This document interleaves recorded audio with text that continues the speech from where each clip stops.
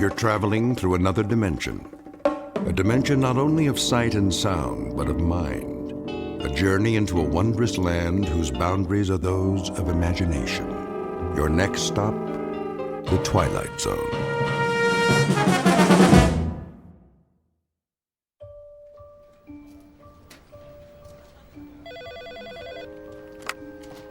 Lady Lynbrook Cosmetics. How may I make your world more beautiful?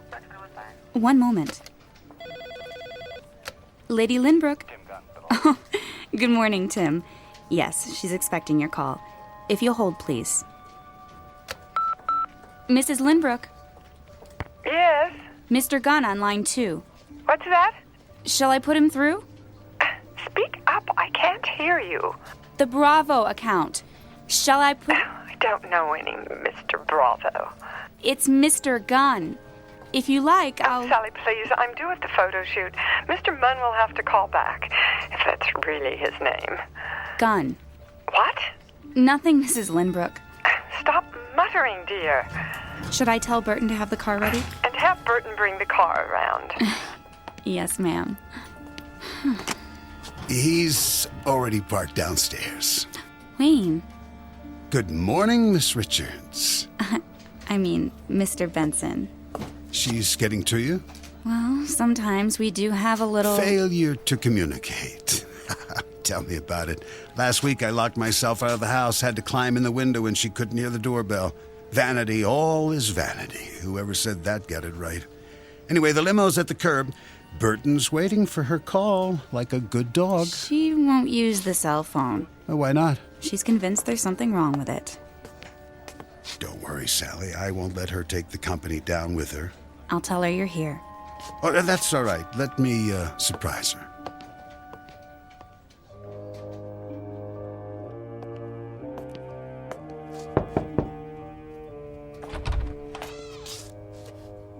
Mirror, mirror on the wall. Who? Gotcha. Wayne, darling, I didn't hear you come in. If I were a snake, I would have bitten you. Well, you shouldn't sneak up on me like that. I haven't finished my makeup. Be a dear and hand me the hairspray. You know they have makeup people at the shoot. What? I said you're beautiful as always. I have to be, in case my handsome husband drops by. Oh, I'm afraid I'll divorce you if your lipstick's on crooked. Something wrong with my lipstick? We need to talk. Did you say something? My point exactly. Rose, I've been thinking. I have an idea. What would you say to a romantic weekend? Just the two of us. It's about the business. Of course, our first anniversary isn't till Valentine's Day, but we could get a head start. Actually, that's not a bad idea. The cabin in the mountains. I could join you later. Later? I don't understand. Not very long. A few days and... And what would I do in the meantime? A chance to rest. Clear your head. You work so hard. Who would run things here? Well, I could take the reins, temporarily, of course. But I enjoy my work. Now, don't be stubborn. It's for your own good. You think I can't handle it anymore? Just because this building has such dreadful acoustics. It's not the building. Admit it. If you weren't so... Vain? That's not what I said. I've told you, I will not wear hearing aids. It has nothing to do with vanity. They hurt my ears. They distort everything. I wouldn't understand a word anyone says. All the more reason to take some time off. You'll see. You'll be able to run the business more efficiently, more profitably. I've done quite well until now, thank you. I think you hear what you want to hear. Whenever the word business comes up. My business, Wayne. The one I built from the ground up long before you came along. You are the most stubborn woman I've ever met. I only want what's best for you. You know that, don't you, darling? A company based on beauty, not on what a person can or can't hear.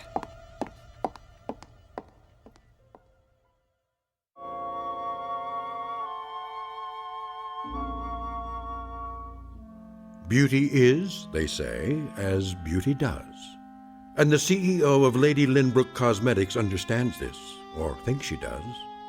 But truth, well, that's something else. Like perfection, it may lie in the eye or the ear of the beholder.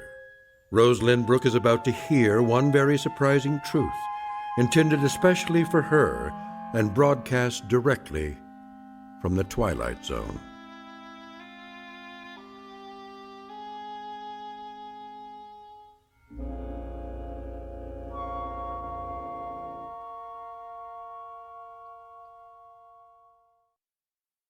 And now, The Twilight Zone and our story, Now You Hear It, Now You Don't, starring Dee Wallace with Stacy Keach as your narrator.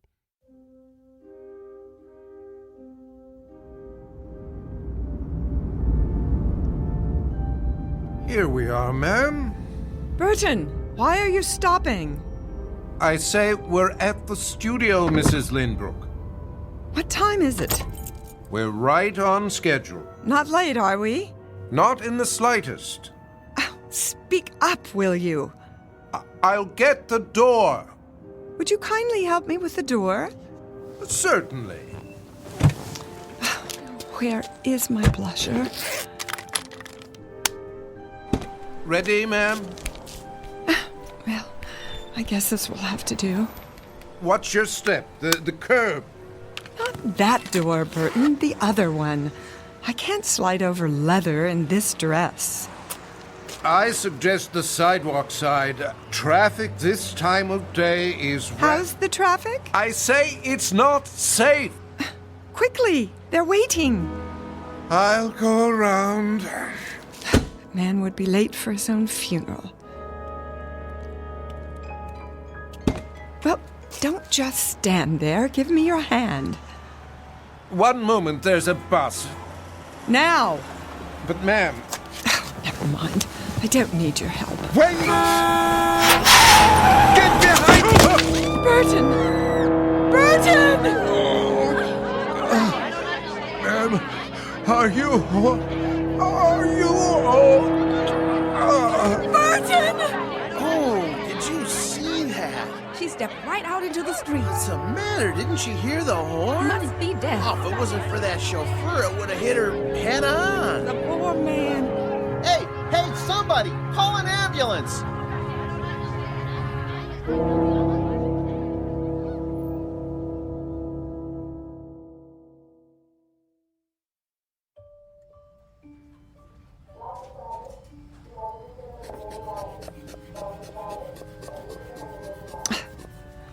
Will you stop fussing? I'm rechecking your blood pressure. This dress is ruined. I consider it a small price to pay. I want to go home. Not so fast. Nothing's broken.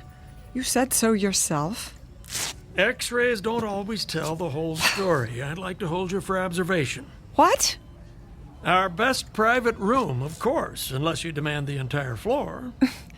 I can't hear a word you're saying. How convenient. This is Fashion Week. I have a contract with every designer on the runway. I'm sure your assistant... What's that? I say, let your assistant handle it. Sally? Her grandparents were hippies. Rose, how long have we known each other? What are you going on about? More years than either of us cares to remember. And at that time, I've seen you through, let's say, the vicissitudes of a life well lived. From the occasional nip and tuck to brow lifts, chemical peels, injections from the endangered species list. I've done everything you asked. You should. I pay you enough. But I've never lied to you. The issue is no longer appearance. It's a matter of communication. If you can't interact effectively with the world around you... Call Burton. What? Tell him I need him. I'll take that as a sign of short-term memory loss rather than a hardening of the heart. Would you not? I'm exercising due diligence. Let's have another look at those eyes. I've had enough of your pawing and probing. Why don't you tell me what you remember about the accident? This is the room. You can't go in there. Out of my way. Hey! Wayne! Stop! Get me my purse. I need a mirror. Rose, I got here as fast as I could. Sir, there's a waiting room. It's all right, nurse. This must be... My present husband. Wayne Benson. How do you do? Rose, thank God. And my assistant, Sally Richards. Mrs. Lindbrook, are you all right? Why is she here? Sally drove. As soon as we heard... What on earth happened? A chance encounter with a rather large bus. Apparently she didn't hear the horn. Isn't that so, Mrs. Lindbrook? What horn? Any broken bones? Only a few bruises. Her driver took the brunt of it. Where is Burton? In IC. See that he gets the best of care. We're doing everything we can. Will you please take me home? Darling, are you sure that's a good idea? At once. I'll make the medical decisions if you don't mind. You can't hold me here. Not without a lawsuit. On what grounds? Emotional distress. Confinement against my will. And overbilling for utterly pointless tests. You're being unreasonable, not to mention reckless. Sally, call my lawyer. Yes, Mrs. Lindbrook. Very well, if that's the way you want it. You'll have to sign a release of liability. Anything, just get me out of here. These are muscle relaxants. Take one as needed. The other pills will help you sleep. Nurse, send up a chair. Right away, doctor. Why is everyone treating me like an invalid? I can stand on my own 2 feet. Careful, darling. The wheelchair's on its way. I wouldn't be caught dead in one of those contraptions. Hospital insurance requires it. But don't worry, someone can roll you to the exit with a bag over your head if you're afraid of being seen. I could park by the ramp and back. Would you mind, Sal? We'll meet you there. No problem. Mrs. Lindbrook, I just want to say how relieved we all are. What did she say? She said you look absolutely fabulous. Oh. What was that about Burton? Don't worry your pretty head. I'm sure he'll get the best care money can buy. And what is that monstrosity? One final indignity. A standard issue neck support. You can put your scarf over it, or I'll pull the fire alarm and clear the hall. I don't think that'll be necessary. Good. It would be a first in this wing. Mr. Lindbrook? Benson. Yes, the release form is at the front desk. Be sure she initials the waiver. Oh, Wayne, do be a dear. Oh, right. Scamper, darling.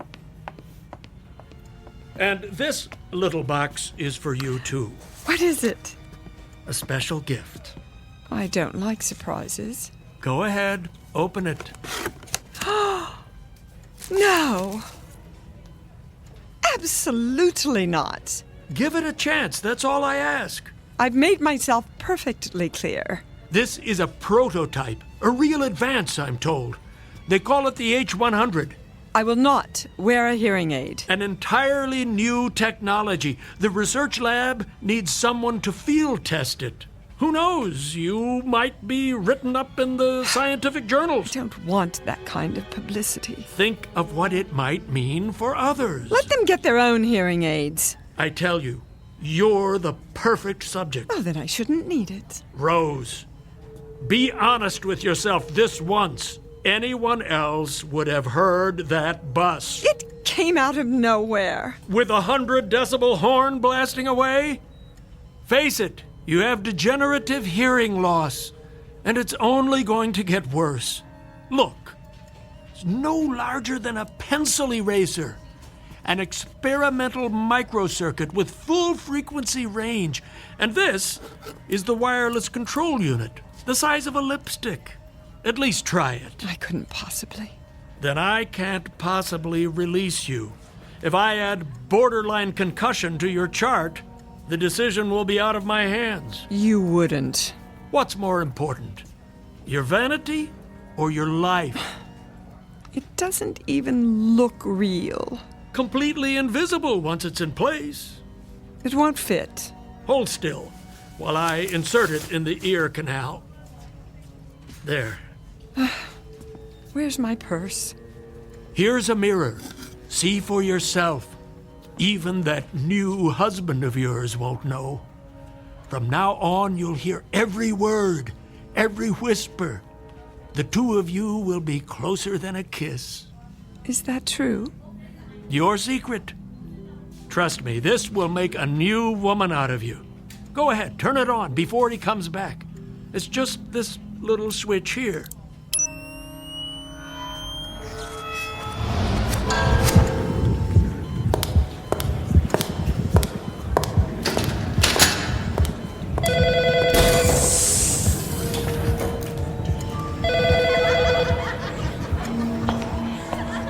Where does she sign?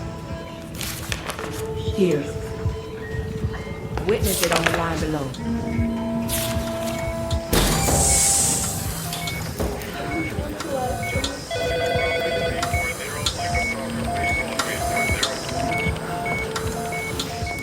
Well, It's too much. all that you've been missing. Welcome back. May take some getting used to. Here's the wheelchair, Doctor. Very good. I have the papers. Use my pen. And this line for Rose. That it? Now into the chair, carefully. Hold my arm, darling. Okay, take it easy. Careful. Here we go. Thanks. I'll take it from here. That's all right. It's part of my job. Get some sleep, Rose. I'll stop by and see how you're doing.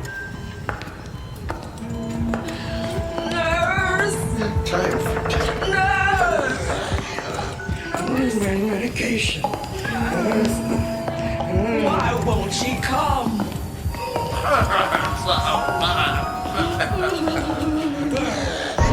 No one came to visit. Stop! It's just down the hall, Mrs. Lindbrook. The rear entrance, darling. Don't you hear that? Hear what? It's too much, I tell you. Hang on, we're almost there. Mrs. Lindbrook. Who's that? I don't hear anything. You'll be home soon, ma'am. Don't leave me, Mrs. Lindbrook. I did my best. I swear. Burton? Don't leave me here to die. Please, ma'am. I beg you. Don't. No. Don't. No! No!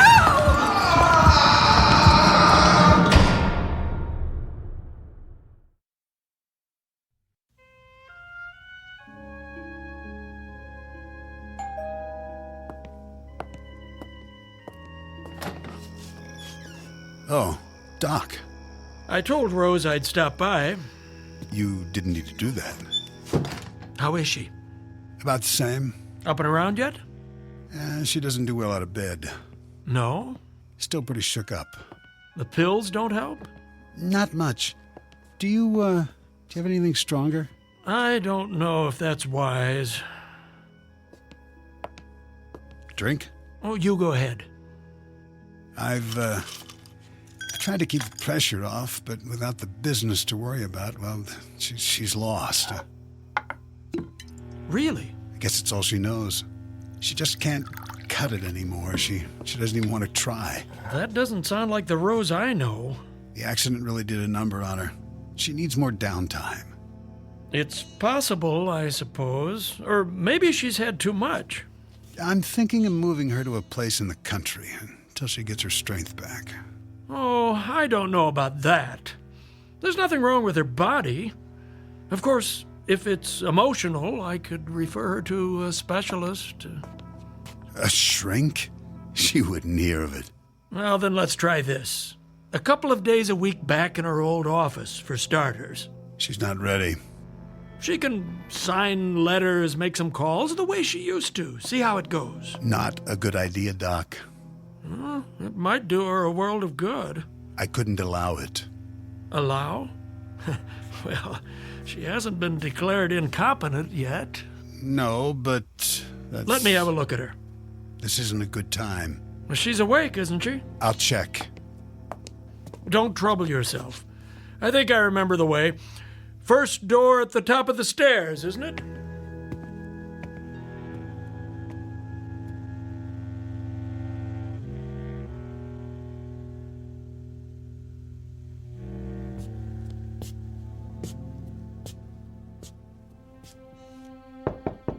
Rose? Come in, Doctor. How did you know? I heard you. All the way downstairs? Before that, when you turned the corner and drove up. Really? That hearing aid must be more sensitive than I thought. Oh, it is. Imagination was always one of your strong points. You're looking well. I look a fright. Not at all. Mind if I give you the once-over? I'm glad you're here. Why, I'm positively flattered. Pulse normal. Eyes a little bloodshot. A lovely green, as ever. Hazel, I thought you'd never come. Something on your mind? You can always call. He took my phone away. Wayne? He said it was broken. Then I'm sure he'll get you a new one. Don't bet on it. Now. Let's check that blood pressure. He wants to put me in a sanitarium. Have you been taking the pills? I only pretend to swallow, in case he switches them. So you haven't been sleeping. That can make the world seem a very different place. Lie still for a moment. There. A little low, but close enough. I'm a prisoner in my own home. I don't see any padlocks on the doors. The longer I stay here, the weaker I get. I'm afraid to eat. He might put something in the food. Oh, come now. He was right. You all were. I wasn't competent, but isn't it ironic? Because of what happened, I received the greatest gift of all, the ability to hear the truth. Don't be dramatic. You had a problem, and I treated it. The hearing aid works well, then? Too well. I keep it turned all the way down. Otherwise, I couldn't bear it. Amazing what they can do with those little circuits. I was able to hear everything again, and more. Oh, so much more. Other people, other rooms. The gardener below, the mailman on his rounds, the birds flying overhead. Surely not. The cleaning lady downstairs, the cook in the kitchen. Wayne, when he arrives home, before he puts the key in the door, muttering to himself, talking on his phone. He doesn't know I hear, but I do. All of it. A trick of acoustics, air vents in the walls. I know my own house. All right, Rose. I'll play along. So you think you hear voices? Let me guess. Talking about you, are they? I am not paranoid. An overworked imagination is more like it. That and too much time on your hands. Lying here with nothing to do, your mind heating up like a compost heap. Get out. Ah, I've offended you. Do as I say. There's the Rose I know, the one who suffers no opposition, who stands up for herself at the drop of I'll prove it to you. Go into the hall. Now. That's the spirit. Close the door and begin speaking. What would you like me to say? Anything. Whisper it as softly as you can. Very well. Now, where's the control?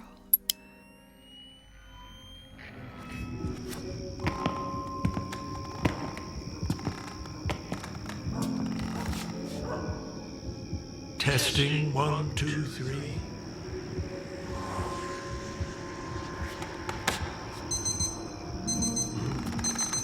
That late already? Traffic will be a nightmare. That should do. You can come back now. Well, what card did I pick? You took exactly 7 steps to the end of the hall. Very good. A security camera? Oh, of course, the floorboards do creak. The alarm on your wristwatch. It beeped 3 times before you turned it off. Now that is a neat trick. Where's the hidden microphone? And feel free to bill me, Doctor, for the inconvenience of rush hour traffic. How did you know that? You spoke it under your breath. Did I?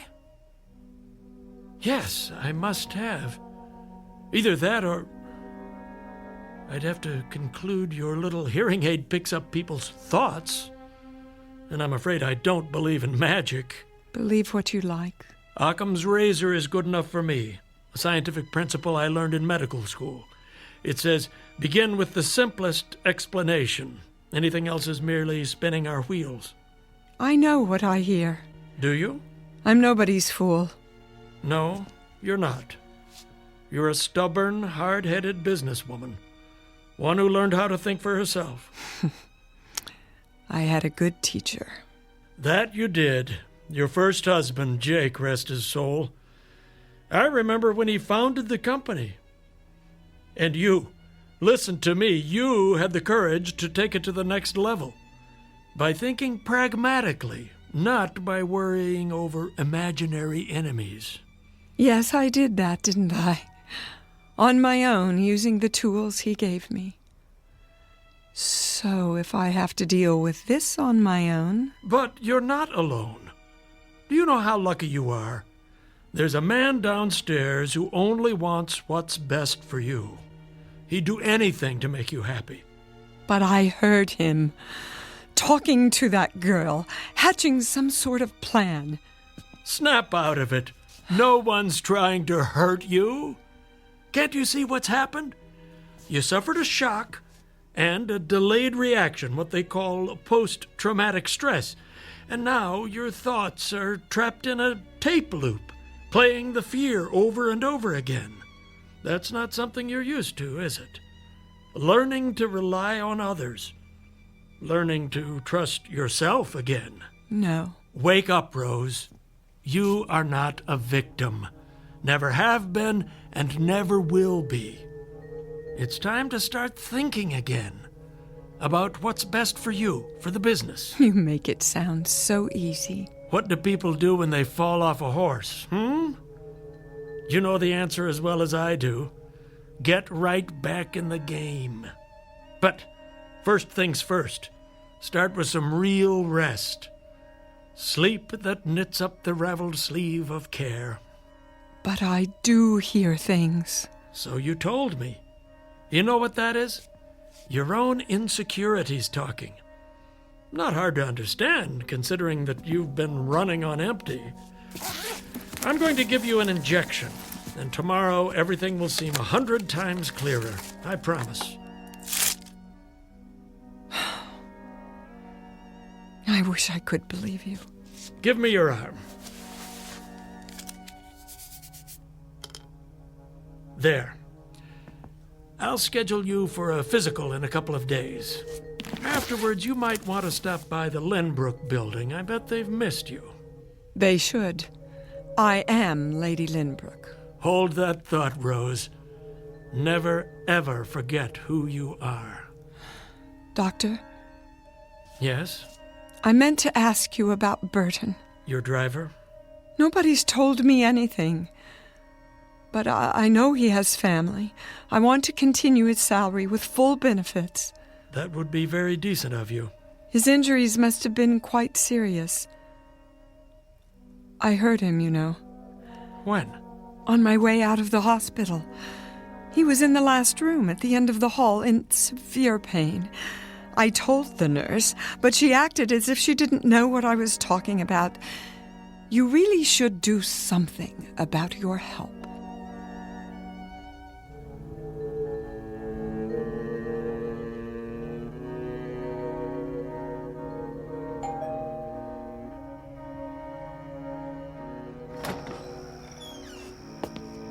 Why didn't you call me? That old duck came nosing around. I waited all day. Keep your voice down. Dr. Wrightson. Miss Richards, isn't it? Nice to see you again. Miss Richards stopped by to get some papers. She was just leaving, weren't you, Sally? Miss Richards. Yes. Yes, I was. How's Rose? Much better. Is she? Don't bother with the pills tonight. I administered a sedative. With any luck, she'll sleep through till morning. Bring her by in a day or two, and I'll give her the all clear. Isn't that rushing it a bit? Don't worry. She's a lot tougher than you think. I hope you're right. See you soon, then. if she's up to it. Something tells me she will be. Bye now. Bye. Bye.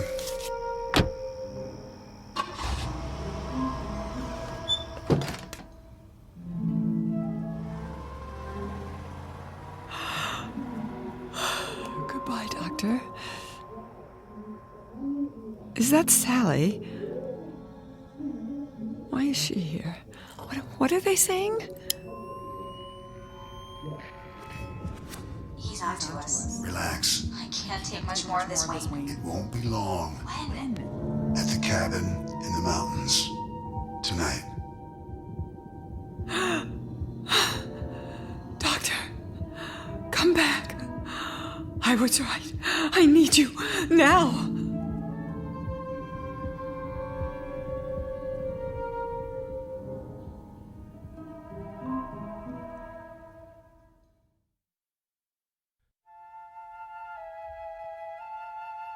So this is how it ends.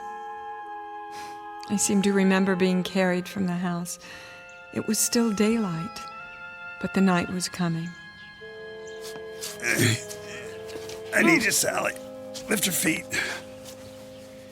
I'm trying to. Yeah, help me get her to the stairs. What? She's coming too. No, she's not. I'll drive her. Meet me at the cabin in your car. No one will know you were there. Okay. It could have been a dream. For a time I thought it was. I couldn't wake up. There was too much medication in my body from the injection. But it was all too real. The lake, the cabin, the one Jake built for me. Only this time I wasn't here with Jake. I heard Wayne in the room below the loft.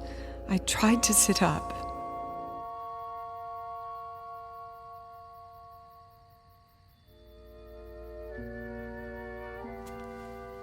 Easy, Mrs. Lindbrook. Sally? Go back to sleep. Where am I? In bed. Where else? What? I said, go back to sleep. Now. I found some firewood. She keeps drifting in and out. Wayne, I want to go home. Sure, my love. As soon as you get your rest. It doesn't matter what we say. She can't hear. Can she? Not a word. Why are you doing this? I don't understand. No, don't worry, you will. How long is this going to take? I have to make it look right. She was feeling better. She wanted to go to the mountains. Why not? Then at some point the excitement got to her and she stopped breathing. How are you going to accomplish that? A simple pillow over the face. No marks. And the only drug in her system will be what the doctor gave her. Who knows? Maybe it was too much for someone her age. And we're so far out in the country. It'll take the ambulance forever to get here. What a shame. No. Isn't that so, darling? I don't want to see this. You won't. It'll happen in the middle of the night. By then you'll be back at your apartment in the city. Why don't I just leave now? And miss the festivities? I brought champagne to toast your new job.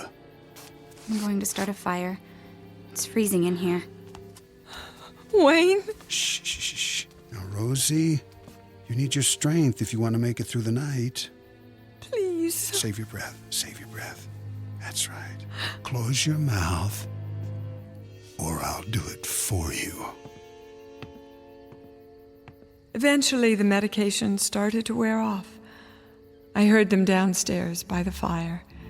They thought I was still asleep. I could barely walk. My legs were too weak. Even if I could, there was no place to go. The lake on one side, the mountains on the other. I didn't need to turn on the hearing aid. I knew what they were doing. They were celebrating. When I was a little girl, I used to play hide and seek. We covered our eyes and put our fingers in our ears while one of us hid in a secret place. I was very, very good at that.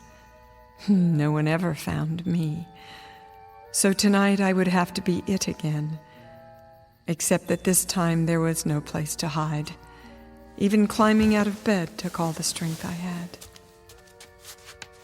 There was no way out, only the window, and it was too high for me to jump. But I knew the cabin well. I had designed it myself with Jake. A rustic dresser, a cedar chest, a small closet with a concealed wall safe.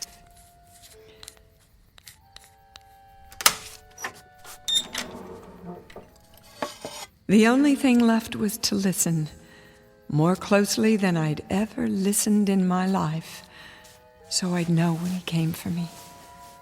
I turned up the hearing aid as high as it would go, and waited. I willed myself to stay awake, curled up in bed like a child, afraid of the boogeyman. But I was not a child anymore. You let me fall asleep. Where are you going? It's time. Now. Yes, now.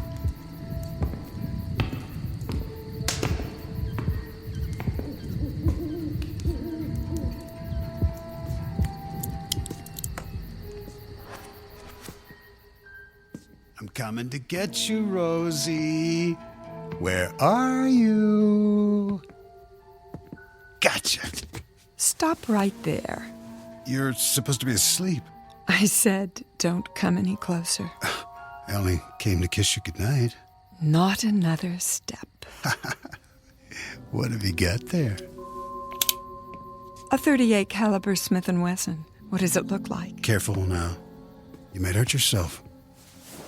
Stand back. Where did you get it? My first husband kept it in the safe. Ah, you didn't know about that, did you? Rose. I remembered the combination. Put the gun down. One of the things he left me. Come on. The tools I needed to survive. Come on. Give it to me. I'm warning you! What did you do that for? Stay down! You don't get it. Don't make me shoot again. It was nothing personal. Just business. Business? You pathetic man. I am the business. My name is Rose Lynbrook.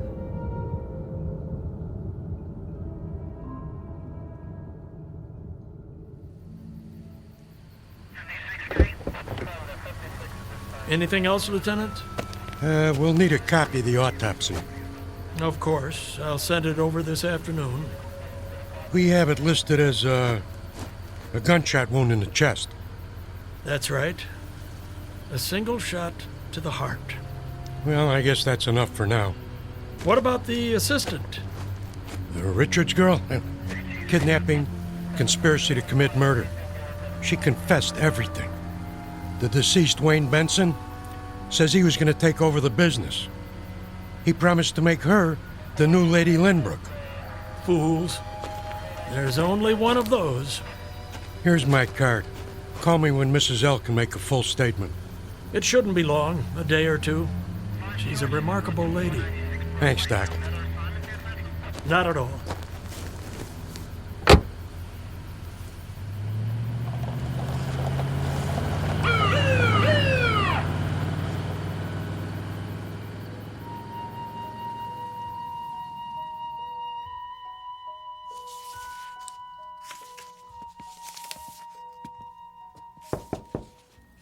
Yes, nurse. Will you need me for anything else this morning? I guess not. I was just going over the test results from R&D. The hearing aid? What did they say? Looks like she was right. About what? It wasn't calibrated correctly. The gain was boosted way too high. So, I guess that explains it. I'm not sure I follow. She could have heard voices at a distance. From another room, say. If they didn't burst her eardrums first. No damage done, fortunately. The H-100 might actually have saved her life. Did she ever... Oh, it's none of my business. Go ahead, Janet. Well, I was just wondering, did she say anything to you?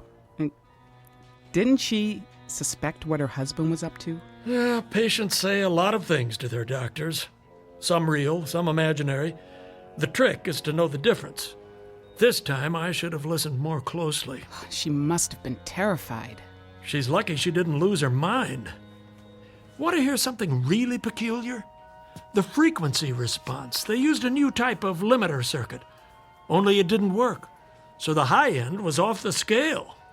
So that's what she was complaining about. Not only the decibel level, but the extended upper frequencies.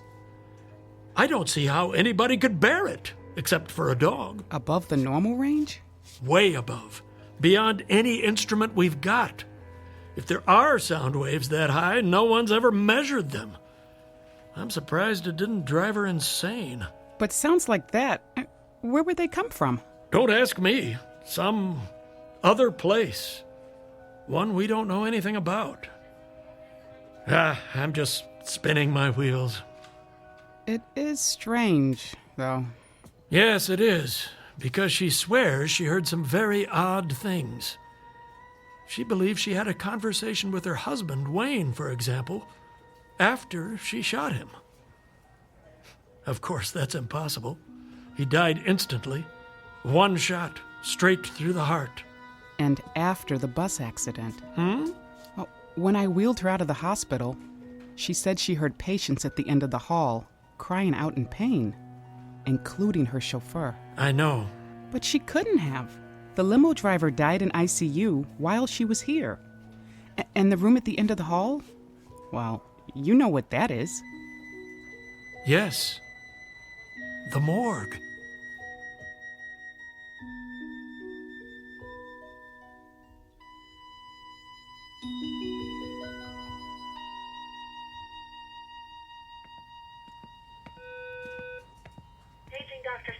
Dr. Statement, please.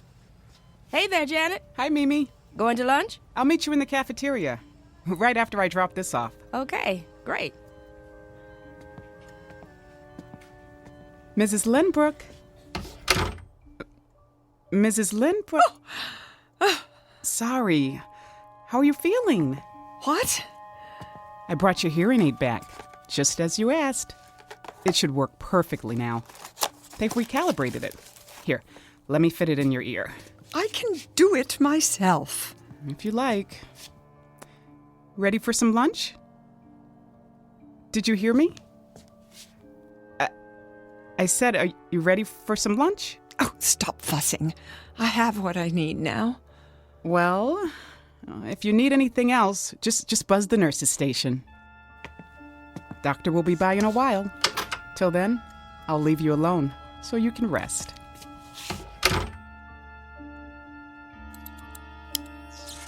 Oh, but I'm not alone now. They are with me, the voices of the dead. So many new ones, coming and going in this place.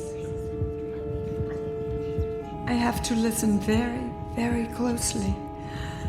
And one day, perhaps, just perhaps, I'll hear all of their secrets, all the things they have to share with me.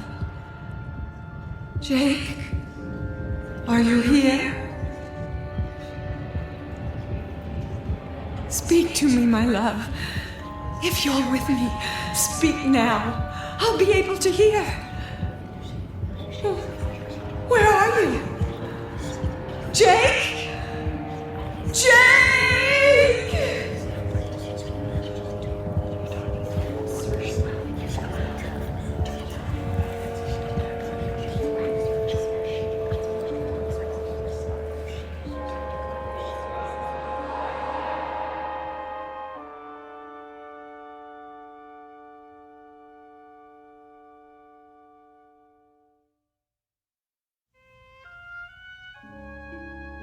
Beauty is as beauty does, and love, like real beauty, never dies.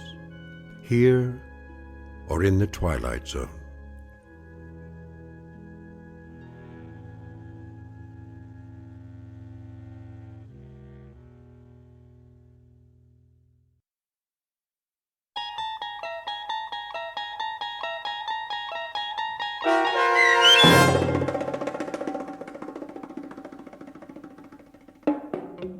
Now You Hear It, Now You Don't, starring Dee Wallace, with Stacy Keach as your narrator, was written for The Twilight Zone by Dennis Etchison from a story by Carl Amari.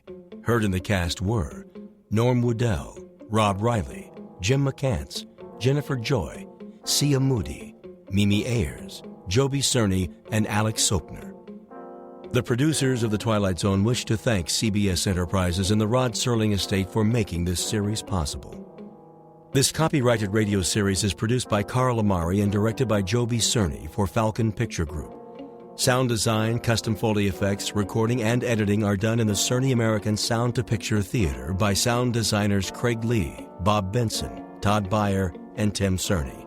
To learn more about the Twilight Zone radio dramas and to download episodes, including 3 free episodes on our homepage, visit our official website at twilightzoneradio.com. Doug James speaking.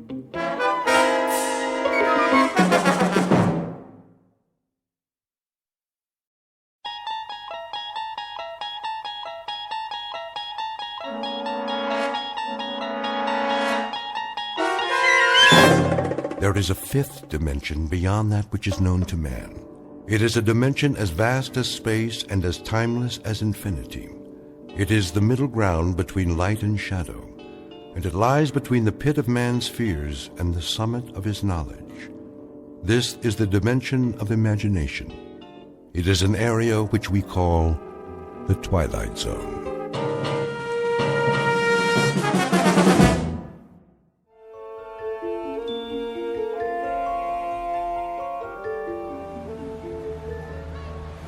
You're gonna do good today, Lou. I can tell. Yeah? How can you tell, Tommy? 'Cause you're the best salesman there is. Well, maybe I used to be. You are, Lou. You always have such neat stuff. Oh, yeah, I got everything. A little bit of this, a little bit of that. Something for everybody. Help me set up the table, will you, Tommy? Sure. There we go. We'll be ready to start in a minute. What's in the bag today, Lou? Take a look. See anything you like? Lots of toys. Always. Which one's your favorite? Let's see. The little wind-up dogs. They're so cute. And the monkeys. And the zap gun. It's cool. Pow, pow, pow. I thought I gave you one to test for me.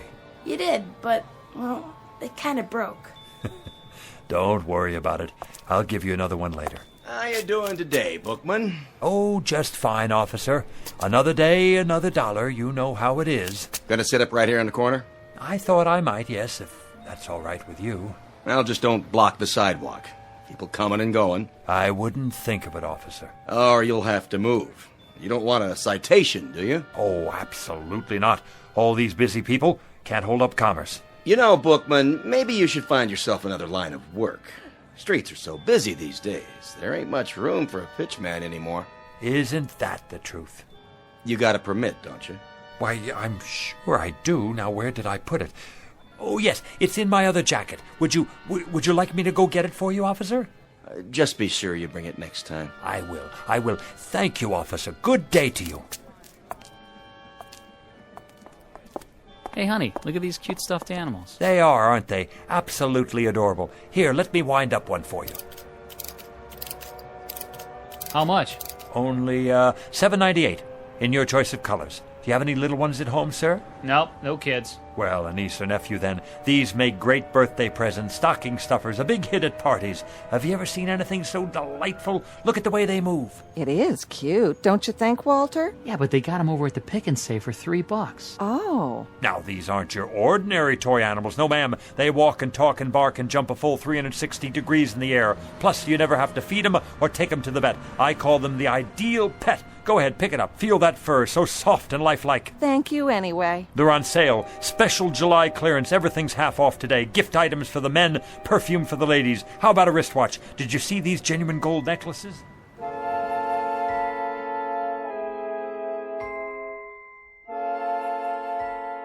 Street scene. Summer. The present. Man on a sidewalk. Age 60-ish. Occupation pitchman. Name Lou Bookman. A regular fixture for the summer, the kind you pass by every day and don't pay much attention to anymore. a rather minor component to a hot July in the city, a nondescript, commonplace little man with a wrinkled suit, a pork pie hat, and a loud necktie that always seems to be coming loose at the collar. A man whose life is a treadmill built out of sidewalks and street corners everywhere. Lou Bookman, a walking rebuttal to the American dream, which states that success can be carved, gouged, or grubbed out of the landscape no matter where you are, whether it be log cabins or tenement buildings. Because Lou Bookman has not even a nodding acquaintance with success, and his dreams only extend from the curb to where the sidewalk ends. But in just a moment, Lou Bookman will have something to occupy his time which transcends both success and failure. He'll have to concern himself with survival. As of 3 o'clock this hot afternoon, Mr. Bookman will be stalked by his toughest customer to date, a man in a black suit who's out to close a deal of his own and who won't take no for an answer. In the Twilight Zone.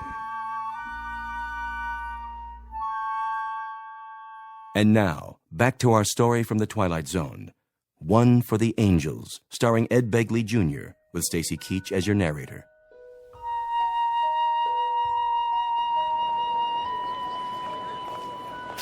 Sir, how about a nice new pen? Guaranteed to write upside down, underwater, in zero gravity. Ma'am, let me give you a free sample of my new perfume. It's called Scent of Mystery, and I promise it will bring you all the love and romance you ever dreamed of. How about you, sir? Nothing for me. No? You sure? I'm just observing. The reason I ask is you've been standing there for quite a while. Are you quite sure I can't show you anything? What about a new digital watch? Comes in a gift box. Not today, Mr. Bookman. Oh, you know my name. Have I seen you before? You look... Who are you talking to, Lou? What? Oh, that man there in the black suit. Which man? The one standing by the... Well, I don't see him now. He must have moved on. Strange, don't you think? To be wearing a black suit on a day like this? It's getting awful late. Is it really? I gotta get home before my mom gets mad. You run along then, Tommy. You absolutely positively can't be late for dinner. You gonna have dinner now, too? Sure, Maggie, sure. Guess it's about that time. What are you gonna have? Oh, a lovely repast, no doubt. The chef's special. We're having spaghetti and meatballs. My favorite. Sounds positively scrumptious. I think I have a can left myself. I'll help you put your stuff away. Oh, don't worry. I can do it. Hey, Lou, can I walk with you?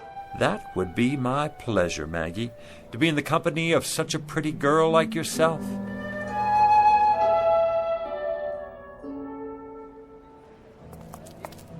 Hey, Lou! Hey, it's Lou! Lou! What's going on, Lou? Hey, wanna play with us, Mr. Bookman? Come on! I'd love to, children, but I must get home to my plants. Delicate creatures, you know. Your plants? My wisterias.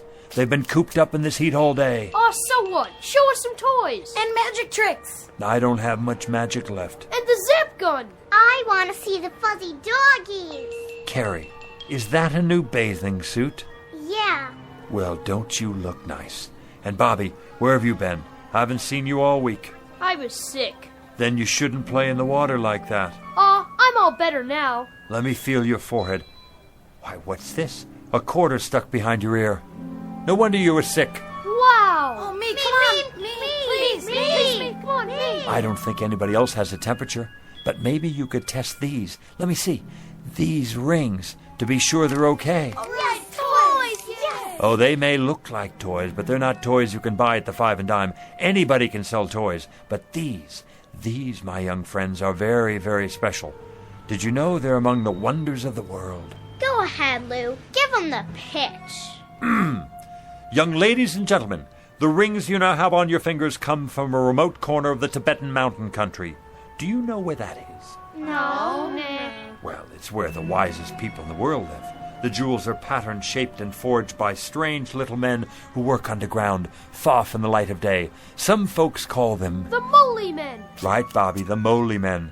They use magic words and incantations to produce what look like toys, but each and every one they make has extraordinary powers. What kind of powers? The power to keep a person young forever. Science can't explain it. Your teacher wouldn't believe it, your mother and father either, but it's true. And when the Moly Men are finished, They say the magic words. Mini tekel. Words that hold a strange power from another world, the power of the life force. Watch the jewel in the ring. When it changes color, something is about to happen. You'll get your wish. So remember, be careful what you wish for tonight, children, because it's absolutely, positively going to come true. You know what, Mr. Bookman? You're my best friend. No, he's not, Bobby. He's my best friend. See you later, children, for the Bookman ice cream cone and social hour after dinner. Same time, same place. Don't forget now. We won't. Come on, Lou. I gotta go home.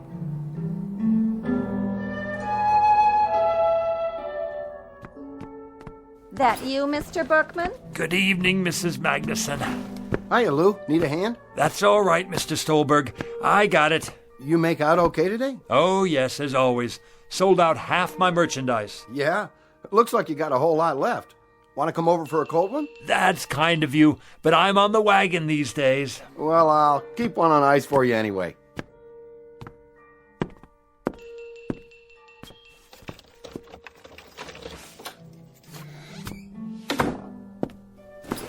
Hello, my beautiful wisterias, and how have all you been today?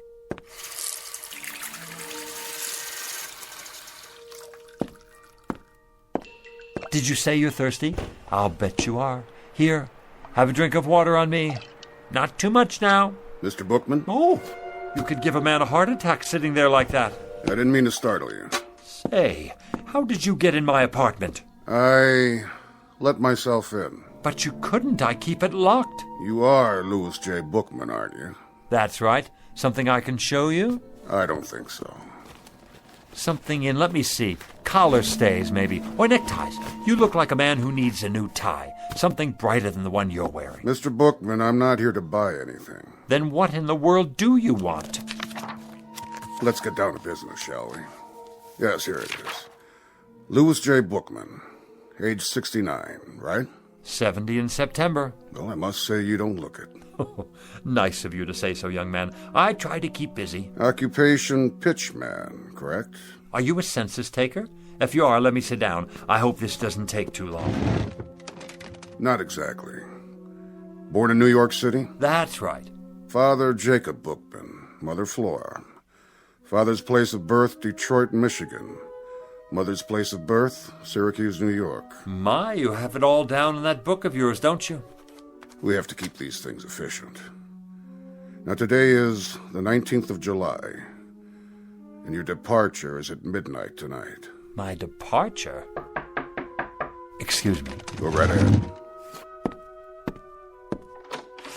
Hi, Maggie, darling. My doggies broke, Lou. Let me see. Oh, here's your trouble right here. See this little cogwheel? You push down on the key when you're rewinding it. Can you fix it? I can try. Yeah! Oh, Lou, you're so smart. You can do anything. Hear that, mister? Mm-hmm. I'd introduce you to, but I don't know your name. No need. I think I got it now, Lou. Thanks. You're very welcome. Oh, this gentleman has come here to ask me a lot of questions. You're not the police, are you? Hardly. Oh, kind of gave me a turn. Huh? I'm glad he's not the police. I've got my vendor's license here somewhere. I thought maybe I forgot to renew it or something. Who's the police, Lou? This gentleman here. What gentleman? That one in the other chair. Which chair? Mr. Bookman, she can't see me or hear me. Why not? Why not what, Lou? Why can't you see him or hear him? See who? It works great now, Lou. Thanks a lot. See you after supper, huh? Wait a minute. What about our manners? Aren't you going to say goodbye? Oh, yeah. Goodbye, Lou. Thanks. I mean to the gentleman. Oh, it's a game. I get it. The Invisible Man. Goodbye, Mr. Invisible Man. See you, Lou. I can see you, yet she can't. Only those who are to accompany me can see me. Understand my words, Mr. Bookman? Only those who are to accompany me. I'm still not sure Now then, don't you think you'd better start making your arrangements? Arrangements for what? For your departure. My departure where? You still don't get it. I just never understand you people. You get this idiotic notion that life goes on forever, and of course it doesn't. Everyone has to go sometime. Go? You don't mean... That's right. No, that's ridiculous. I don't have time. I'm a busy man, a very busy man. Let me make you a cup of tea before you go. No, thank you. Take a look around. You can see how busy I am. My flowers, for example. I have a green thumb. Whatever I touch, well, it grows, if I do say so myself. I won second prize last year at the YMHA Flower Show. See the plaque on the wall? Wisteria, open class. Oh, nice. Nice? Is that all you can say? Look at them, will you? You've never seen flowers like these. And what I further don't understand is how little you appreciate the nature of your departure. I thought we were finished with that subject. Think of the poor souls who go in violent accidents. These are the non-precognition victims. We're not permitted to forewarn them.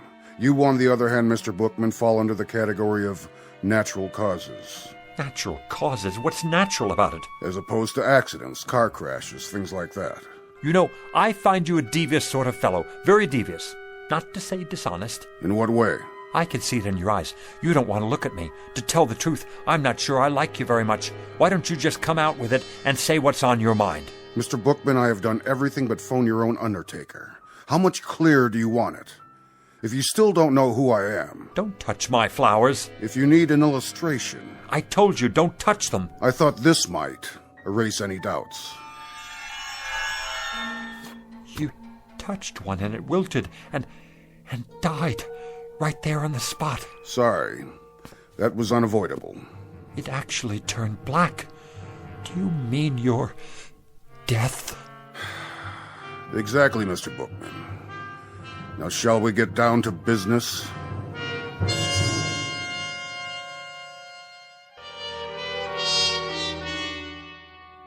Time of departure is midnight tonight. I trust that will suit you. Did you say tonight? The preordination is for death during a nap. I presume this too will meet with your approval.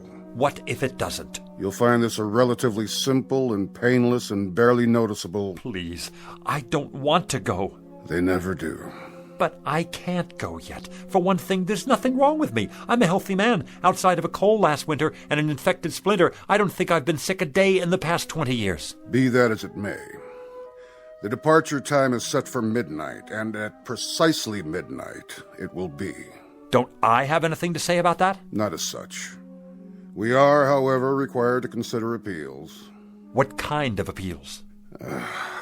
There are 3 categories. So I need to fill out a form, right? Give me one and I'll start right in on it. No forms. We listen to what you have to say up to a point, but frankly... What are the categories again? Frankly, Mr. Bookman, I must tell you that I see very little here in the way of an extenuating circumstance. In any event, there are 3 major categories of appeals. One is hardship cases. What kind of hardship? Do you have a wife or family who might suffer your demise beyond a reasonable degree? No. No family. Second category is priority cases. Statesmen or scientists, primarily. Men on the verge of discoveries. I take it you're not working on any major scientific pursuit at the moment. No, I'm not. What about the third category? Well, Mr. Bookman, that would be unfinished business of a major nature. I don't know how major this would seem to anyone else. Go on. But I've never made a truly successful pitch. A sales pitch?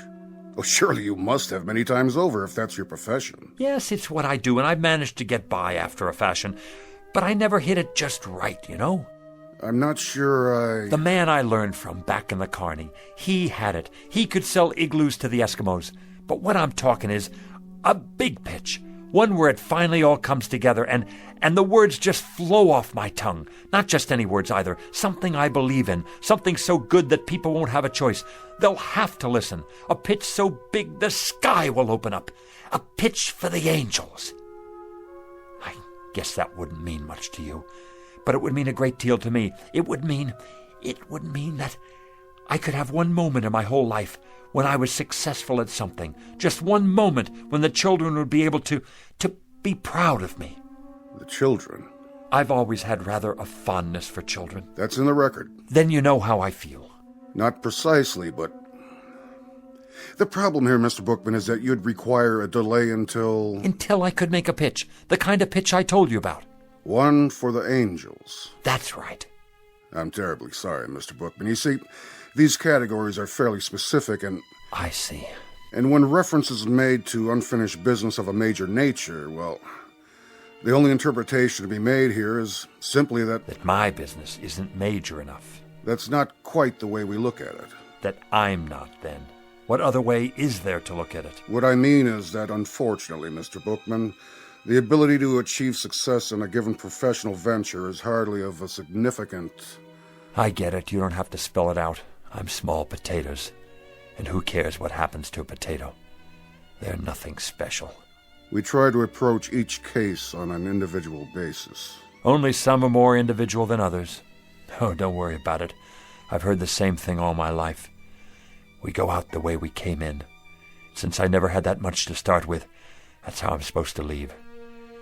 It's not your fault. You're just doing your job. Means a great deal to you, does it? You could say that. Uh-huh. It would be highly irregular. So's this whole thing, if you ask me. But under the circumstances, I believe we might... Yes? We might be able to grant you a one-time delay, Mr. Bookman. A conditional one, you understand. Until? What do you mean, until? Until you've made this pitch you're talking about. I can stay alive until then? That's the arrangement. I'll have to think of some way to write it up. You do that. As for me, I think it's a fine bargain. More than generous, frankly. It's been awfully nice talking to you, mister. I didn't get your name. About this pitch, Mr. Bookman. Yeah? When might we expect it? When?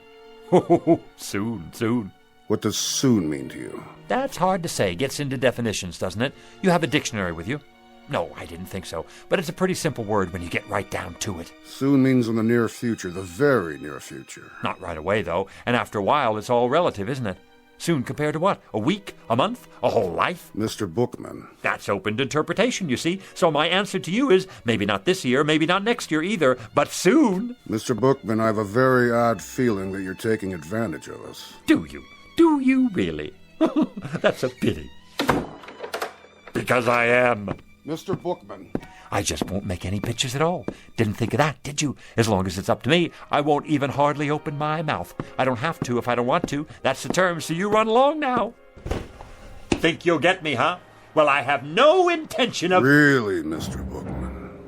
How did you get back in here? I locked you out. This is much more serious than you imagine. I have to go now. I promised to meet the children. We have a kind of social club, you know. Ice cream and stories. Lots of stories. Right down there on the stoop.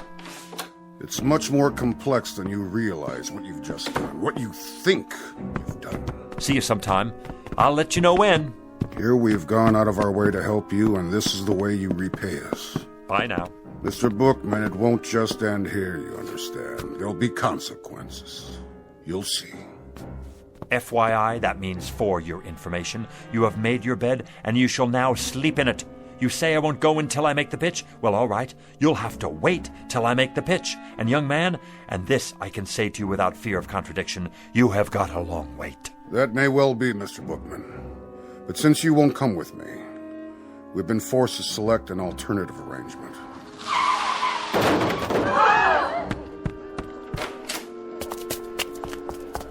What happened? He didn't even stop. Ran right out. Not his fault. I swear I didn't even see her. She just jumped off the curb. I didn't have a chance to hit the brakes. Has someone called a doctor? Who got... Oh, no! Maggie! I swear to you, I never had a chance to stop. Call an ambulance. You're gonna be all right, Maggie, darling. Oh, my little Maggie. Hi, Lou. See? You're gonna be just fine. Lou? Who's that man? What man? Where? I told you, Mr. Bookman. Consequences. You can't take her. No, siree, you can't take her. I'll go. I'll go as planned. Never mind the pitch. I don't even want to wait. I want to go right away. Go where? Who's he talking to? What man? He's out of his head. Mr. Death! Mr. Death, come back! You mustn't take the little girl. I'll go, please, please, Mr. Death, you will. I'll go with you. Right here. Right now.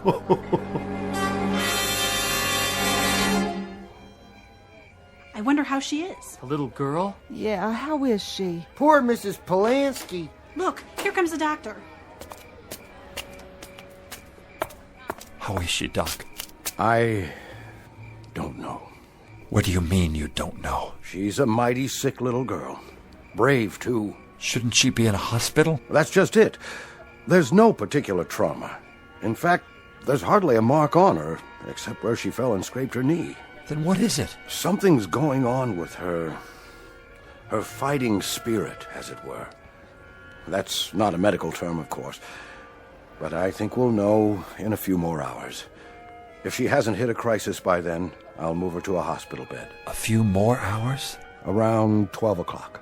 12 midnight, you mean? I think by then we'll know. He won't get in. Who, Mr. Bookman? I'm gonna wait right here, so he can't get in.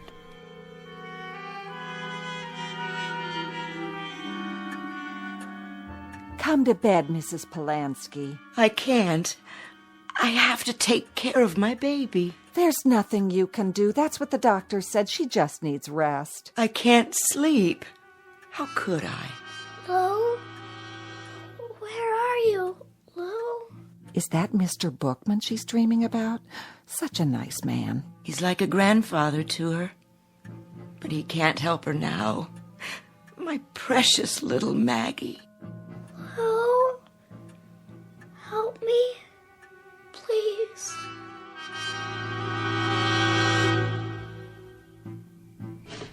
Come on in, Lou. It's late. I'm waiting for someone. No, you're not.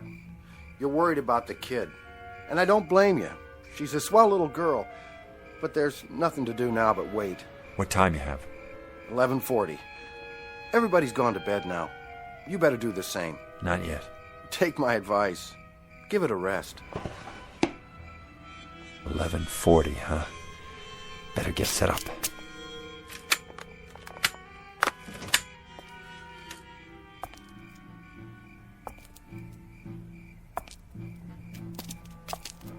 Who's there?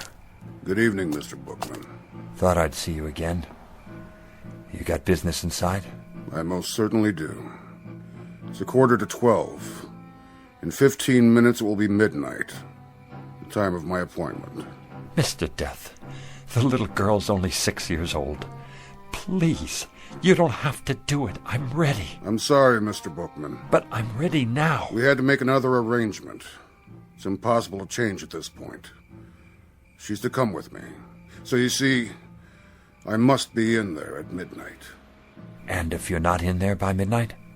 That would be pretty much unheard of. If I didn't get there at precisely 12 a.m., then the whole timetable would be upset. Oh, my, no. It's unheard of. Nice pocket watch you have there. But have you thought about digital technology? A wristwatch? It's more efficient. If you ever need a good one. What are you doing, Mr. Bookman? What am I doing? Oh, nothing. Just setting up a pitch is all. At this time of night? Oh, I very often have a late night sale. Very often. Not many customers out and about. They come, they show up. You're here, aren't you? Oh, yes, I'm here. But I'm afraid I'm not much of a customer. How do you know? Have you ever seen my stock? Now you take a tie like this one right here. Like what? Like this tie. Looks like a toy dog to me. Oh, excuse me. Here, this is what I meant. Now you take this tie. I already have several. Go on. What's it look like to you? It looks like a tie. Feel it. Mm-hmm. So? If you'll feast your eyes, my good man, on what is probably one of the most exciting inventions since atomic energy, a simulated silk so fabulous as to mystify even the ancient Chinese masters, not to mention the silkworms, a perfection of detail, an awesome attention to fit and finish, a piquant interweaving of gossamer softness, absolutely and positively the smoothest substance ever to embrace the human neck. If it's a synthetic, as you say... Come closer. I can't hear you. How did the manufacturer get it so soft? It's the thread, of course. The thread? I'll answer all your questions in just a moment, but first let me explain the applications of this magnificent invention.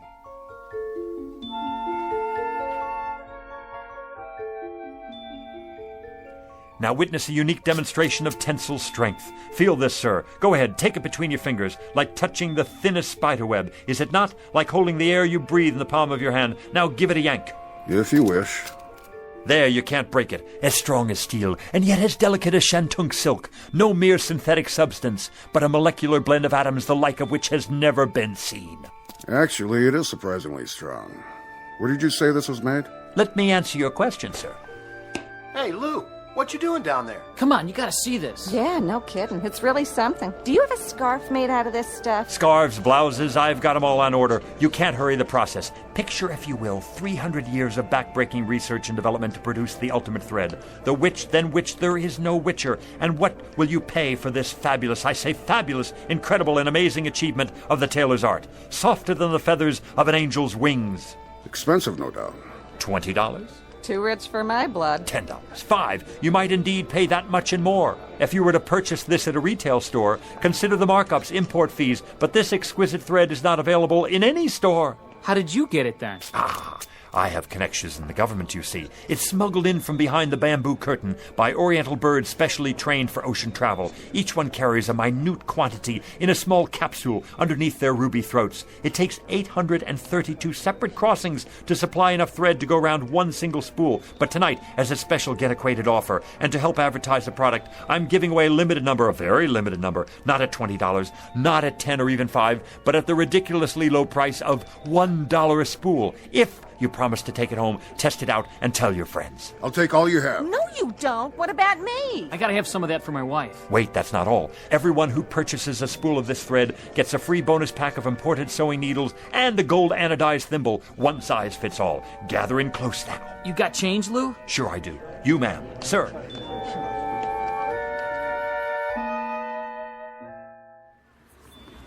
Yarn, simulated cashmere socks, the most marvelous plastic shoelaces that never wear out, a genuine static electricity filter, fits any car radio. I gotta go. No more cash. Me too, if I can carry all this stuff. Suntan oil, nose hair clippers, eczema powder, athlete's foot eradicator. I'm getting sleepy, Mr. Bookman. Good night, and thanks. Wait till I show my daughter what I got. How about you, sir? I have so many things now. I don't know how I'm going to bring it all back. One last item, especially for you, the pièce de résistance, an item never before offered in this or any other country. I can't imagine what else you could possibly show me. One live, guaranteed, genuine human manservant. How's that? For what I ask of you, sir, you receive a willing, capable, worldly, highly sophisticated, wonderfully loyal right-hand man to be used in any capacity you see fit. Say again? I don't... Louis J. Bookman at your service. The last model of his kind. He comes to you with an absolute guarantee. All parts interchangeable. A certificate of extended warranty. Eats little, sleeps little, rests only a fraction of the time. And there he is at your elbow, ready to do your bidding, at your beck and call whenever needed. Mr. Bookman, you are a persuasive man. I challenge any other store, industry or wholesale house to even come close to matching what I offer you here. Because, my dear man, I am offering you...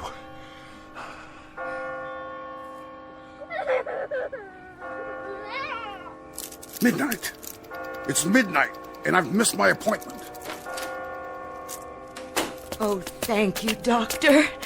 It's a miracle. Just give her the sedatives every 3 hours, Mrs. Polanski. All she needs now is rest. But she's going to be all right.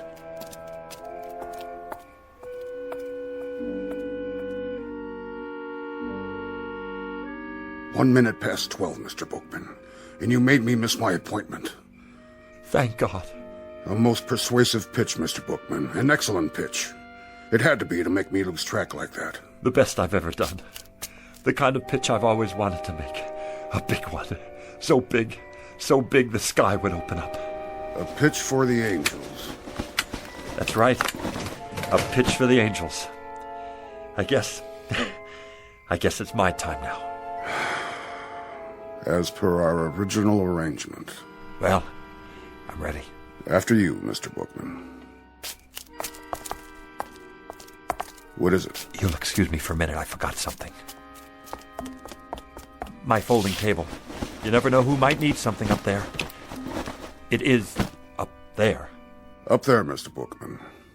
No need to worry about that. You made it.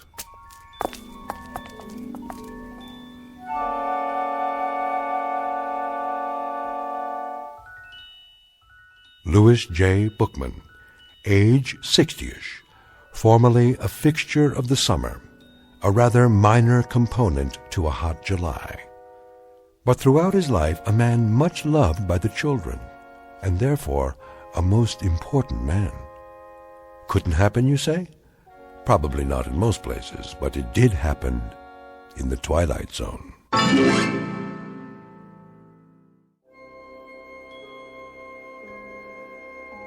Hi, this is Carl Amari, producer of the Twilight Zone radio dramas. I'd like to take a moment to tell you about our official website at twilightzoneradio.com, where you'll get the latest news and information on these Twilight Zone radio dramas. Plus, at twilightzoneradio.com, you can digitally download 3 free episodes or any of our episodes for only $1.95 each. In this age of ever-changing technology, we've decided to make these episodes instantly available to you by making the Twilight Zone radio dramas a digital download-only series. This means that this series will no longer be offered on CD. The CD collections at our website are now being offered while supplies last at buy one, get one free. So be sure to get your favorites before they're sold out. Be sure to visit us often, and I'll see you in the zone.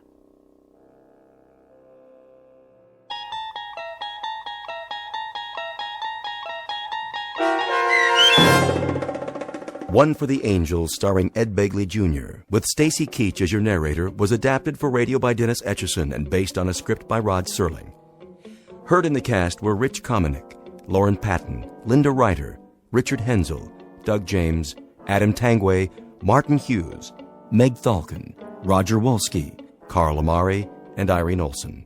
To learn more about the Twilight Zone radio dramas and to obtain audio cassettes and CDs of these programs, visit our website at twilightzoneradio.com. This copyrighted radio series is produced and directed by Carl Amari and Roger Wolski for Falcon Picture Group. Doug James speaking.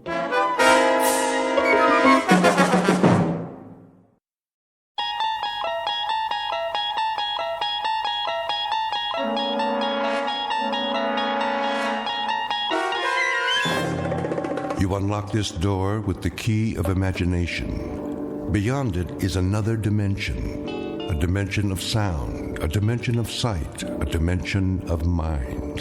You're moving into a land of both shadow and substance, of things and ideas. You've just crossed over into the Twilight Zone.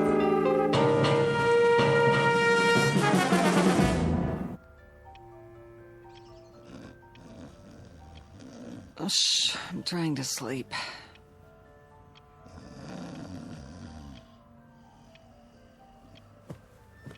I said I'm sleeping. What? Oh, what time is it? Wilma. Ow. Wilma. Oh, leave me alone. What does the clock say? Huh? 9:17. It can't be. Oh, didn't you set the alarm? Wilma!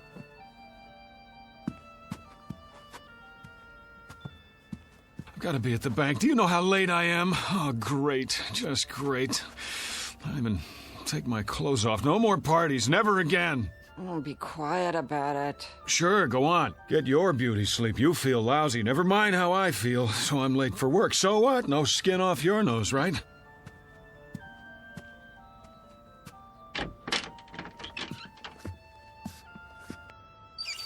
Oh, yeah, I shouldn't have looked in the mirror.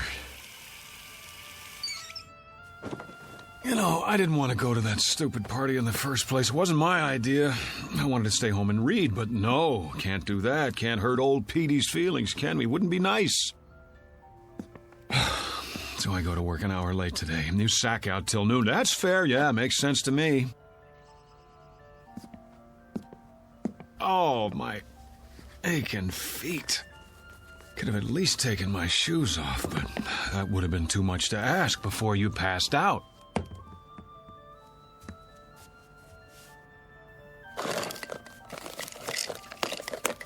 Oh, boy. Rearranging my stuff again, huh? Okay, I give up. Where'd you put it? Wilma! Wilma, where's my razor? Would you please tell me that much? Oh. Hey, wake up! Leave me alone! Snap out of it. I'm late, I said. Come on! Get away from me! Never mind the dramatics. Just tell me what you've done with my razor, and I'll clean up and get out of here. Then you can go back to sleep for as long... Don't do that! Hey, what's the matter with you? No! I'm not even touching you. Are you sick or something? Wilma, I asked you... Who are you? What kind of a question is that? How did you get in here? Well, as I dimly recall, I staggered in about 2 a.m. with you at my side. After that... What are you doing in my bedroom? Oh, you mean this isn't the YMCA? I suppose I could have slept on the couch if you wanted me to. Am I forgetting something? Did we have an argument? Because if we did, I'm afraid I... Get out of this house! Come on, honey, knock it off. I'm late enough as it is. Just tell me where you put the razor so I can shave, change my shirt. Out! Out! I'm in no mood for jokes. If you don't, I'll scream again, louder. Wilma! How do you know my name? It's on our marriage license, remember? Mister, I don't know what you think you're doing, but I've never seen you before in my life. Cameo of a man who has just lost his most valuable possession. He doesn't know it yet, but he's about to find out. In fact, he doesn't even know there's been a loss. Because, like most people, David Gurney has never given much thought to the matter of identity. But he's going to think about it from now on, because that is exactly what he's lost. And his search for it will take him through unknown territory in one of the darkest corners of the Twilight Zone. And now, The Twilight Zone and our story, Person or Persons Unknown, starring John Schneider with Stacy Keach as your narrator. Did you hear me? Get out! Because you've never seen me before. Now you don't even know your own husband. Oh, you're beautiful. What a time to go psycho on me. Now, look, whoever you are, I don't want any trouble. But if you don't get out of here, I am going to call the police. Easy, Wilma. Take a pill or something. Stay away from me! Go ahead. Call the police. Call the fire department. Call the paramedics. Tell them to bring an oxygen mask because there's a man here who's dying of a hangover. Oh, my head. I'm not bluffing. If you're not off that bed and out of this room by the time I count to 5, I'll make the call. I swear. 1, 2... Cut it out, will you? I've got a splitting headache. 3, 4, 5. This isn't funny anymore. Give me the police. Hello, police? I'd like to report a guy who... Give me that. Have you gone crazy? What are you gonna do? Kill me? I'll scream until the neighbors come. All of a sudden, I'm a stranger? I suppose I didn't buy this king-size brass bed and the lamp and the carpet and the wallpaper to go with it. If I didn't, who did? Santa Claus? Oh, you're insane! Boy, this is what I call a delayed reaction. 2 martinis at midnight and she gets drunk the next morning. Go back to bed, sleep it off. You cannot tell me what to do. You got it. I won't waste my breath. Now, what are you doing? Changing my clothes. What are your panties doing in my drawer? Your drawer? Where did you put my socks? If you don't keep your filthy hands out of my things... Filthy? Yeah, well, if I had time to take a shower... What in the name of... Those are my dresses! So I see. What did you do with my clothes? Oh, the Lord is my shepherd. All right, I'll wear what I had on last night, but if anyone says something at the bank, I'll tell them whose fault it is. My darling, brain-damaged wife with her defective sense of humor. Daily bread and forgive her. Sorry, trespasses as we forgive those who trespass. I'm going to work now. When I get back, you'd better have things straight again, understand? Do I make myself clear? The kingdom, and the power, and the glory, now. Goodbye. And forever. You gotta help me.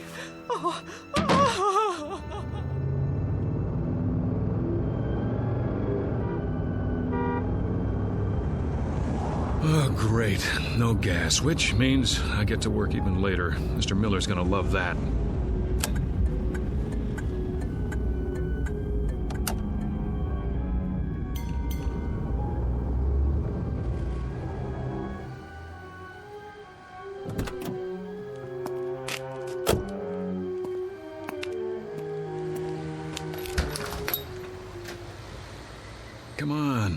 You're Here's your change. Thank you, sir. Fill it up on number 3. Cash or charge? Put it on the card. Here. You have ID?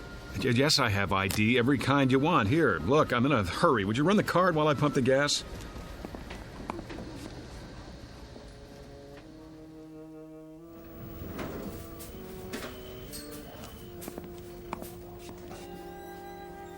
Morning, Jim. Morning, sir. Welcome to Federalist Savings and Loan. Boy, treat the customer like a king. New uniform? What's that, sir? Looking mighty spiffy. Hat's on crooked, though. It is? Keep up the good work. Don't let any bank robbers in. If you'll fill out a transaction slip. Who do I see about a loan? Morning, Julie. Fred. Bring back this loan application and I'll begin the procedure. Well, how long's it gonna take? Oh, no, not long. We can usually give you a decision in 72 hours. What in the... Well, see, I sort of need the money right away. I'll do my best, Mr. Klein. May I help you? George? I am Mr. Hurtubise, Assistant Vice President. Of course you are. Who's that? Sir? At the desk by the window. Why, that's Mr. Cooper, our Vice President. Well, would you mind telling me what Mr. Cooper is doing at my desk? Beg pardon? What is he, some trainee of all the... If you'll wait your turn, sir, Mr. Cooper's busy. Yeah, sure he is. What is this, George? April Fool's Day? I don't see why I have to fill this out. I already gave you all the information.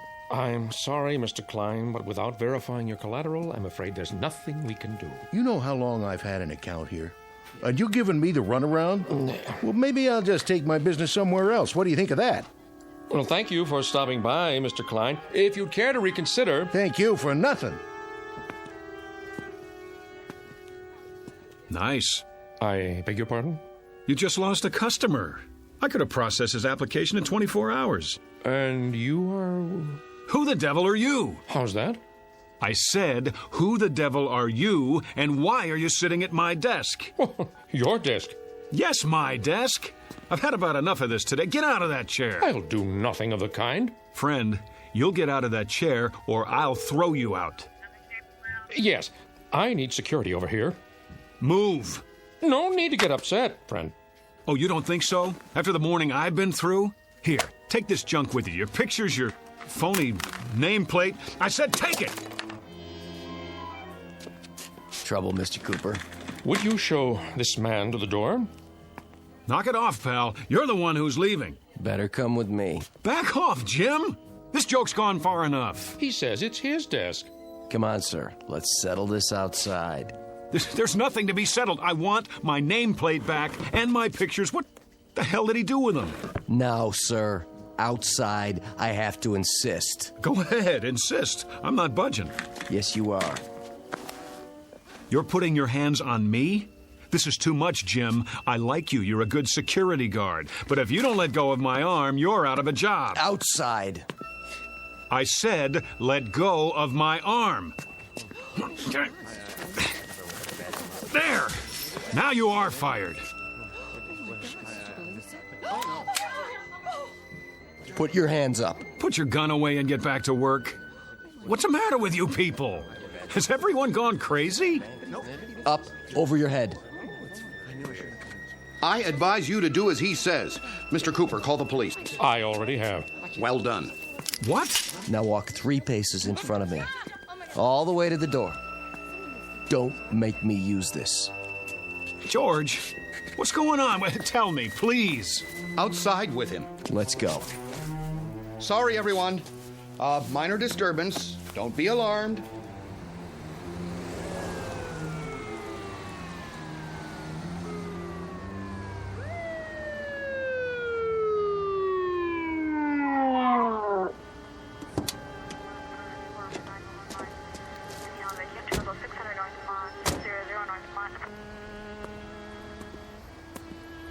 This the man? That's him. Hands behind your back. Oh, for God's sake.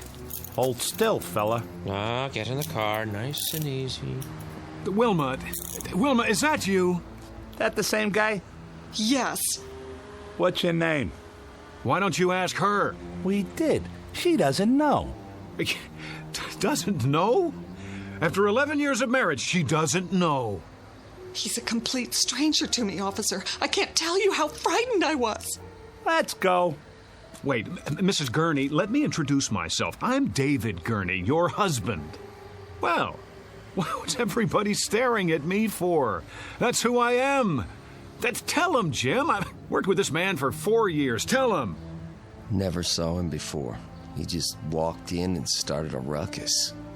Slide in the back seat. Come on. Wait, you don't believe I'm David Gurney? I can prove it. Look in my wallet. Go ahead. Take it out of my back pocket. Then we'll see. No wallet? Sure there is. Check the other pocket. Nope. Nothing. But I had it. Oh, hold on. The gas station. I must have left it on the counter. Everything. Driver's license, credit cards. Watch your head.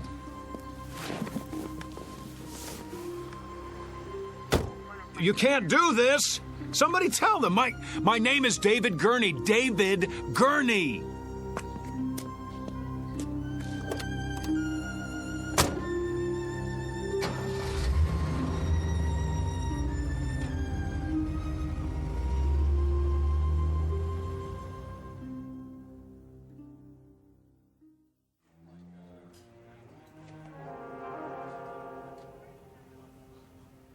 On your feet.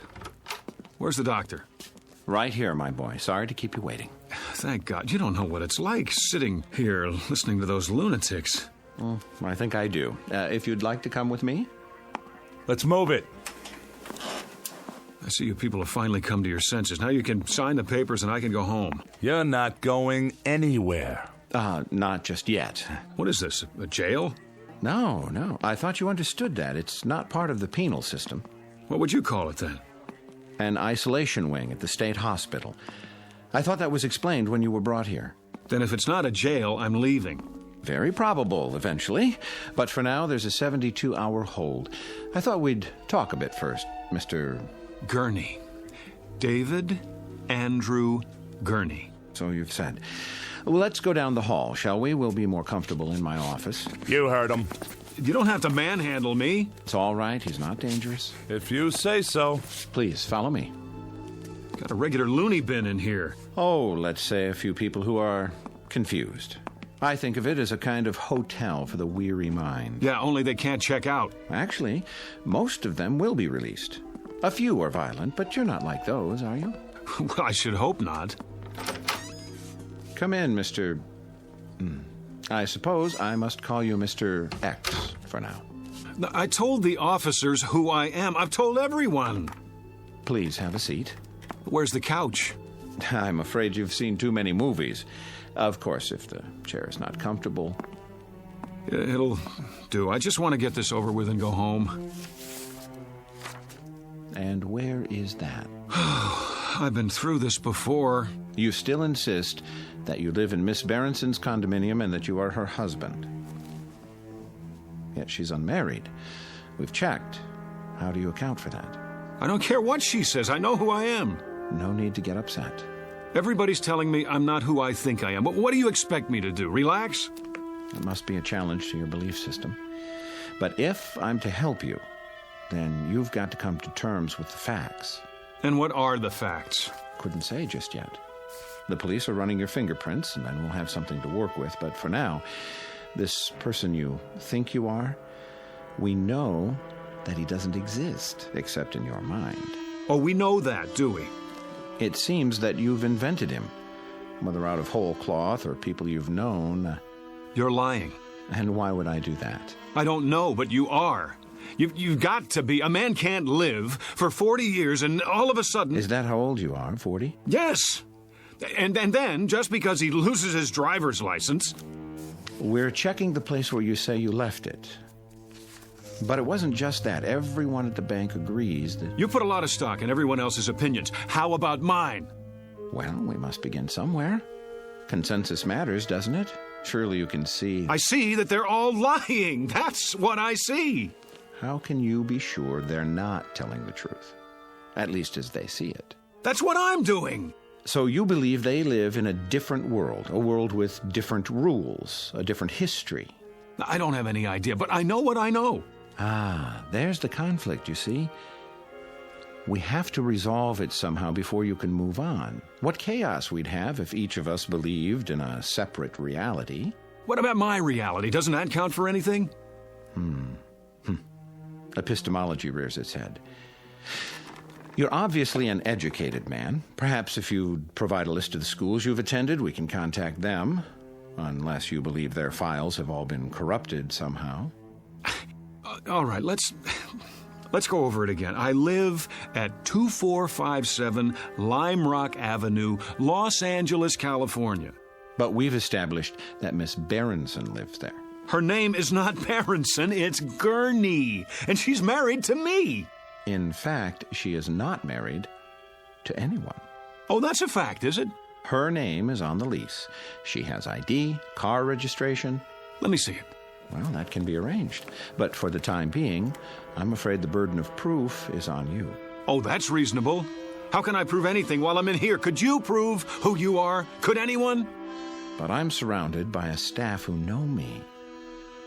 The people in those rooms down the hall, their voices in the wilderness. Eventually, they're going to have to come around, acknowledge the commonly agreed upon reality, or they'll be sent somewhere for long-term treatment.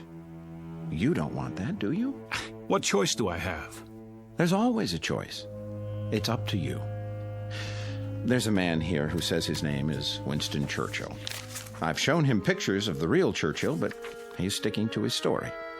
So he won't be going home anytime soon. The same with his neighbor, Florence Nightingale, and her buddy, Jack the Ripper.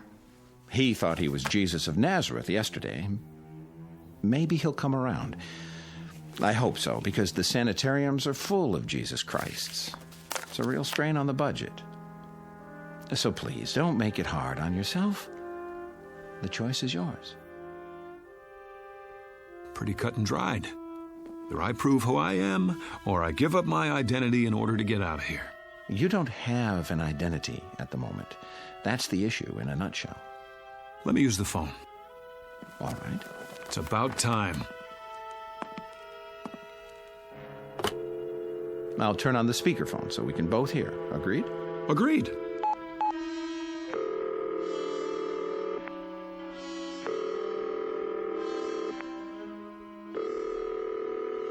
Front desk. This is Dr. Koslenko. Let me have an outside line, please.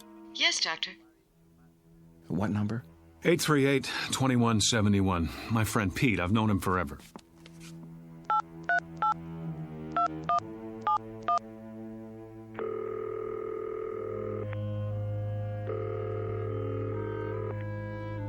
Hello? Hello, Pete. Yeah? Who's this? It's Dave. Look, you don't know how glad I am to hear your voice. Listen. Dave who? Pete, for God's sake, Dave Gurney. Wilma and I were at your place last night. Don't kid around. I think you have the wrong number, fella. But we went to school together. He's my best friend. Care to try someone else? Let's just cut through all this. Call 272-3478. Ask for Mrs. Gurney. Very well.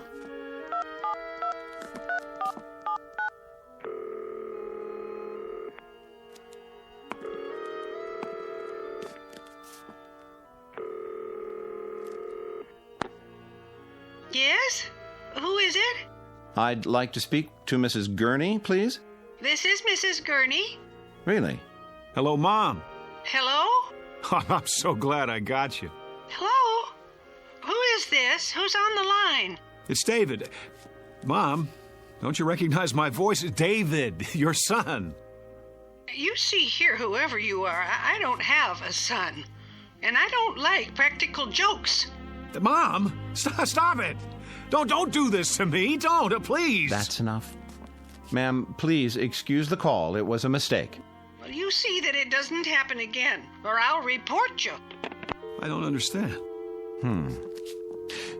You're sure your name is David Andrew Gurney? Yes. And you have a telephone? Of course I do. Unlisted? No. Then it's likely you'd be in the telephone directory, isn't it? In fact, there's no doubt. What do you... Yes. Where's the phone book? Right here. You'll notice it's the current edition for your area. Go ahead, open it.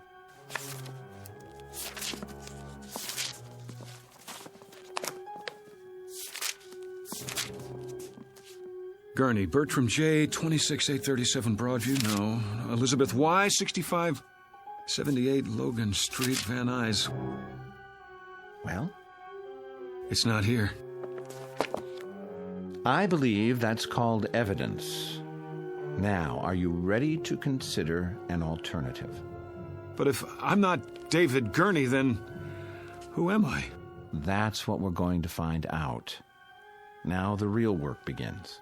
In other words, I'm crazy, just like the guy who thinks he's Jack the Ripper? That's what you're telling me? Well, let's say temporarily disoriented. It's not uncommon when one is under stress. I know it must be difficult to accept, but looking at it logically, could there be any other explanation? Sometime last night, you suffered a break, became confused, entered Miss Berenson's apartment. No, for some reason that's what you want me to believe, but it isn't true. Because in spite of everything, I know who I am. If I don't know that, I don't know anything. Oh, I was afraid of that. You know, I've been through this a great many times. Too many. And it's what I was trained to do, and I'm very good at it. Always ends up the same way.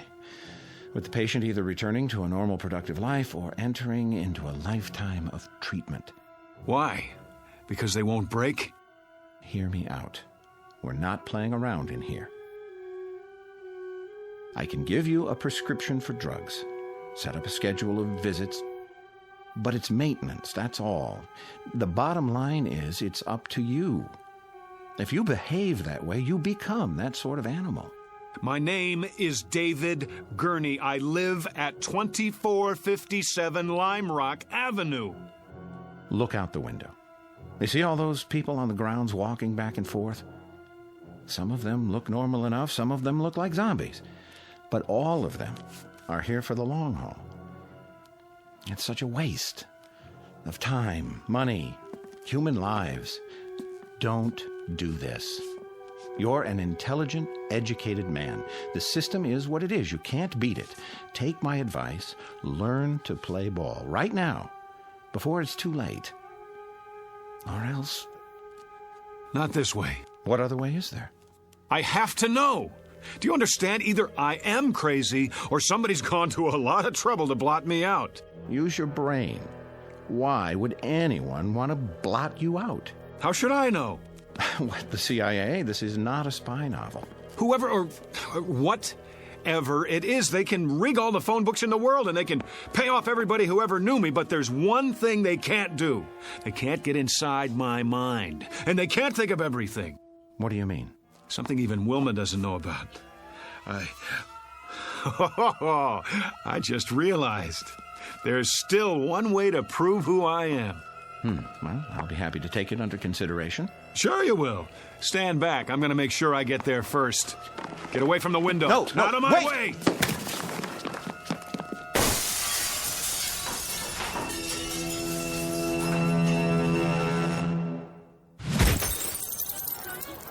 All right, everybody, line up. Rec period's over. Back inside. We better stop him. He's getting away. Oh, he's already outside. Get the keys to the gate. I don't have them. Man, oh man, look at him run. Sure is in a hurry. I couldn't have done that. Must not have taken his meds today. Call the cops. This is Braywood General. We have a patient over the wall. Put out an APB.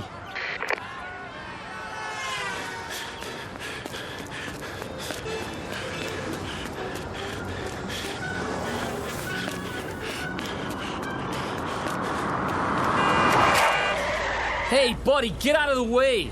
Give me a lift. Yeah, sure. I have to get out of here. Yeah? We'll call a cab. I don't have any money. Did you help me? Sorry, buddy. Get out. I need it. Get out. Hey, what are you doing? Then slide over. I'm in a hurry. Hey, look, man. I don't want any trouble, okay?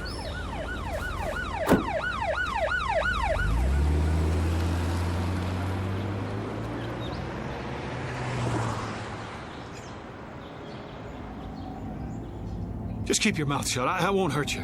Hey, who's after you? The cops? Huh? What'd you do? Nothing. That's just it. Nothing. And what are they chasing you for? Because I don't believe their lies. Oh, I get it. You're on the run, right? Is that it? Something like that. It's okay, man. I'll play ball. Just stay calm, okay? Turn right there. There's an alley. Oh, thanks, kid. Look, where do you want to go? Downtown L.A. You know how to get there from here? Sure, but don't take the freeway. Go the back streets. I'll show you.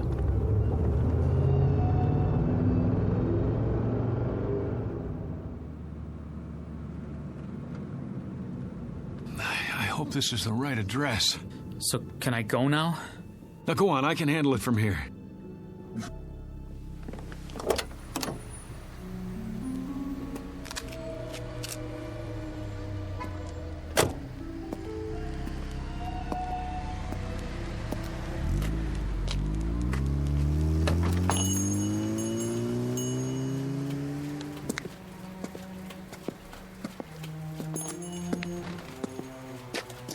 Can I help you? Oh, I sure hope so. This is the place where people pick up photos, right? Sure is. Good. I thought I got it right. You have a receipt? What? The receipt for the photo. Did someone take your picture? That's right. And he told you to come here? It was in Griffith Park with my wife. We were walking past the merry-go-round. It was last Sunday. A man came by with one of those big cameras.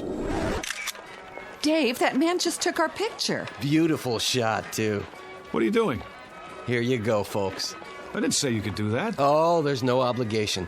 Take this ticket to Photos R Us. Address is right on it. If you like the picture, it won't cost you an arm and a leg. 8x10s, wallet size, 3x5. He gave you a ticket. Yeah, but I don't have it with me. Then I can't help you. We have hundreds of proof prints. That's what I need. Proof. Hold on. I can almost see the number in my mind. 670. Yeah. That's it. 6708777. I remember because of the 4 sevens. Maybe your wife's got the ticket. No, she's forgotten about it. I was going to surprise her. Sunday, that would be the 14th. I'll check the files. You found it?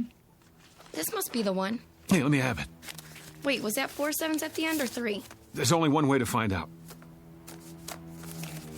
Yes! Is that it? Yes! Yes, that's it! Oh, you don't know how important this is to me. You okay, mister? Oh, I am now. That'll be $4.75 for the enlargement if you want extra prints. Hey, mister, you have to pay first. You. Hello, Mr. X. What are you doing here? I might ask you the same question. We've been following you since the hospital. I wanted to see where you'd go. What is this? All right, hands behind your back. Wait! Have any knives or weapons in your pocket? I said hold on! It's all right, officers. I'll take responsibility. The guy owes me money. Oh? $4.75 to be exact, plus sales tax. And do you know what for? I'm sure you're going to tell me. Proof that I'm not crazy. Really? And what kind of proof might that be? I told you they couldn't think of everything. Well, I was right. I suppose you found a signature or some such? That wouldn't be enough, would it? I could have signed it at any time. Correct. Or if it's something else, I could have printed it up or bought it like a fake driver's license. I doubt that you've had time. What about a photograph, Doctor? A picture of me hand in hand with the woman who says she never laid eyes on me before this morning. Is there some way to explain that? What do you have there? Go on, open the envelope, take it out and look at it, and then tell me what you think. Well? And what am I supposed to see? Me, with Wilma at Griffith Park last weekend. That should establish something. I don't understand. What's to understand? You need glasses? This is a photo of you in front of a carousel, alone. Let me see that. No, it was different a minute ago. A picture of 2 people, 2. You saw her. Tell him I showed you the picture. You didn't show me nothing, mister. Just looked at it yourself, then you tried to run off without paying. But I tell you, she was there.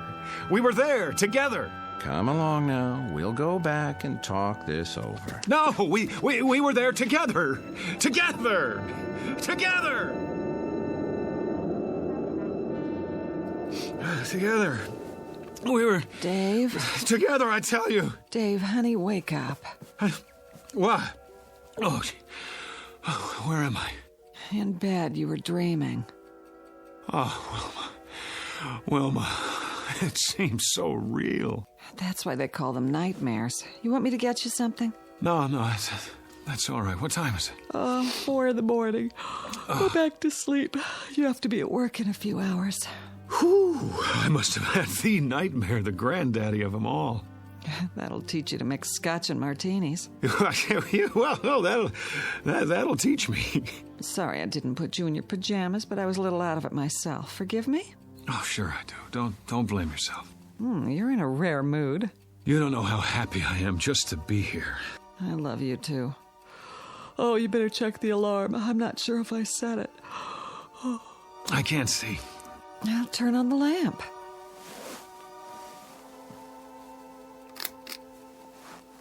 Oh, it was the worst dream I've ever had. I couldn't prove who I was, and you weren't yourself either. You were someone else, or you thought that I was. No matter how hard I tried, I couldn't convince you. It was so... Well, you're okay now, aren't you? Set the alarm and turn the light off. It's hurting my eyes. Dave? Dave, honey, is something the matter? Why are you looking at me like that? Who are you? What do you mean? It's me. Who did you think I was? Dave? Dave, darling, You get out of this bed. Go on. Get away from me. Whoever you are, I swear, I've never seen you before in my life. Dave? Dave, don't act like this. You're scaring me. You're so pale. Are you sick? Dave? Dave? Dave! A case of mistaken identity? Or a nightmare turned inside out? A simple loss of memory or the end of the world for someone named David Andrew Gurney? At least he thinks that's his name. He doesn't know much of anything anymore, and he may never find what he's seeking because the truth is he's lost his way.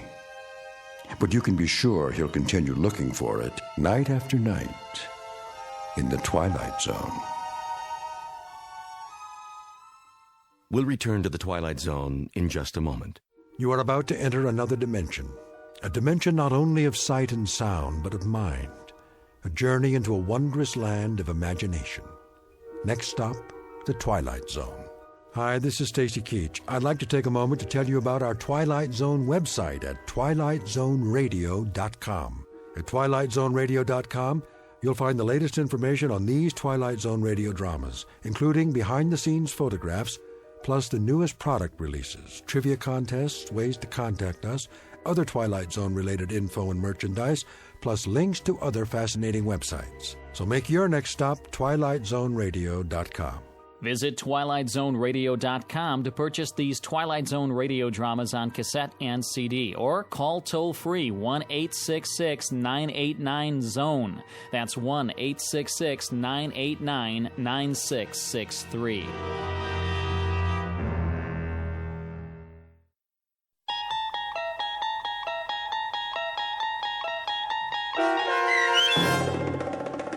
Person or Persons Unknown, starring John Schneider, with Stacy Keach as your narrator, was adapted for radio by Dennis Etchison and written for The Twilight Zone by Charles Beaumont. Heard in the cast were Meg Falcon, Tom McElroy, Roger Mueller, Richard Hensel, Roderick Peoples, Kurt Nabig, Carl Amari, Fernette Lebo, Doug James, Ann Whitney, and Jen Patterson. The producers of The Twilight Zone wish to thank CBS Enterprises and the Rod Serling Estate for making this series possible. This copyrighted radio series is produced and directed by Carl Amari for Falcon Picture Group. Sound design and custom Foley effects for The Twilight Zone by Cerny American Creatives Bob Benson, Craig Lee, Michael Slaybach, and Matt Sorrow. To learn more about the Twilight Zone radio dramas and to contact us, visit our official website at twilightzoneradio.com. Doug James speaking.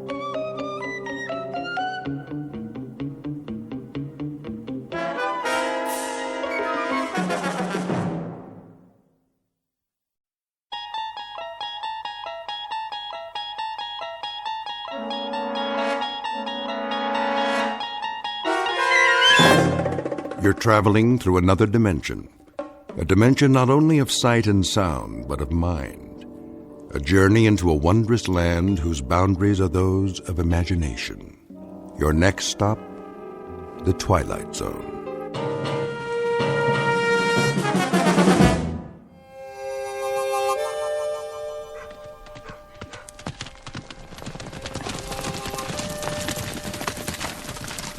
He ain't here yet. He will be.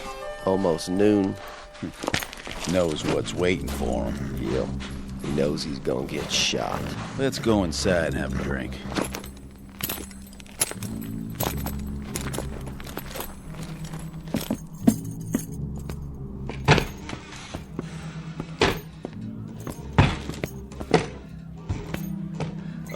Hi there, fellas.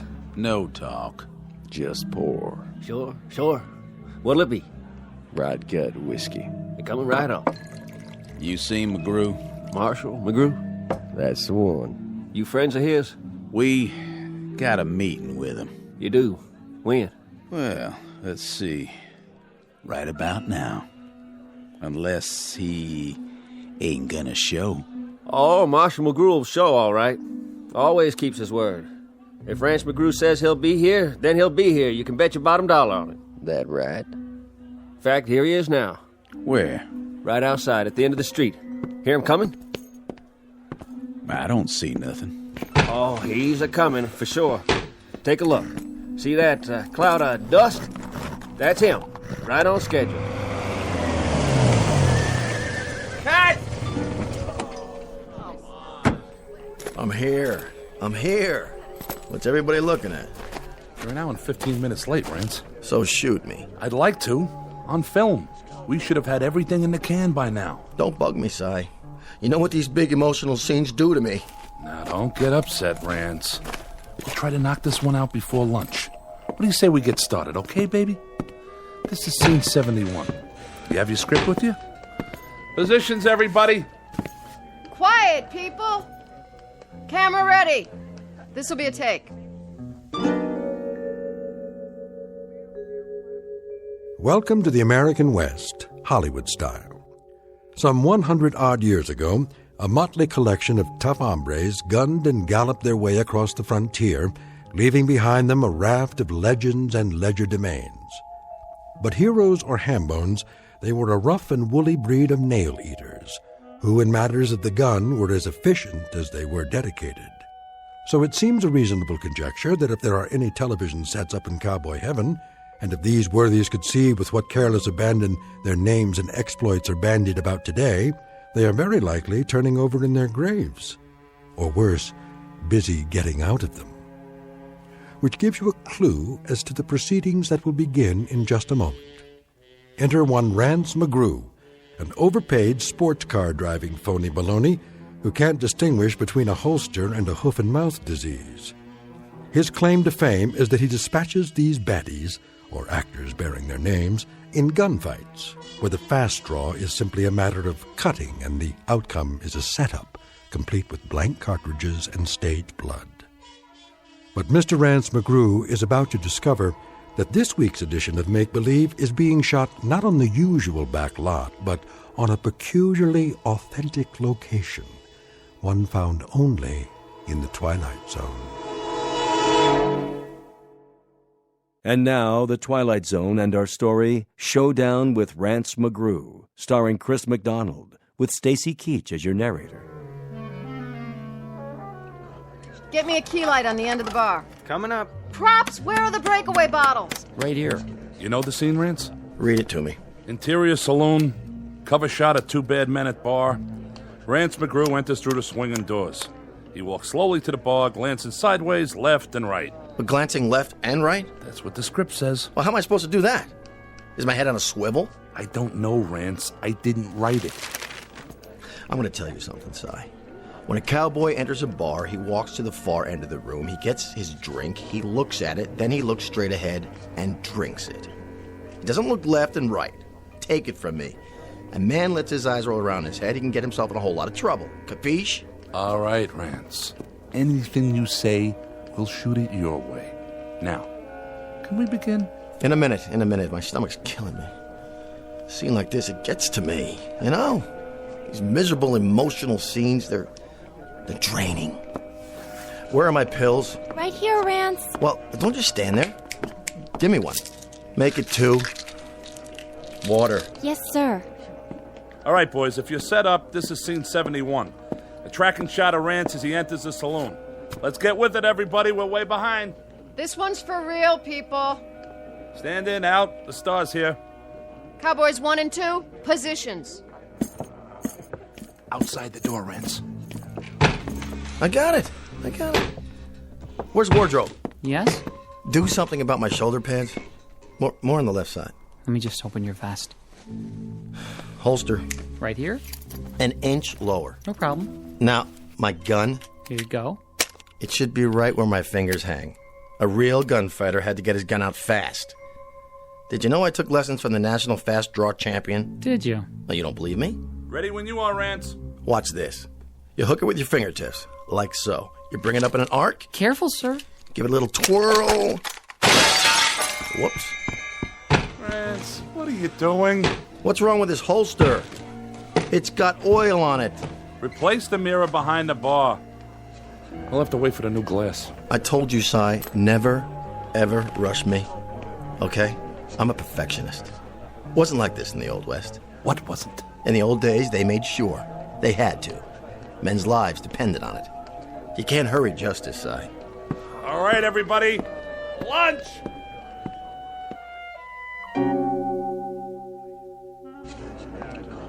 Ready? Ready. Rolling. Rolling. Roll sound. Roll sound. And action. Cue Rance. Hello there, Marshal. Barkeep. What'll it be? Rot gut whiskey. Yes, sir. Give me the bottle. Sure, Marshal. Whatever you say. Cut! No, don't look at me. It wasn't my fault. Look at here. Hey, buddy boy. Yeah? You try to gag it up one more time, you'll wind up plucking chickens at the farmer's market. It was an accident, Rance. Was it? He put English on it. He deliberately made it curve before it got to me. English on a bottle? The guy needs a catcher's mitt. What'd you say? Nothing, Rance. He didn't say a thing. How much longer? These boots are killing me. Here's a new bottle. Let's try it again. From the bottle. Positions, please. Positions. Scene 71, again.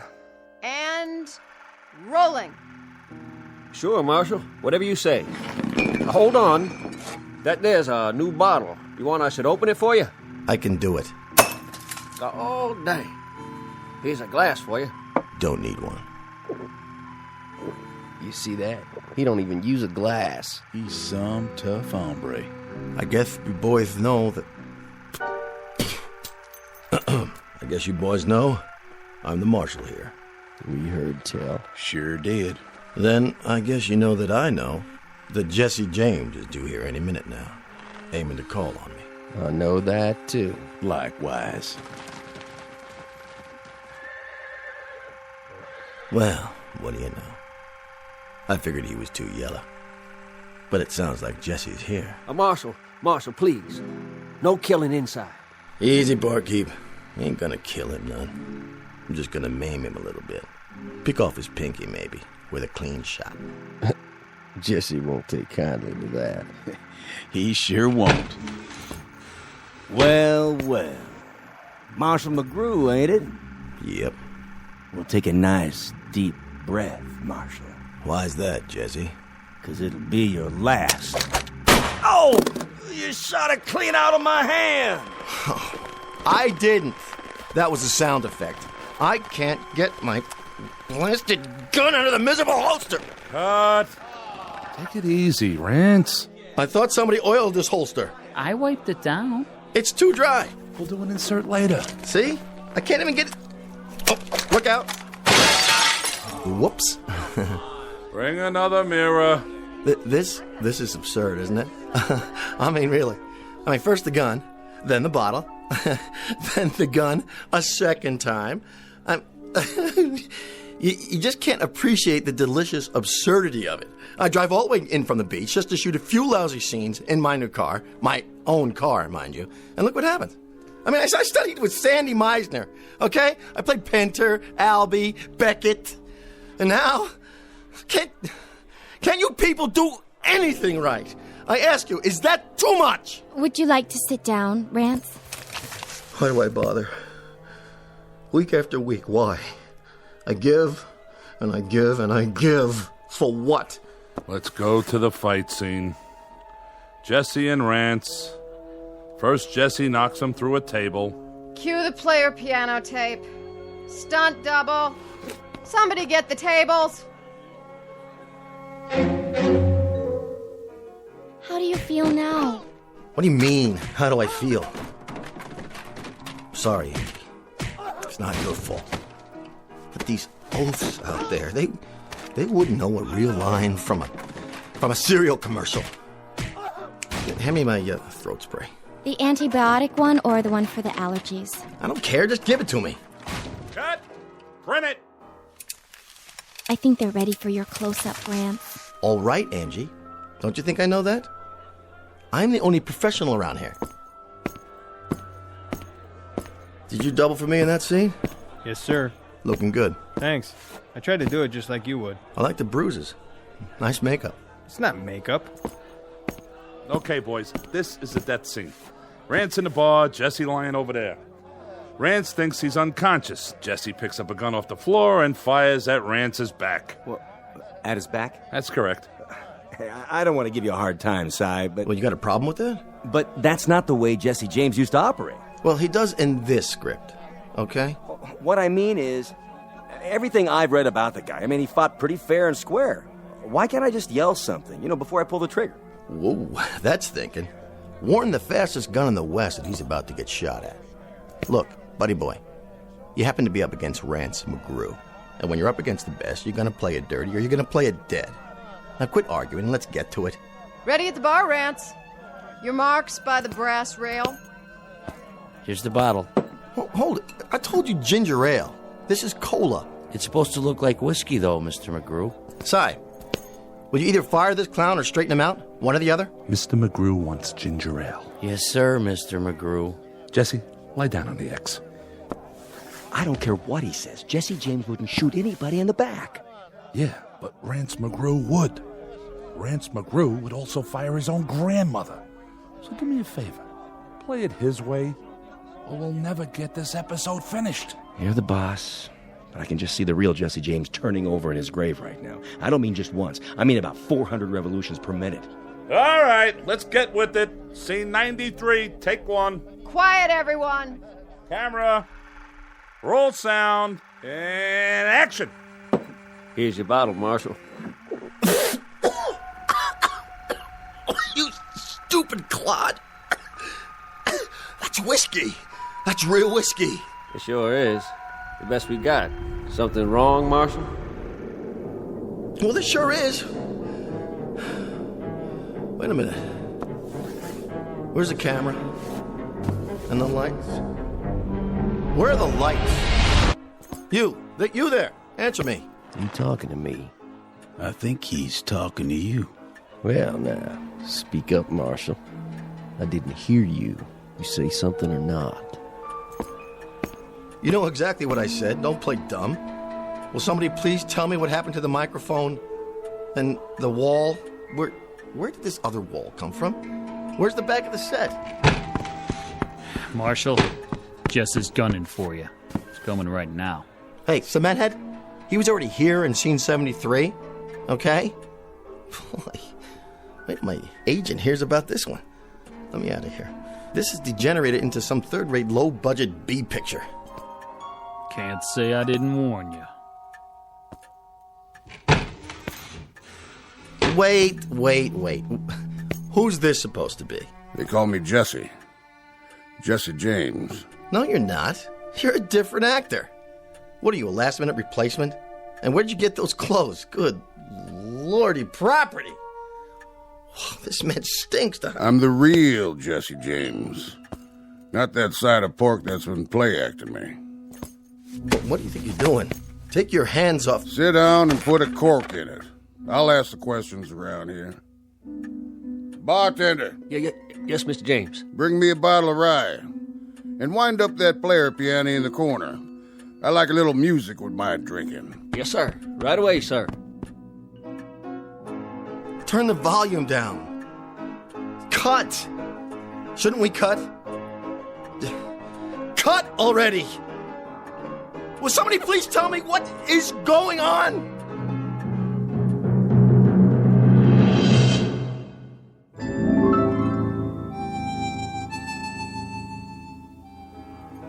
Don't you hear good, mister?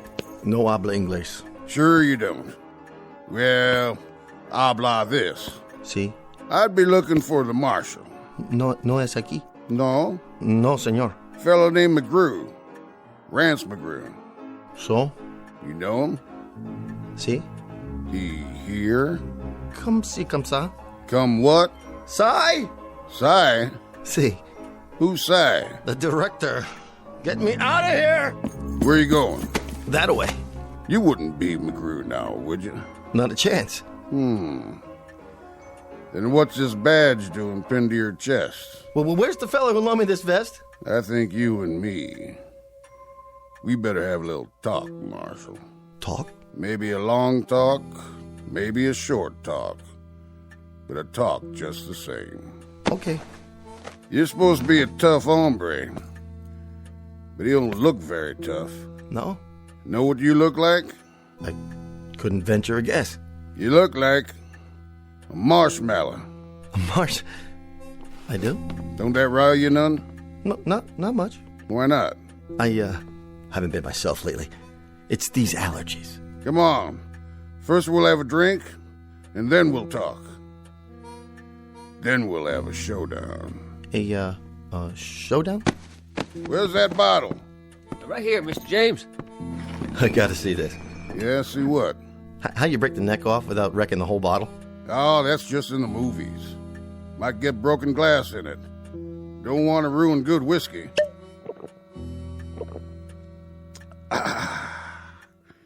Here, your turn. No, thank you. No? Just a ginger ale, please. Marshmallow. Well, see, I'm on the wagon. It's in my contract. Have a smoke. I gave that up too. I'll roll one for you. Can't. Union rules. Rules, huh? Yeah, it's the law now. Show you what I think of the law. Of course, you know how to do this, don't you? Roll your own, I mean. Actually, I never could get it right. You know, that string on the little pouch? It always gets caught in my teeth.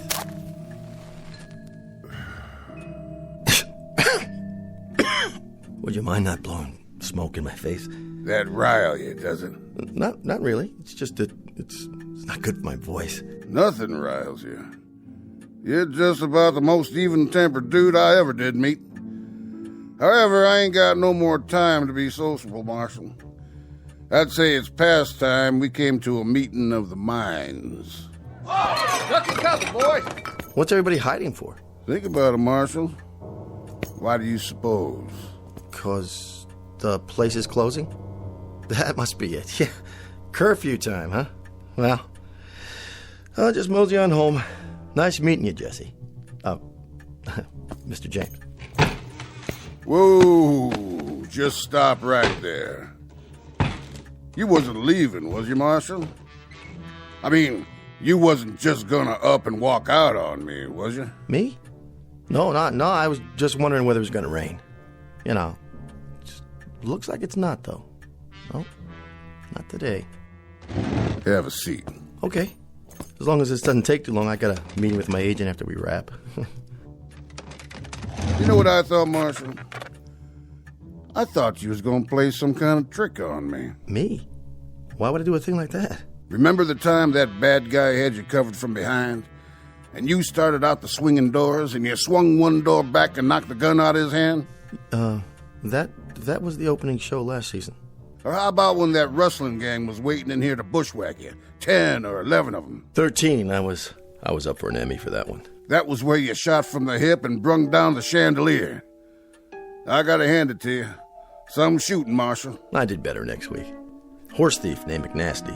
Shot a glass out of his hand. Bullet ricocheted and hit his partner out there on the porch.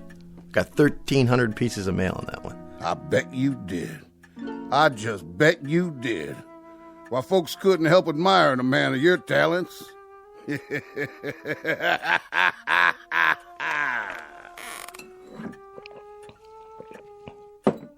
Thing of it is, Marshal. Thing of it is, I don't reckon you ever fired a real gun in your life, did you? Well, not as such.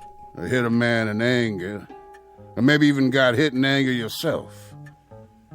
Tell me true, Marshal. You ever ride a horse? Oh, yeah, on occasion. A real horse? Well, see, I happen to be allergic. Hives. Hives? Yeah, you know, a rash. Cats give it to me, too. So you don't ride, you don't shoot, you don't fight.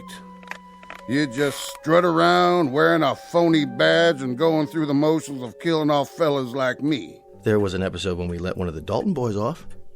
It kind of a complicated plot. It seems he had a kid sister going to school in the East, and she came out to visit him on the day he was supposed to be hanged. She made an appeal to me, and I saw to it that he got a suspended sentence. Mm-hmm. He told me about it. He did? He also told me how you captured him. Jumped 800 feet off a cliff and landed on the back of his horse when he wasn't looking. Stuntman. Heights, they bother me. That figures. So you see, Marshal, we had this meeting up there. Up there? And all us decided, my brother, me, the Dalton boys, Sam Starr, Billy the Kid, quite a few of us. And the consensus was, Marshal, was that you wasn't doing a thing for our good names.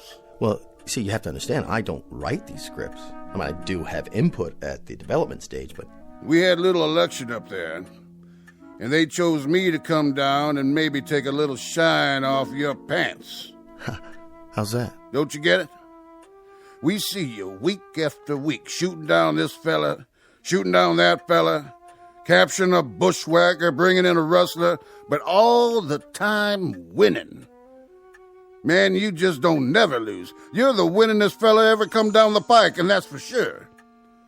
So me and my friends, well, we figured it was about time that maybe you should lose once. Well, that's not such a bad idea. I could take it up with the producer at our next meeting. I don't think there's time for that. I think that maybe if you're gonna lose, you're gonna have to lose right now. Now? But I'll tell you what I'm gonna do, Marshal. I'm gonna play it square with you. A whole lot squarer than you ever played it with us. Face to face, and no, what do you call them? Stuntman. Could you be a little more, precise about the terms? Right out there, on the main street. You and me. Oh, I think there's been a misunderstanding. See, I'm not really Marshall McGrew. That's my name, yes, but it's a part I play. Right outside. Me coming down one side of the street, you coming down the other. Just the two of us. But I've done that before. Did you happen to see Gunfight at Red Rock? Yeah. Then you know. It was lousy. 2 thumbs down. Way down. After you, Marshal.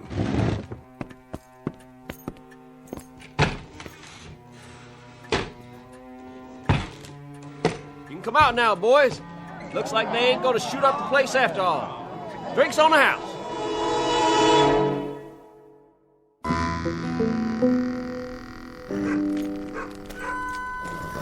We take 20 paces each.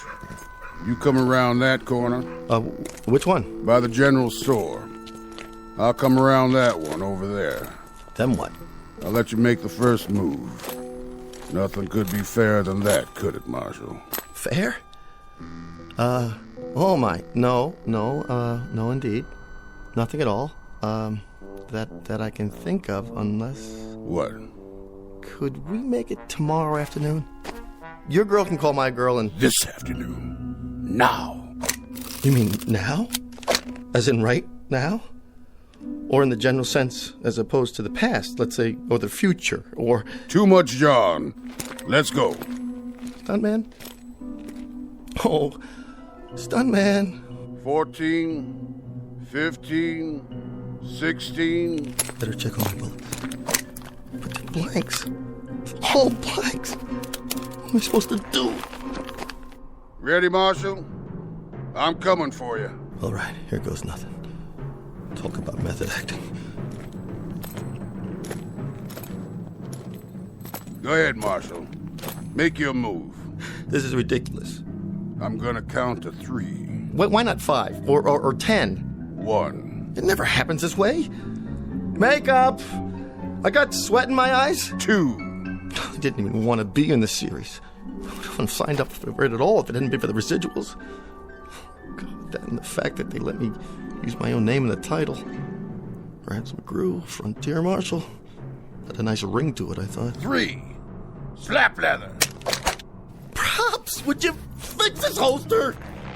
Reach for the sky. Okay. There's my gun, see? You win. Just like I figured. This guy couldn't outdraw a crayon. Jesse, give me a break. Will you give me a break, Jesse? I'm too young to die. Think of all the guest spots I could do after the series. Not to mention the syndicated reruns. You say you got nominated for an Emmy? Twice! Man, you can't act any better than you can draw. What about it? I'll do anything. I mean it. You name it. I'll do it. I'll do it. Just give me a break this one time. Anything? Anything. Say it. Marshal, you know something? You and me, maybe we ain't such a long ways off from a bargain after all. What is it you want? Well, sir, I ain't exactly sure what it is I want, but I'll think about it some. You will? You mean you're not gonna shoot me down like a dog? Like a cur? Like an empty beer bottle? Like an old tin can set on the fence post of life? On a lonesome road somewhere, a road less traveled, you might say? Nope. But I'll tell you what I will do, if you stop talking like a schoolmarm. What's that? I'll see to it that you play it mighty careful from now on. Done? You gotta play it straight. No more of this Hollywood junk. You got it.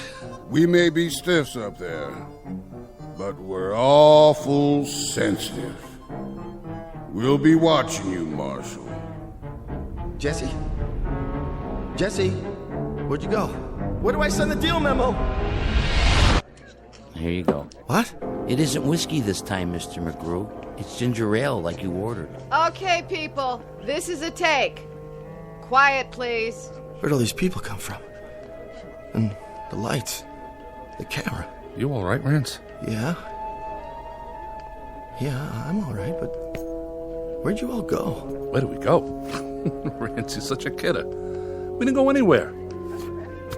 Are you sure you're all right? You look a little pale. Yeah, I'm fine. Make up. Touch up Mr. McGrew, please, so we can get the shot. The shot? Jesse's on the floor. What's he doing there? You knocked him down, remember? Or rather, your stunt double did. Chair and a table. How much longer? This floor's really uncomfortable. Just a few more seconds. But that's not Jesse. Not the real Jesse. Rance, please. After this one, we'll call it a day. Now, you think he's unconscious, but he tries to get you in the back. Before he can shoot, you fall to the floor, roll, turn over with your gun in your hand, fire, and let him have it while you're still on your belly. Got it? That's what was in the script. Of course it is. Now, do you think he can do that? Somebody wants to talk to you, Mr. McGrew. Can it wait? Tell him Rance is about to shoot a scene. He says he's Rance's new agent. My agent?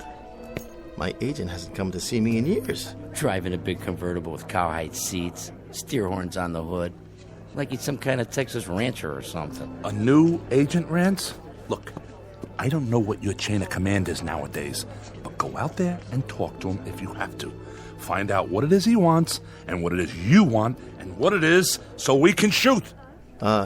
Sure thing, Si. I'll do that.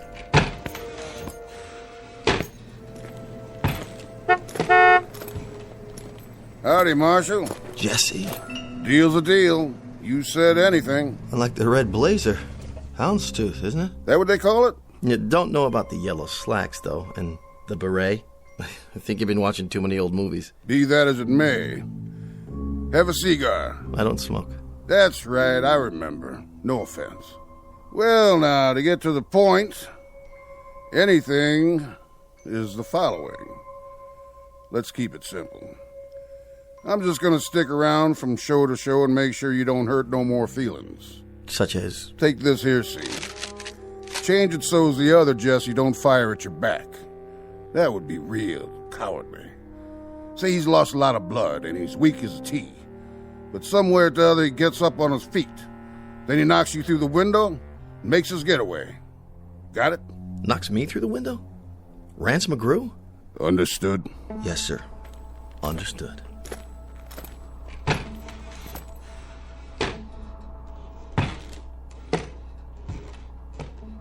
What? Are you out of your mind? No stunt double? Jesse does what? Scene 93, take 2. Places. Lights. Roll sound. And action.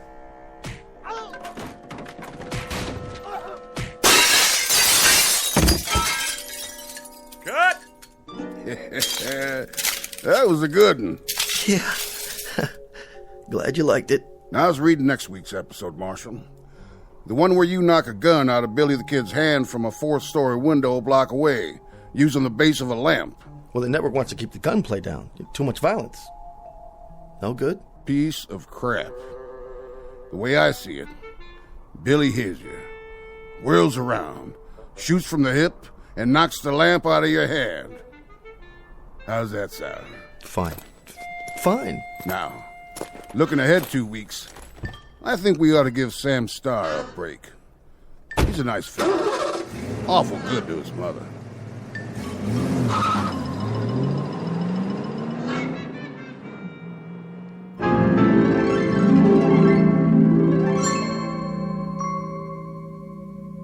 The evolution of the so-called adult Western and the metamorphosis of one Rance McGrew, former phony baloney, now upright citizen and defender of truth, dedicated to all things involving tradition and the history of cowboy lore.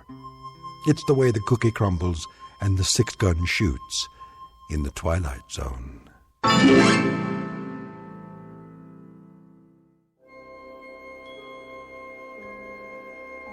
Hi, this is Carl Amari, producer of the Twilight Zone radio dramas. I'd like to take a moment to tell you about our official website at twilightzoneradio.com, where you'll get the latest news and information on these Twilight Zone radio dramas. Plus, at twilightzoneradio.com, you can digitally download 3 free episodes or any of our episodes for only $1.95 each. In this age of ever-changing technology, we've decided to make these episodes instantly available to you by making the Twilight Zone radio dramas a digital download-only series. This means that this series will no longer be offered on CD. The CD collections at our website are now being offered while supplies last at buy one, get one free. So be sure to get your favorites before they're sold out. Be sure to visit us often, and I'll see you in the zone.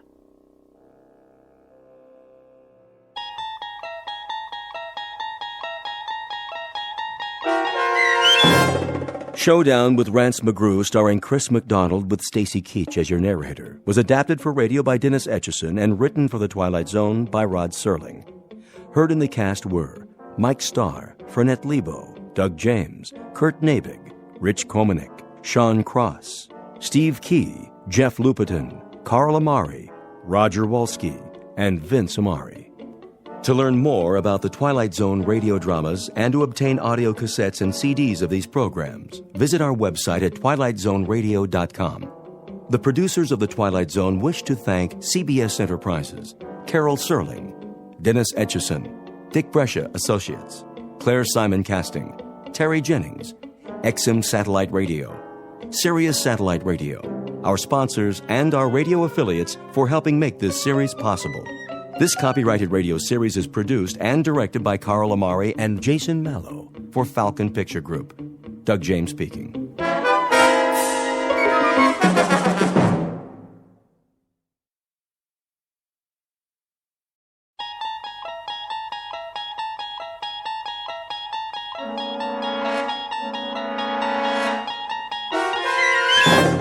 You unlock this door with the key of imagination. Beyond it is another dimension, a dimension of sound, a dimension of sight, a dimension of mind. You're moving into a land of both shadow and substance, of things and ideas. You've just crossed over into the Twilight Zone.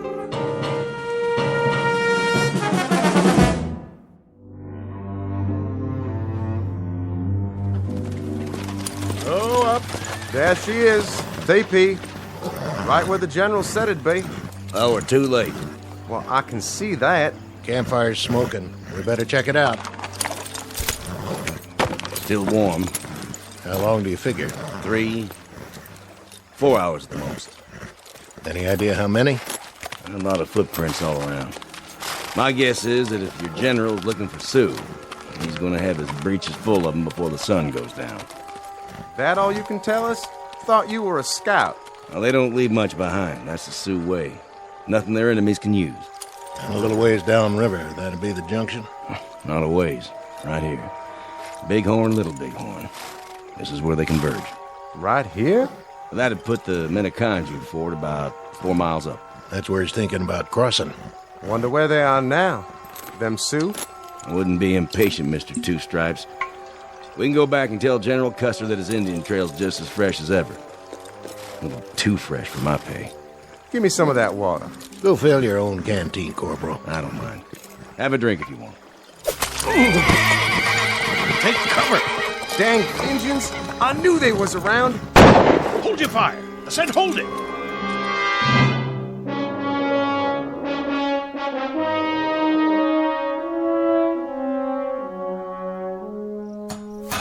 How's the drive chain, Langsford? Just a smidge more.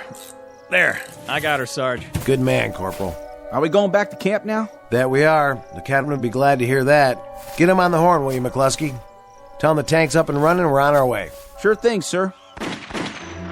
What in the... Those were shots, weren't they? Put it down. But I heard... So did I. Easy, Tiger. These are just training maneuvers. If we start to get trigger-happy, it could turn into a real war.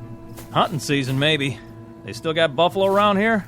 Yeah, how about it, McCluskey? Want to go shoot some buffalo? Tastes just like chicken.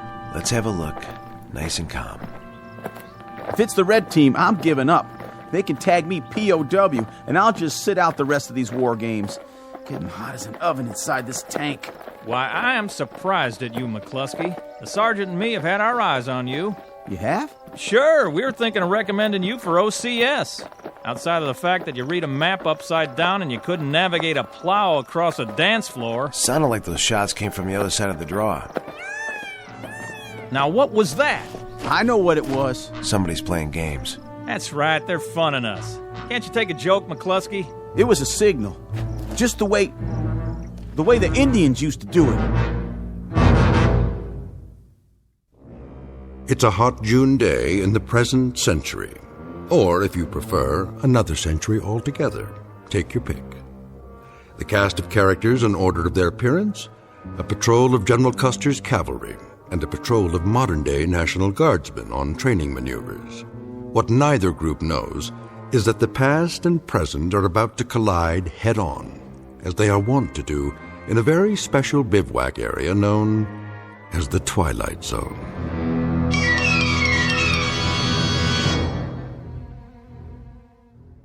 And now, The Twilight Zone, and our story, The Seventh, is made up of phantoms, starring Richard Grieco, with Stacy Keach as your narrator.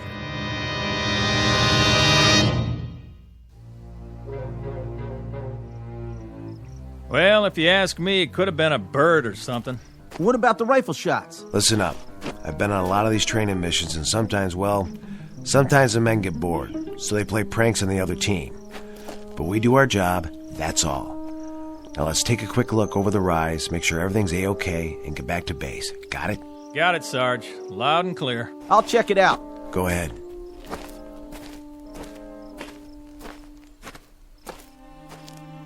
Well, how about that? What do you see, McCluskey? It's a wigwam. An honest-to-Pete wigwam. 1 million men in the National Guard, and it's just my luck to go riding around in a tank with the last of the red-hot Eagle Scouts. So it's a wigwam, McCluskey. What are you so happy about? Well, it's real interesting, don't you think? Authentic and everything. Well, why don't you take a look inside? Maybe there's a pretty little squaw in there waiting to be your fiancée. Nope. Whatever was here cleaned it out. Don't you think that's kind of strange? Leaving a wigwam made out of real hides? Sitting in the middle of nowhere? Must have been some kind of youth camp or something. Either that or somebody's making a movie. Out here, Sergeant? On Army training grounds? That's a point. They never get a permit. Too dangerous. Besides, we'd have been informed. Sure is interesting, though. Right there's a junction of the Bighorn and the Little Bighorn Rivers. Just a little ways from here is where Custer fought. Custer who? General Custer. Didn't you learn about it in school? This is where the 7th Cavalry fought the Sioux Indians. What do you got there? Looks like a canteen. Let me see that. Not one of ours. Yeah, maybe there's booze inside. Hey, where'd you get this? Right here on the ground. Says 7th Cavalry. Printed right on it. How do you figure, Sarge? Well, I figure it's in pretty good shape, considering it's been lying around here for 100 and some odd years. Must be a lot of ghosts running around a place like this. Ghosts? Either that or somebody planted it here. McCluskey's got one thing right, though. Somewhere along this river they fought quite a battle. George Custer and 200-odd men against a couple thousand Sioux. Custer's Last Stand. Didn't you ever hear of it, Langsford? I heard of it. Maybe next year a museum will send you guys out on an expedition and you can spend all your time picking up antiques. But right now, I thought we were supposed to be a motorized patrol on war games. Me, I'd like to be reconnoitering in some small dark bar right about now. Or maybe the YWCA. Or in a pinch, I'd settle for a... What was that? The wind. That's what it was. The wind. But the canteen and all. Don't you reckon we ought to go back and tell the command post? Don't you want to wait for the Union cavalry, McCluskey? Now, what were you saying, Sarge? This is where they fought, huh? Round here? Someplace around here. When I was a kid, I read everything that was ever written about it. Custer and the 7th were the advance guard for a general named Terry.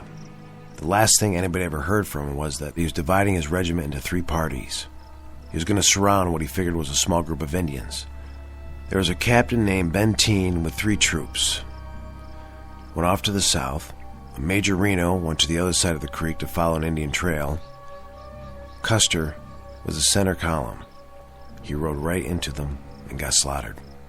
1876. That was the year. Right, 1876.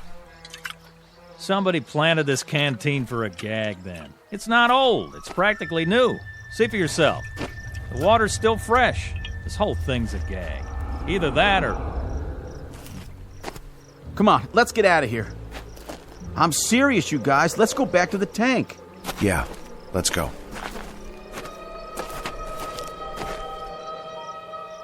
All right, Sergeant. I'm asking you, what was that? The wind again? I don't know.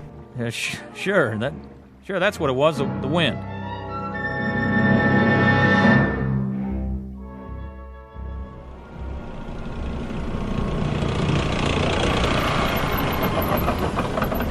There they are. Finally. What'd they do, go fishing? Been working on their suntans.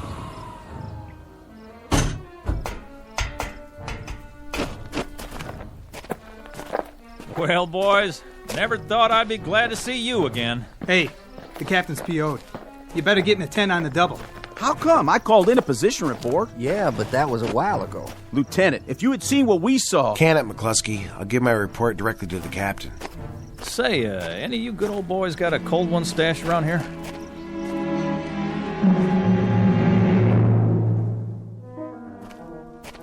Sergeant Connors reporting, sir. You may enter, Sergeant. Sir? Nice of you to come back, Connors. Did you bring your tank with you? Begging your pardon, sir?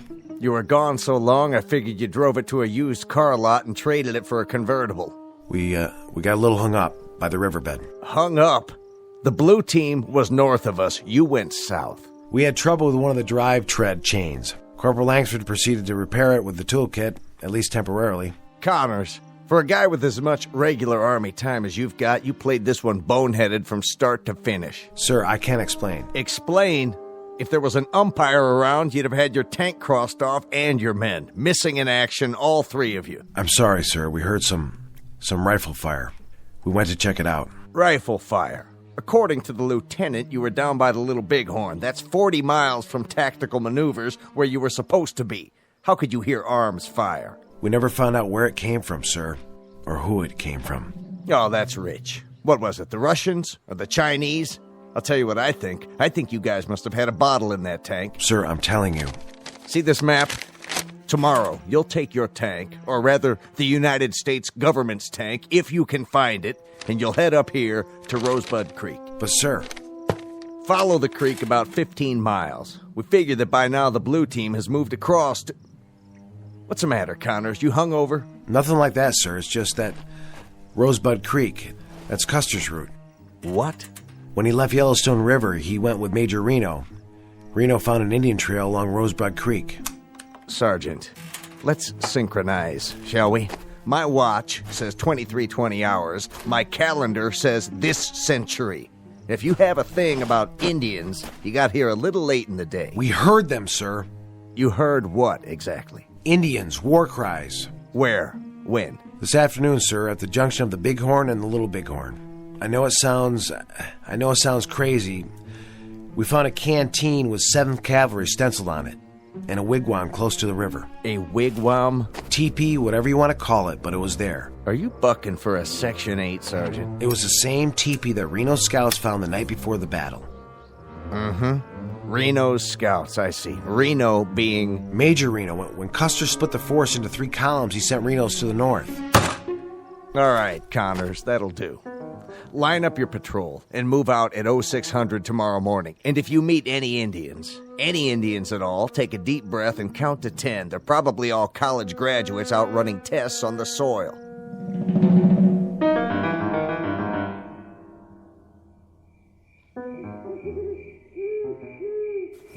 Sergeant? What? You awake, sir? Yeah, I'm awake. What's the matter? Nothing, sir. I was just lying here thinking. Thinking about what, McCluskey? Well, sir, wouldn't you say it's strange? The only thing that's strange around here is you. Now, will you knock it off so a fella can get himself a little shut-eye? Langsford's right. We've got an early detail in the morning. I know, Sergeant, but the teepee and that canteen and all... Listen, kid, I'm asking you politely. Sorry, guys. I don't mean to be a drag or nothing, but that sound we heard today, it could have been a signal, don't you think? Indians do that. I mean, they used to. They can imitate anything. Birds, animals, and you can never even hear them creeping up on you. They could even shape change, according to some folks. And then there's the Little Bighorn, General Custer. I read one time that there's no such thing as a coincidence. That's it. I'm moving my bedroll. Someplace where a man can get a night's sleep. Will you guys pipe down over there? Simmer down, Colonel. And you, Private, do me a favor. Put a cork in it. All right, Sergeant Connors. I'll try. I just want to be responsible is all. It's like they said in training. If you see anything and don't report it... Shh. Hear that? Yes, sir. Night, sir. Good night.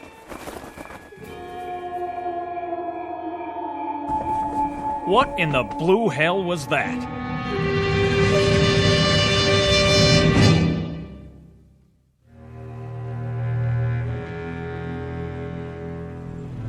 Where to now, sir? We follow this trail. How far? Till we get to frontier land? About 2-3 more miles. In other words, Reno's route. Exactly. We're making good time. We should get there at roughly the same hours. For Pete's sake, you still on that? Reno this and Benteen that, and Custer something else. Haven't you guys had it? You talked about it all night long. Now me, I was dreaming about a cute little private in a miniskirt. See, I was the drill instructor, and she had to give me 50 jumping jacks. Only she couldn't get it right. So I put my arms around her from behind, real official-like, just to show her how. Up, down, and I'm whispering in her ear the whole time, and she says to me, "Why, Sergeant," I was a sergeant in the dream, "why, I think I got it." So I start to say, "You've got what?" But before I can get it out, McCluskey here wakes me up because he thinks he hears another hootie owl. I swear, if this kid wrecks my training sleep one more time... Sergeant, look! Where? Over there, the top of the hill. I don't... The tall one, see? Smoke rising up in the sky, one puff at a time. Oh, no. I don't like the looks of that. I don't like it one bit. Hold up now. But, Corporal... Use your head, boy. That smoke's coming from an incinerator, or it's somebody cooking a cheeseburger. I don't think so. Or maybe it's a bunch of Girl Scouts who don't dig Smokey the Bear. But if you don't straighten up, I will... It figures. What does? It has to figure. Reno scouts found the teepee the night before the battle. The following morning, the column saw smoke signals in the sky. That's right. You know your history. Look, you two history fans are really starting to bug me. And late that same morning, they got their first Indian. Oh, man. When the war party went by, one of the troopers shot the last rider. Come on. Look, I like a good laugh, same as the next guy, but this is too much. This is really and truly too much. It was for the 7th Cavalry, too. Sure, next thing you'll be telling me is that up over the hill we're going to run into a war party of Sioux. And if that happens, Mrs. Langsford's little boy is going to report to sickbay and ask for a rubber room all for himself. Just remember, I can always make it a reservation for 3, if that's what you... We have to arm ourselves. Get back in the tank. What are you doing? There's nothing out there but a dust cloud. Yes, but what's behind the dust? You hear it? We're wasting time. You stupid moron kid, put that rifle down. What do you think you're shooting at? Langsford, McCluskey, watch out. Oh, my dear God. You saw it. We all saw it. Yeah, I sure did. A horse without a saddle, an Indian pinto, and no rider. That means I killed him. I killed him with my M1. Sergeant, I just fired blind toward that cloud of dust, but I didn't mean to... That's enough. What were you saying, Langsford? You want to make a speech now? You got something to say, do you? I got something to ask. Are we all out of our tree or what? I don't know for sure, but I've got an idea. We're listening. See that ravine down there? What about it? It's all part of it. Somehow, some way, we're riding the same trail that Custer did. Figure it out. There was a teepee. When did we find it? Yesterday afternoon. Just like the scouts did. There was the smoke signals, just like Reno's column saw the next morning. Then McCluskey got himself an Indian, just like the day of the battle. All right, let's say you're right. Let's say it's just like you say it is. We follow this trail just like they did. Yes, Corporal, we follow it. Well, what's the next thing that's supposed to happen? We wind up at a massacre. Hadn't we ought to go back to camp and warn them? Warn who? It's not our men who'll be under attack. It's Old Yellowhairs. Old Yellow? General George Armstrong Custer. And you mean to stop it? I don't see that we have much choice. Stop it or join it.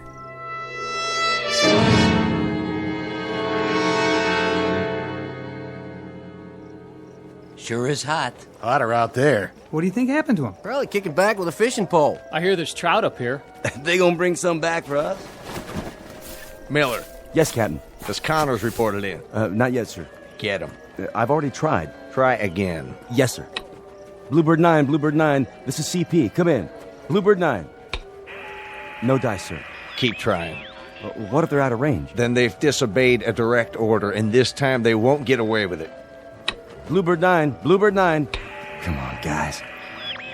This is Bluebird 9. Go ahead, CP. They're acknowledging, sir. Give me the microphone. Connors, this is the captain. This is McCluskey, sir. McCluskey, where... Sorry, you're breaking up. Private, do you think you might extend yourself enough to give me your position? We're 4 miles down Rosebud Creek, about to cross over. You're about to come back here double time. You're about to report to me personally, and you're about to do it inside of a half hour, or you'll be spending the next 3 national holidays in a guardhouse. Do you read me? Yes, sir. Just a minute, sir. Here's Sergeant Connors. Captain. Connors, do I have to send a couple of MPs down there? Captain, we're just a mile away. Away from what? From where Major Reno met the Sioux. Listen to me, Connors. I'll give this to you just once. When these maneuvers are over, you can come out here on a vacation, dig up arrowheads, or anything you like, but right now, I want a government-issued tank back here at the command post and 3 National Guardsmen named Connors, McCluskey, and Langsford right alongside it. You've got 30 minutes to bring her back. Now acknowledge. Connors. Acknowledge. Connors. He's broken off, sir. Lieutenant. Yes, sir. Take a jeep and 3 men. See this line on the map? Follow the creek down here. I think this is the crossing he talked about. Just follow his tread marks and bring them back here. What if he resists? Resists? They don't seem to want to come back. Well, I'll tell you what to do in that case, Lieutenant. You do whatever it takes. Sir? First you apologize to them, and then you shoot each one of them in the leg, throw them in the jeep, and get them back here. Now, do you read me? Yes, sir.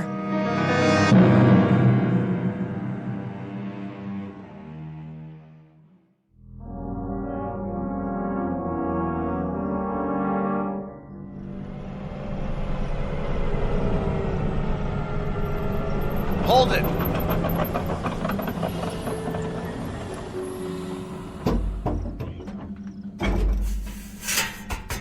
So this is what we've been busting our humps for, huh? A big fat nothing. Nothing, all right.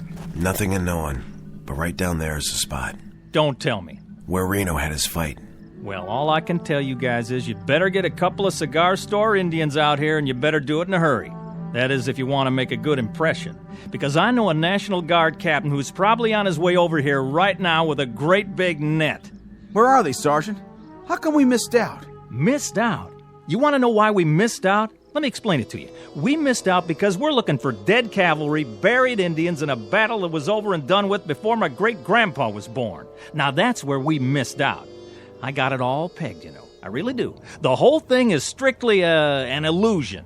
One of them heat mirages. That's the straight goods. Out here with the sun beating down, we went and talked ourselves into it. That's not it. That's not it at all, McCluskey. What are you thinking, sir?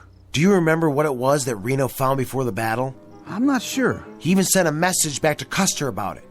Sure, the village. Village? What village? What do I have to do to level you guys off? Tie you to a tank or something? Reno scouts found an Indian village. An hour after that, the whole troop went into action. Oh, my aching back. I give up. I swear, I give up. This is where the men separate from the nutcases. Where you going? Back to the CP if I can find it. You guys keep playing your games, and I'll see if I can send back a padded ambulance. Arrivederci, y'all. Should I stop him, Sarge? We can't. He's the only one who's following orders. From now on, we're on our own. What is it? You tell me. That's it. That's what? Would you mind telling me? The village. That's the village. 6 more of your funny little teepees. That's a mirage, isn't it, Langsford? Not really there? Man, don't ask me anything. Now you got me seeing it. Don't ask me nothing. Looks abandoned. I'll go down to scout it. An hour ago, if you'd said that, I'd have died laughing. And now? You got your rifle? Sure thing. Then be careful. Of course I will. Well, what happens now? You read all the books. What's the next thing? Beyond the village. That's where Benteen engages. What about Custer? He loses his right arm. As of the moment, Reno got cut off here. Custer's column was doomed. This is wild. I swear, this is off the scale. Now, how in the... Well, how in... I mean, it's like chasing somebody that ain't even there and trying to catch up. Well? Connors. Langsford. What'd you find? I'm not sure. But if it's a mirage, this one goes all the way. What's the matter with you? You all right?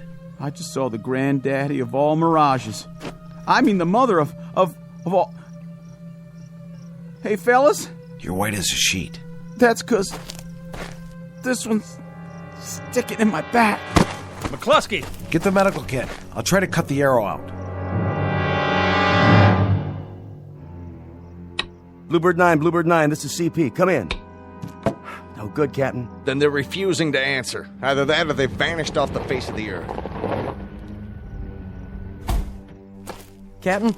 You'd better have something to tell me. Yes, sir. For starters, that they're just a few hundred yards behind you, right? I wish I could say that. Then you better tell me something, Lieutenant, and fast, like the whereabouts of an M4 tank.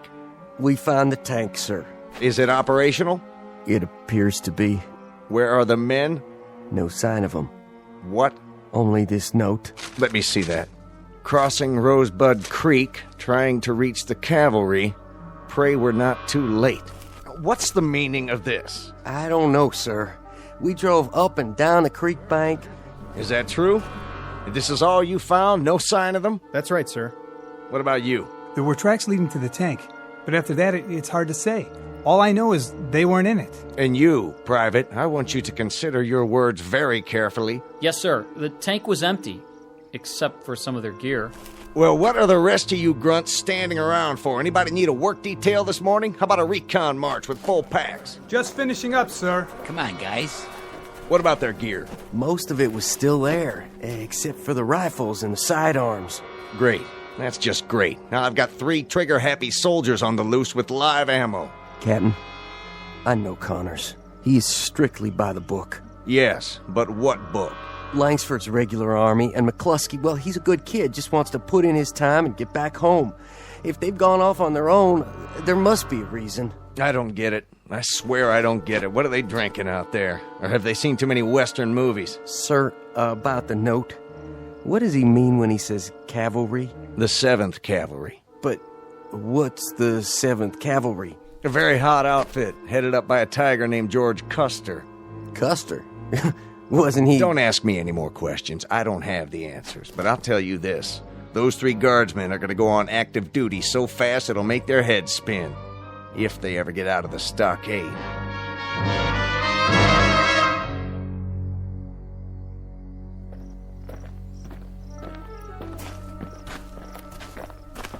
Not much farther now. Come on. We're gonna make it. We're gonna make it, man. We got you, okay? Just hang on to my shoulder. Where are we? A few hundred feet away. They're right over the ridge. Sarge, you hear it? The wind, that's all. Not that. Sure we hear it. This time we all do. Wait a minute. Listen. That's them, Sarge. The 7th. You think he's right? We made it. We made it after all. Almost. Don't count your chickens. Let's go. Somebody give me my sword. We don't have swords, McCluskey. We got U.S. government issue 45s. Put in a clip, work the slide, and she's ready to go. Here. We've also got our M1s and the machine gun. Set it up. With pleasure. Can't stand up. Just lay low. Keep pulling the trigger. Look at Custer. He's surrounded. Gotta get down there. Must be 1,000 Indians. More than that, Colonel. More than that. Well, shoot, I heard of worse odds than that. Haven't you, boys? Plus, we got our equalizers right here. We come all this way. What do you say, Sergeant? I say we do it. Why not? Let's go.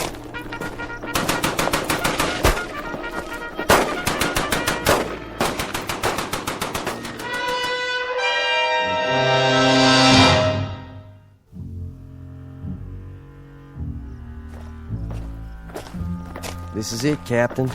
The last known location. What's that plaque for? Read it, Lieutenant. Custer Battlefield National Cemetery, honoring the memory of 261 men of the 7th Cavalry who lost their lives in battle. So this is the cavalry they were talking about. It was. It's a national shrine now. They made it. What's that, Captain? Nothing.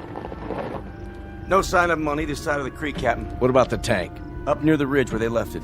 But no sign of the men, no sign at all. Keep looking. Yes, sir. Put them on report, Captain? Put them on report. Captain! What is it?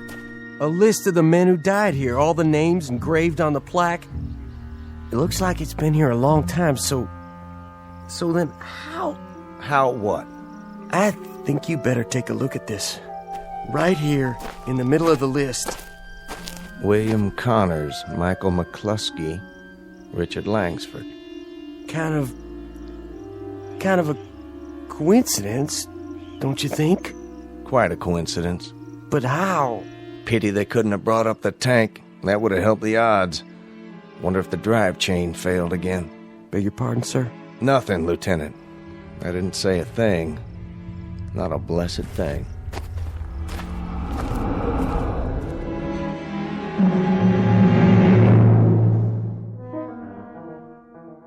Sergeant William Connors, Trooper Michael McCluskey, and Trooper Richard Langsford, who on a hot afternoon in June made a brave but hopeless charge down a hill and never returned. Look for this one under P for Phantom in the pages of a historical ledger filed in a reading room known as the Twilight Zone. More from the Twilight Zone after this.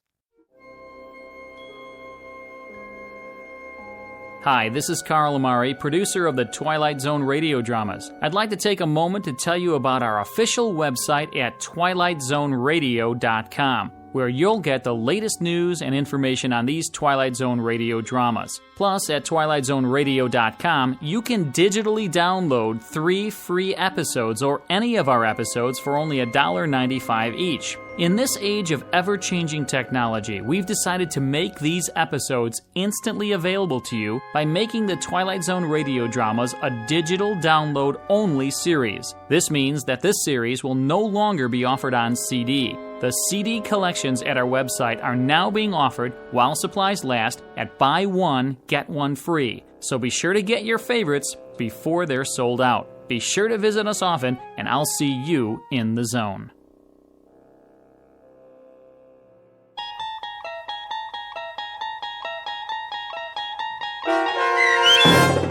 The Seventh is made up of phantoms, starring Richard Grieco, with Stacy Keach as your narrator, was adapted for radio by Dennis Etchison and based on a script by Rod Serling. Heard in the cast were Craig Brawley, Jeff Lupetin, Christian Stolte, Kurt Nabig, Doug James, Roderick Peoples, Lynn Foley, Richard Shavsden, Carl Amari, Roger Wolski, and Vince Amari. To learn more about the Twilight Zone radio dramas and to obtain audio cassettes and CDs of these programs, visit our website at twilightzoneradio.com. The producers of The Twilight Zone wish to thank CBS Enterprises, Carol Serling, Dennis Etchison, Dick Brescia Associates, Claire Simon Casting, Paul Patch, Terry Jennings, the American Forces Radio and Television Service, our sponsors, and our radio affiliates for helping make this series possible. This copyrighted radio series is produced and directed by Carl Amari and Roger Wolski for Falcon Picture Group. Doug James speaking.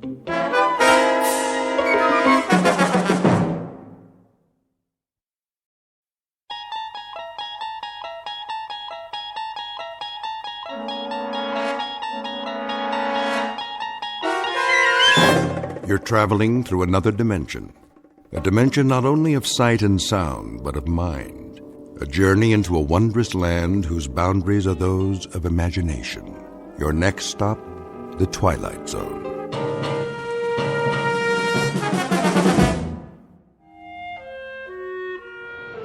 Trans-East Flight 23, now ready for departure. Please show your boarding passes at the gate. Ross? Morning, Stern. Gonna be a cold one. Oh, yeah. Ice on the wings all day. Got your long johns on? You bet. I don't believe it. What? Where'd you get the fancy hat? Not this. The wife bought it for me. Fur line and everything. Pretty nice, eh? Keep your brain from freezing. Yeah, you wish you had one. Nah, I already got a brain. Very funny. Flight 107 now on approach, landing in approximately 10 minutes. Flight 107 arriving on schedule at Gate 2. Time to go to work. As soon as I get me some coffee. Stern, Yeah? you and Ross get out there. We're going, boss. On the airfield, now. What's the big rush? Flight 107. What about it? On the radar. Repeat, will ya? You're breaking up. Lost radio contact. Pilot's not responding. Does he mean 107? Coming in by the seat of his pants. Get moving. On the double. We roger that. Let's do it. Lost radio contact, huh? No sweat. Pilot knows the flight plan. Unless they're playing poker up there.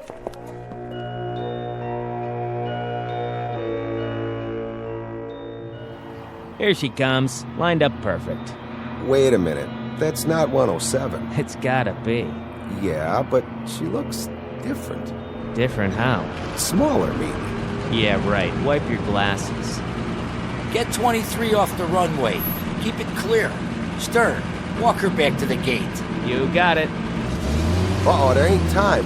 107's dropping fast. Well, get out there. Signal her in. My God, it's a prop plane. Is that a DC-3?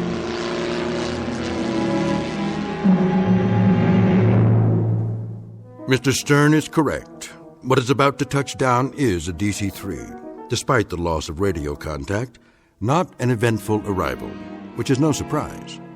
Most airplanes take off and land as per schedule. Very seldom do they crash. But all airplanes can be counted on to do one or the other.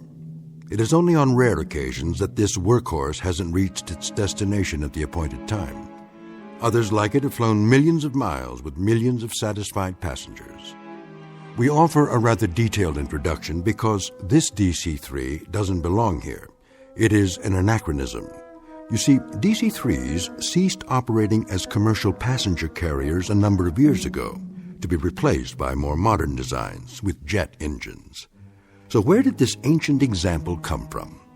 It is an enigma, a 7-ton puzzle made out of aluminum and steel and a few thousand component parts, none of which add up to a satisfactory answer. In just a moment, we're going to give you 90% of the jigsaw.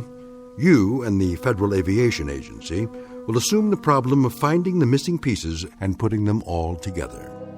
This we offer as a tantalizing brain teaser, a little extracurricular diversion, flown in directly from the Twilight Zone.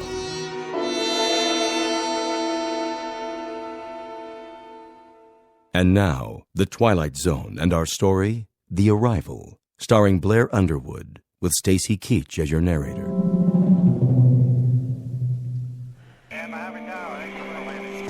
Flight 51, you are not cleared for landing.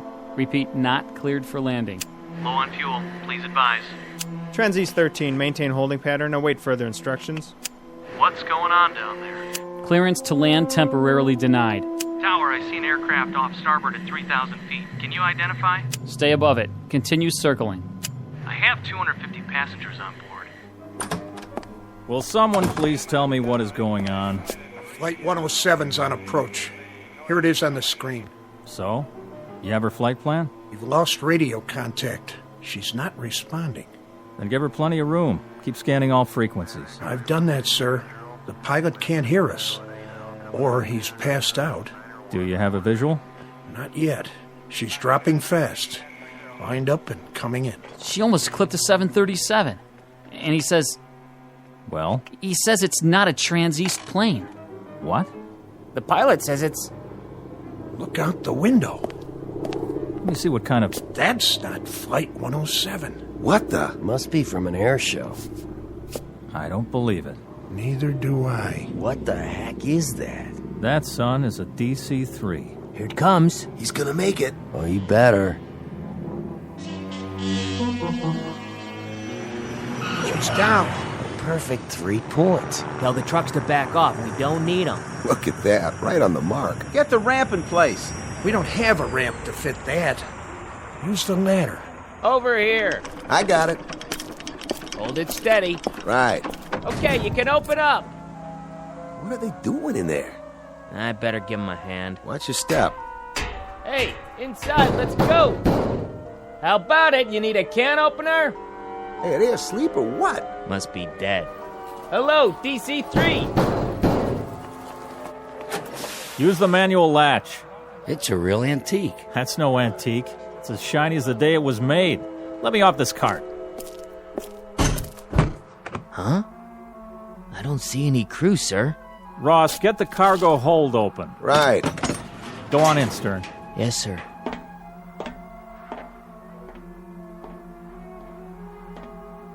Well? Well, Mr. Cousins. Speak up. How many passengers do we have in this crate? None, sir. What are you saying? What do we have? That's just it, sir. We don't have anything. Hey, Cousins, you better come over here. What's the matter? There's no baggage in the hold. Not so much as a piece of paper. I'm calling Bankston. Somebody get the airport police. Whatever's going on. Stern, how are the crew? I couldn't say, sir. Talk sense, man. Nothing. No passengers. No pilot. No co-pilot. The entire plane is absolutely empty. Mr. Bingston, I'll take over. All right, gentlemen, will you knock it off, please? This is Mr. Sheckley from the Federal Aviation Agency. He'll continue the questioning. Is Malloy here yet? On his way, sir. Then we'll have to go ahead without him. The rest of you, do me a favor and just stick to the facts. It's all yours. Thank you, Mr. Bankston. First of all, I'd like to say that this is not a formal hearing. It's more the nature of a preliminary meeting. As your operations chief has noted, we're here to unearth as many facts as we can so that we'll know where we stand. And you can save us all a lot of time if you'd avoid any personal hypotheses you may have formed. That way we can keep the air clear and not clutter it up with 6 dozen theories. You see, theories happen to be my business. In 20-odd years with the FAA, I've got a pretty good record of putting together jigsaw puzzles. Maybe not all of them as off the wall as this one, but I'd lay my batting average on the line any day of the week. So don't worry. Whatever the answer is, I'll find it. Now, let's get down to business. Which one of you is, Cousins? Here, sir. You were in charge this morning? Yes, sir. And you were on duty when Flight 107 arrived? Flight 107? Out of Buffalo. That was the scheduled landing for that time, wasn't it? Yes, sir, but Flight 107's supposed to be an L-1011. Just answer the man's questions, Cousins. I'm trying, Mr. Bankston. Now, you were on duty? I was, yes. Anything you observed about the landing that was abnormal? No, sir. She did it by the book, as far as I could tell. Who signaled her in? Ross, over there. Mr. Ross? Yeah? Did you notice anything out of the ordinary? No, sir. She came in right on the button, followed my signal, stopped on the mark, and then shut off her engines. Did you see who was piloting? No, sir, I didn't. That is, I don't remember seeing them. Couldn't you see through the cockpit windows? Well, normally when I flag a plane in, my eye's on her mark and any other aircraft on either side. I don't remember actually looking into the windows at all. Not then, anyway. You weren't on the field alone, were you? No, sir. Mr. Stern was working with me. You concur, Mr. Stern, about the landing? Sure do. Nothing out of the ordinary that I could see. Thank you. Mr. Bankston, this the manifest? That looks like it. And is this the flight plan? Yes, it appears to be. Did the dispatcher from Buffalo get here? Yes, sir. Good. You want to take a look at this? Yes, that's the flight plan. You saw the pilot sign this? I was at his elbow, sir, this morning at 11:12 a.m. The pilot was Captain William J. Slocum. That's right. And the co-pilot, John O'Brien. That was the first officer's name? Yes, sir. You knew both of them? Yes. Did you see them board the aircraft? Well, not exactly, sir. I saw them leave the dispatch office and head toward the field.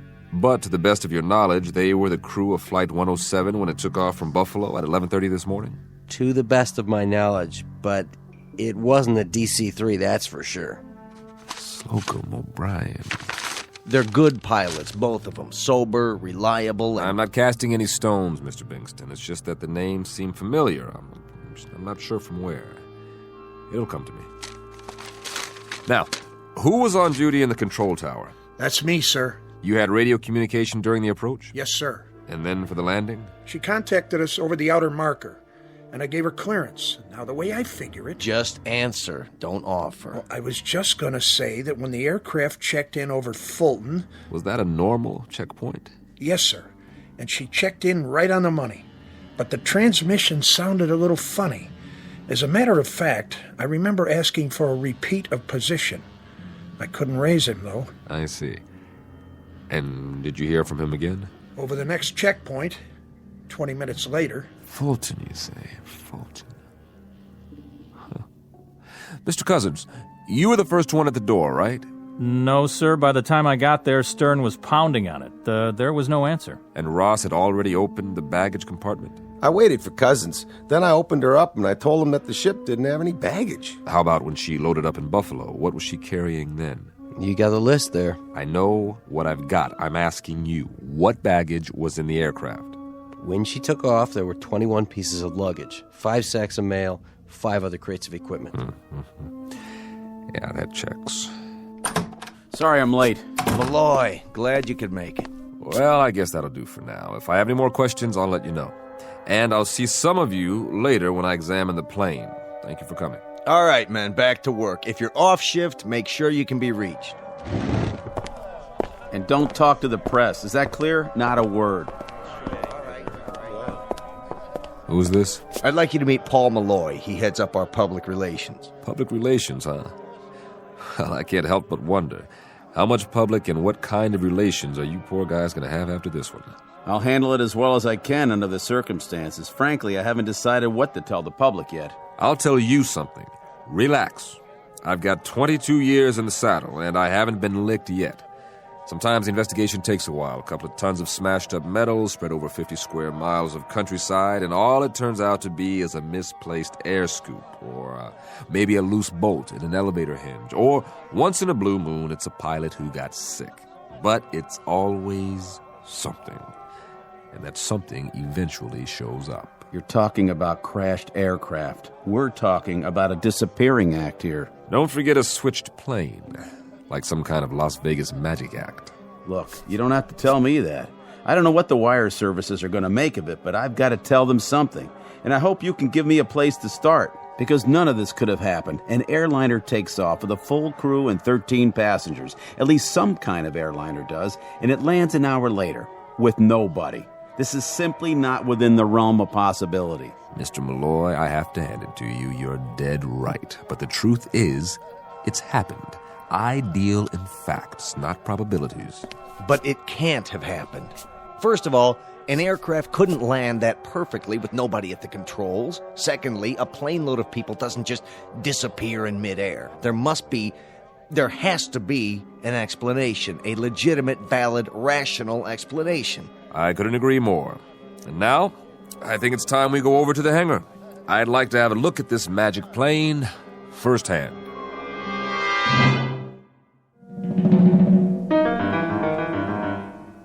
Yeah, that should do it. Thanks for showing me around, Mr. Cousins.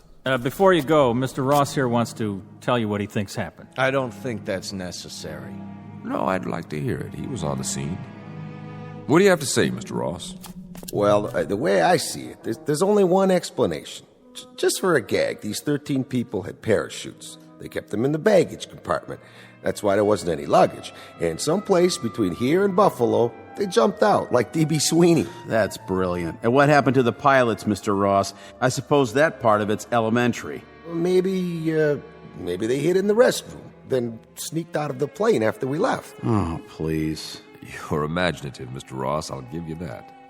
What if? What if what, Stern? Nothing. Truth is, it beats me. I'll tell you something else, though. I still feel spooked. Standing here, I felt spooked even worse when I was inside. Just a whole bunch of empty blue seats staring at me. Look, boys, we've been theorizing for 6 solid hours. Now, I'm just a simple-minded vice president in charge of a medium-sized airport. I've got a passel of newsmen hounding me to death, wanting to know what kind of operation we're running up here. Tell them to keep their shirts on. That's what you should be telling them. Or a reasonable facsimile of an explanation. That's what I hired you for, Malloy. Then you better hire me another head and a couple of sets of arms, because I haven't been off the phone all day. I've had every news service, television network, and even a couple of professional mind readers trying to find out what's the great big mystery we're keeping under wraps. You know how long I can sit on this, Bankston? Maybe another 15 minutes. Then it's going to break open with a bang, and we're going to stand here with rotten eggs all over our faces while Mr. Sheckley's FAA takes our license away from us. Incompetence, mental instability, you name it, and you can have it. This passenger manifest. What about it? You've checked out every name? I have not. That's all I need now, to have a small army of relatives from upstate New York clutching at my lapels and asking for a definitive statement as to where their loved ones are. How many calls have you had? None so far. You mean to say you haven't had any inquiries yet? Not a single one? It is strange, isn't it? Not a single inquiry from the families. The plane only arrived 6 hours ago. Maybe they haven't had time to miss their... But I'm kidding myself. Of course some of them would have made an inquiry by now. Those who weren't already waiting at the gate. There goes that old feeling. What feeling? The one I get when I'm on to something. Trouble is, I don't quite know what it means yet. The names on this passenger manifest, they're familiar. You've seen them before? I'm not sure. Let me have another look at the inside of this plane. Sure, but why? I want to check it out. One more time. Watch your step. That ladder's tricky. What's he expect to find in there that he didn't see before? Something along the lines of a clue, I would hope. This is a waste of time. We've got to issue some kind of statement before we become a laughingstock. Ross. Yeah? What was it you said? Oh, for the love of... Why don't we just bring in a psychic? You mean about the pilots hiding out? No, something else. Correct me if I'm wrong, but you said you looked inside the plane when it landed and you saw blue seats. That was me. I was the first one in. Right. Mr. Stern, I just walked up the aisle and back again. They are blue. What kind of nonsense is this? An hour ago, when I first examined the interior of this aircraft, the seats were brown. Haven't we got enough trouble without you two starting an argument about interior decoration? Hey, wait a minute. Where's the serial number on this plane? On the wing, of course, just as it was the first time you looked. You see a number on the wing now? Of course I do. Read it off to me. N153802. You're sure? I think I can read numbers that large. Yeah. Can you read this? The notes I took when we got to the hangar. Take a look. N107793. Now, you must have copied it wrong. Mr. Stern. Yeah? You see a number painted on the tail? Sure do. Read it off to me. What? I said read it off to me out loud. The numbers on the tail. If you say so. N664753. What's this all about? What did I write down on my clipboard? Mr. Malloy, verify, please. N107793, the same as Bankston said. I don't see what... Care to read it again? What are you trying to prove? That we're going off our rockers now? Seeing different numbers? That's always where the numbers are on a DC-3, the wing and the tail. When I started in this business, there were quite a few of them still flying. The first one was built in 1935, December 17th to be exact, the anniversary of the Wright brothers. There were hundreds made, and they kept flying for decades. I don't see what... A real workhorse, this plane. In the Second World War, more than 10,000 were ordered by the military. They called them C-47s. Eisenhower once said there were 4 inventions that won the war: the Jeep, the bazooka, the A-bomb, and the C-47. A few are still operating. It's a design you can trust, as solid as they come. All very enlightening, but if you don't mind, I have a press release to get out. Hold on, Mr. Malloy. You wouldn't want to miss this. What? Gentlemen, I believe I've finally come up with a theory that fits the facts. Unfortunately, there's only one way I can prove or disprove it. Why, unfortunately? Do you have someone who knows how to start this plane? Certainly any one of my mechanics, but I... Would you call him over? Now. Bingston. Miller! Sir? Get over here. I don't see what this... With any luck, we'll all see one way or another. I'm sorry to say that what I'm about to do places me in considerable jeopardy. I hope I'm right. If I'm not, please make sure my wife is notified, will you, Bingston? Mr. Miller. Yes? I want you to climb into the cockpit. Sir? Then, on my signal, start one of the engines. If you say so. For what possible reason? I'll assume full responsibility. Now, everyone stand as far back as you can. If I'm right, you're about to see something you never imagined possible. And if you're wrong? Then you'll see something none of you will ever forget. Before you begin this experiment of yours, I think we deserve some sort of explanation. All right. Is everyone here familiar with DC-3s? Why, of course we are. It was the plane that made commercial air travel possible. Correct. And your mechanics, your personnel, they've all seen them, worked on them? Your point is? Just this. What do you know about the power of suggestion? What are you driving at, Mr. Sheckley? Suggestion on a large scale, involving everyone here and on the airport staff. Now, call it mass hallucination, group hypnosis, whatever you want. But I think that's what we're dealing with now. I thought you deal only in facts. I do, including facts, not in evidence. Look at the situation. An L-1011 takes off from Buffalo. Somewhere along the flight path, the aircraft loses radio contact. Now, maybe it goes down in an out-of-the-way area. We don't know yet. But you were expecting it to land here. And at the appointed time, someone sees or thinks he sees a blip on the radar.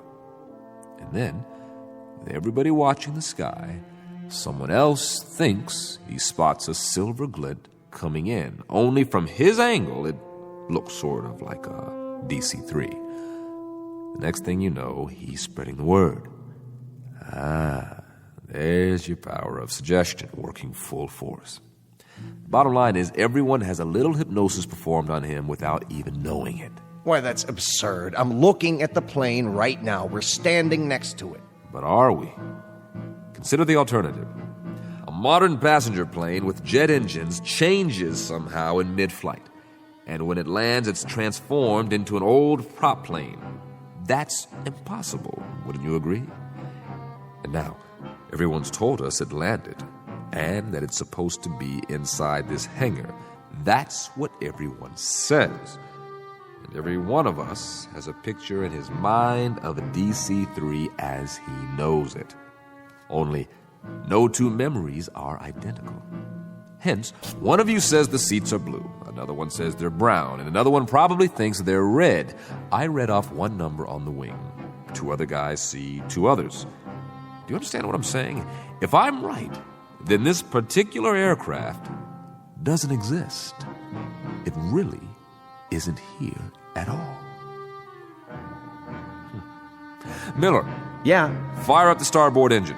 Mr. Bankston. Go ahead. Mr. Sheckley seems to be in charge. Yes, sir.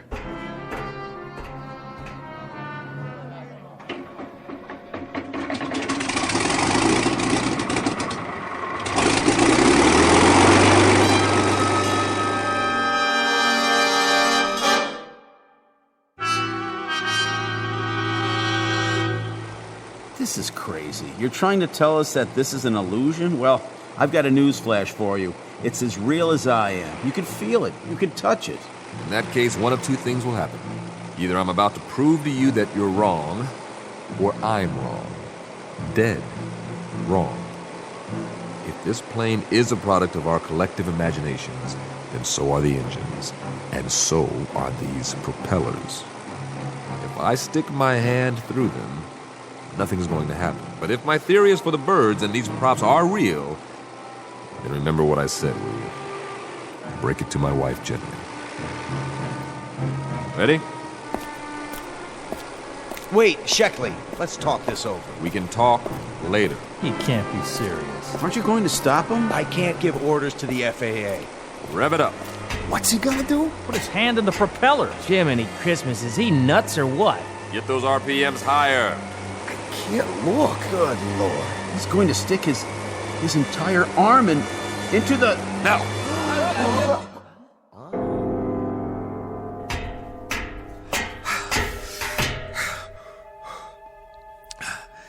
You see, gentlemen?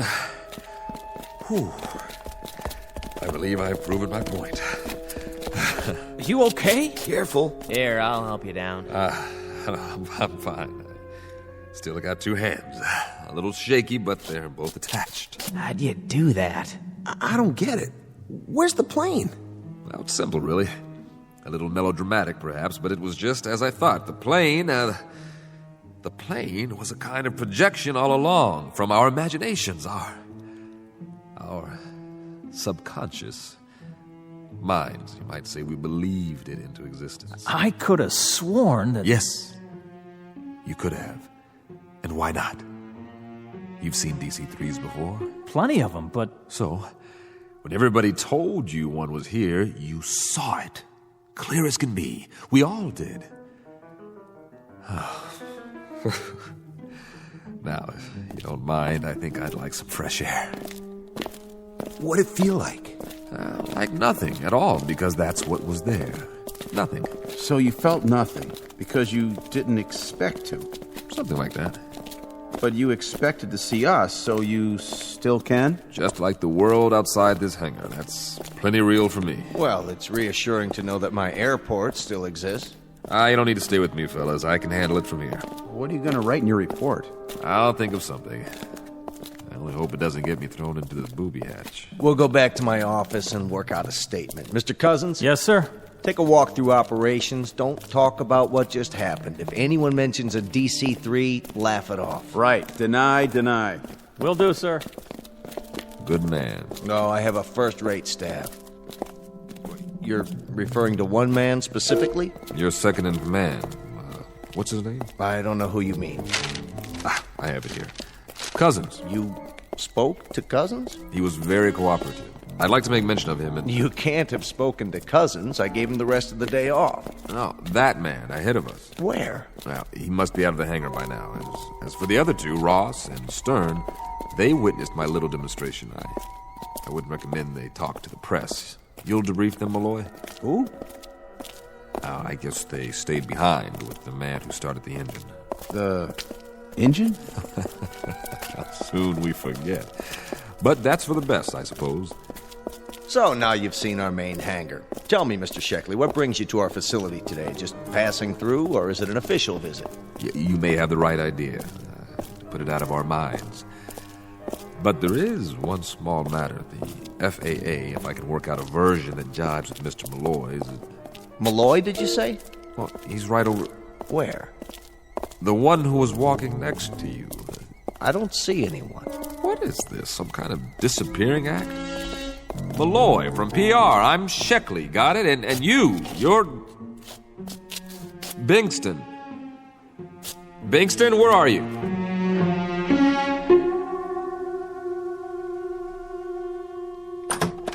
May I help you?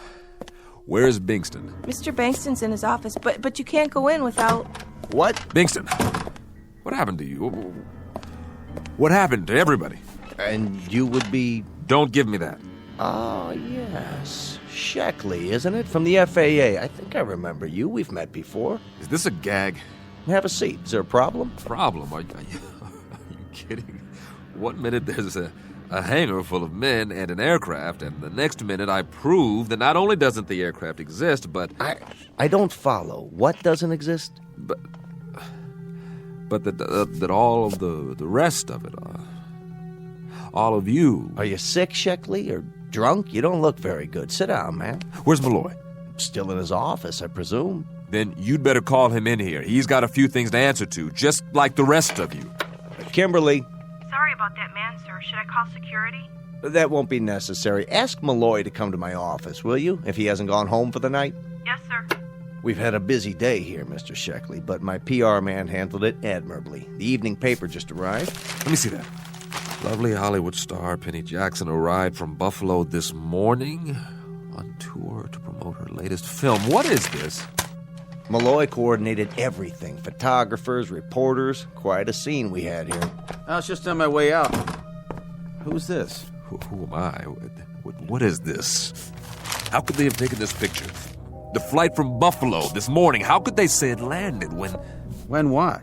You know this guy? Mr. Sheckley, this is Paul Malloy, our public relations man. I know who he is. What in God's name is going on here? Maybe you better tell us. What's so odd about a picture on the front page of the local paper? What's so odd? That has to be Flight 107, Bingston. Didn't that flight arrive this morning with nobody on it? No crew, no passengers, no baggage? No, Mr. Sheckley. Flight 107 landed on schedule. You mean to stand there and tell me you are not missing an aircraft? That's exactly what he's telling you, mister. We're not missing Trans-East 107 or any other flight. How could that be? You never missed Flight 107. That's right. At least not recently. You of all people should know that, Sheckley. Know what? You're confusing the two. I remember now. That's why you looked familiar to me when you walked in. You were the examiner on the other one. What other one? We've had one flight lost in some 20-odd years. Just one. Flight 107. Right. But, Mr. Sheckley, that must be 17, 18 years ago. Flight 107 out of Buffalo.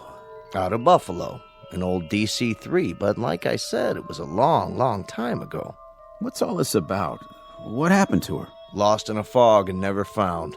We always figured she veered off course, ended up over the ocean, and went down. You never found her? Not a trace. And Mr. Sheckley here investigated the disappearance, but that's one case he's never been able to close. Nobody has. It just sits in the record books as lost, presumed crashed. For reasons unknown. And it's never stopped eating at you. It still is. So you came back here today looking for an explanation, any explanation, so you could finally put it to rest. I've never been licked on a case. Never. We've always found the cause. Mr. Sheckley, why don't you let someone drive you home? Never. We've always found the cause. Always, I tell you. Is he going to be all right? I honestly hope so. Flight 107, 13 people. Pilot William J. Slocum, co-pilot John O'Brien. I never forgot your names. What went wrong? I have to know. Where did you go down? Where are you? Where are you now? Where are you? Hey, Flight 107, why didn't you leave me a clue? Any clue at all? What? Are you out there somewhere? You gotta be. You gotta be.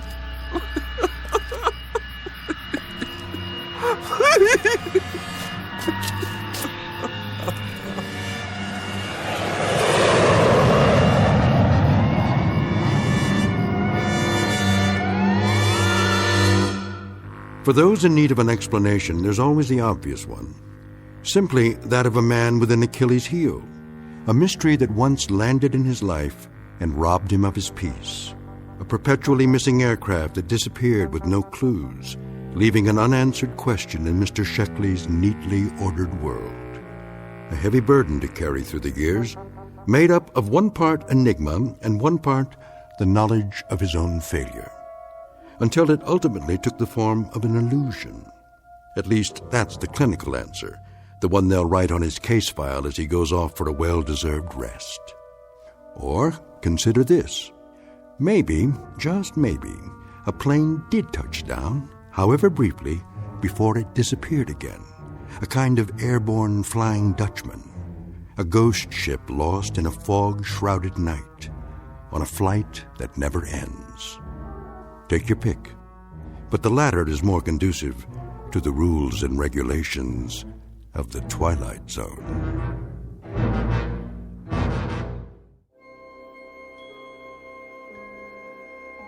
Hi, this is Carl Amari, producer of the Twilight Zone radio dramas. I'd like to take a moment to tell you about our official website at twilightzoneradio.com, where you'll get the latest news and information on these Twilight Zone radio dramas. Plus, at twilightzoneradio.com, you can digitally download 3 free episodes or any of our episodes for only $1.95 each. In this age of ever-changing technology, we've decided to make these episodes instantly available to you by making the Twilight Zone radio dramas a digital download-only series. This means that this series will no longer be offered on CD. The CD collections at our website are now being offered while supplies last at buy one, get one free. So be sure to get your favorites before they're sold out. Be sure to visit us often, and I'll see you in the zone.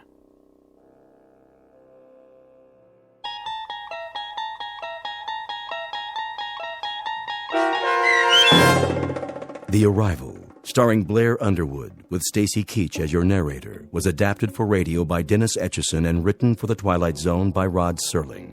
Heard in the cast were Christian Stolte, Craig Brawley, Jeff Lupetin, James Schneider, Derek Procell, Turk Muller, Kurt Nabig, Karen Olson, Carl Amari, Roger Wolski, and Vince Amari.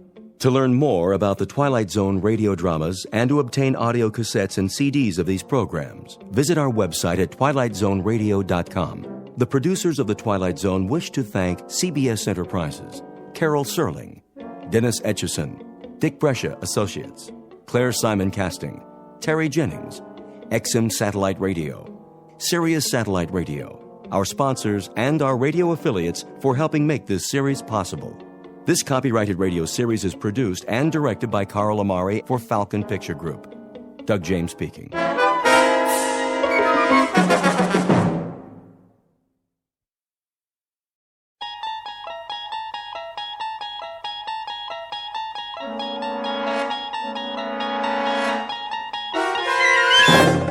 You're traveling through another dimension.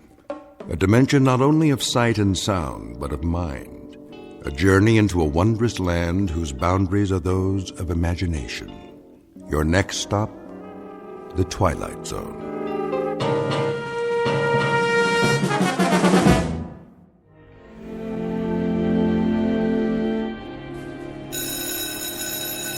There's the bell. We're gonna be late. Aw, so what? Last day before vacation. Yeah, but Fowler doesn't care. He'll mark us absent. Weird old guy, huh? Yeah. How did you do on the test? Me? I aced it. You did? Nah. Did you study? Well, I read all the pages, but I don't know. I don't get this poetry stuff. Why can't they just say what they mean? All right, class, let's begin. I trust you've brought your books and that you have read the assignment. What's that? I can't hear you. Good, that's good. Now then, we've studied a number of poets this term, their themes and their methods, and we've analyzed their works, at least a sampling as time would allow. Is that correct? Got it. Today, I thought I'd talk about one of them, Alfred Edward Houseman. I'm sure you'll recall the name. Born what year, Mr. Graham? What year, sir? Precisely the question. Well, sometime in the last century, I think. Close, Mr. Graham, closer than usual. Mr. Graham's career is laid out for him. After the varsity football team, he will be a second assistant in the information booth at Grand Central Station. In the interest of time, let me refresh your memory. The date of A.E. Houseman's birth, Mr. Graham, and for the benefit of the rest of the class, was 1859, a long time ago. So long ago that it happened before our own Civil War, in fact.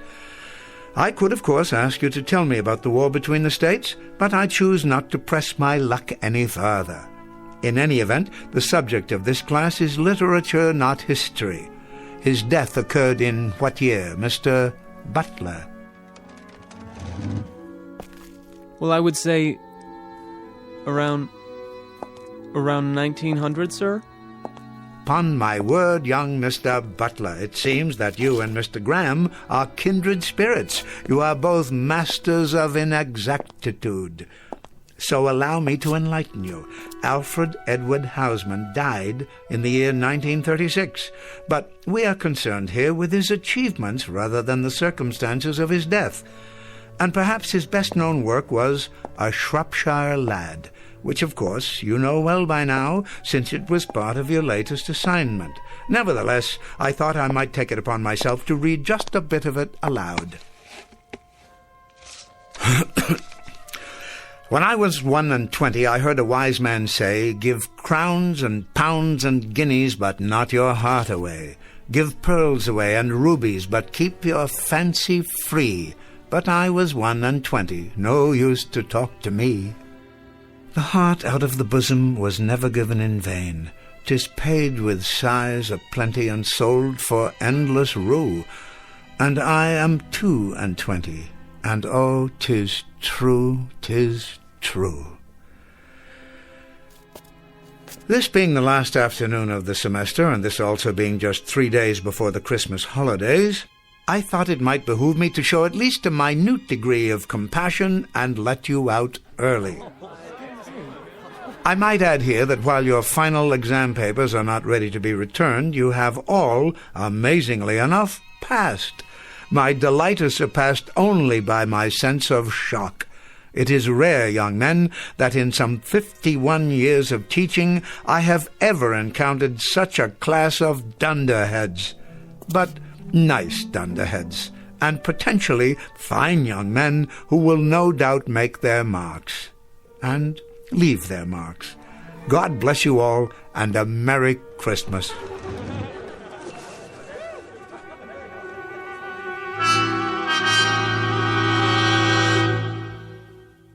What you've just witnessed is not the end of a semester.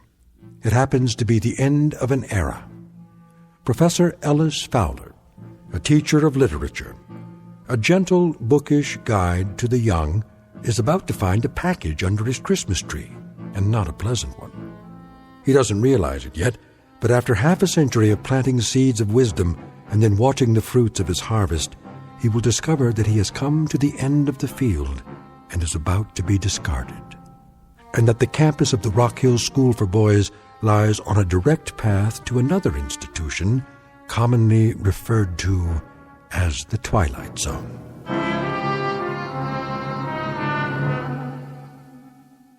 And now, The Twilight Zone and our story, The Changing of the Guard, starring Orson Bean, with Stacy Keach as your narrator.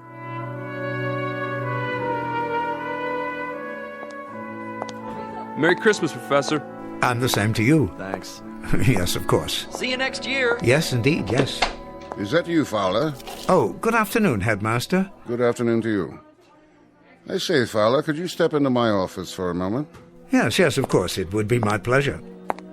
You received the midterm grades for my class, I take it? I did. Something else I can do for you? Some question, perhaps? Please, sit down. Be comfortable. Thank you, I will. You don't mind if I smoke, do you? By all means. I smoked a pipe for many years. I still love the fragrance of a good aromatic blend. Like spice on the air. Sometimes I think that's what I miss most, the aroma. It makes a room feel lived in. Quite right. At least for those who can tolerate tobacco these days. Of course, yes. Am I keeping you? What? No. There is going to be a broadcast of The Messiah at 5 o'clock. Is there? But I have plenty of time. It's a lovely piece, don't you think? It certainly is. Always very Yule-like. I agree. Well then, I suppose we should get to the matter at hand. Very well. This won't take long. Of course not.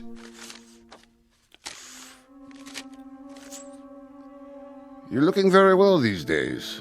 Thank you, sir. I had a bit of a head cold, but it seems to have passed. Happens every winter. And you? What? Oh, the flu bug seems to have passed me by. Knock wood. Well, that's something to be thankful for, isn't it? You didn't respond to the letter. I didn't? The one that the trustees sent you last week. Letter? I'm terribly sorry, Headmaster. It suddenly occurs to me that I haven't opened my mail the last few weeks. No? You know how it is. Final exams, grading, preparation for the holiday, that sort of thing. Though I am rather certain I know the contents of this particular letter. And, your reactions, Professor? Well, naturally, I'll go along. Well, I think that's very perspicacious of you, Professor. Then I'll tell the trustees that you received the communication and agreed to it. Now, as to your replacement... I told my housekeeper not a week ago that I should very likely teach in this place until I'm 100 years old. And with great pleasure, I might add. Professor... Did you know, 2 years ago, I actually taught the grandson of one of my earliest students. Can you imagine the satisfaction that gave me? A sense of, I don't know, not completion exactly, but accomplishment, perhaps, in some small measure. I venture to say that I'll live to teach a great-grandson one of these days. Please, if you'll... It was the Reynolds boy. You know him, I'm sure. His father was Damon Reynolds, and his grandfather, a regular rascal of a boy who persisted in calling me Weirdbeard. Didn't know I knew that's what he was calling me. A regular rascal of a boy went into the stock market, made himself a fortune, came back for his 20th reunion, shook my hand and actually said to me, "Professor Fowler, please forgive me for calling you Weirdbeard." Isn't that remarkable? Professor Fowler, you'll forgive me, sir, but I think you'd best read the communication that the trustees sent. Oh, indeed I will, though it's really an odd formality, this contract signing year after year. You can tell them for me, Headmaster, old Fowler won't depart the ship. Oh, no, indeed. He'll stand at the wheel through fair weather and foul, and watch the crews come aboard and then depart, come aboard and depart, as they always have. Professor Fowler, please, hear me out. Yes, was there something else?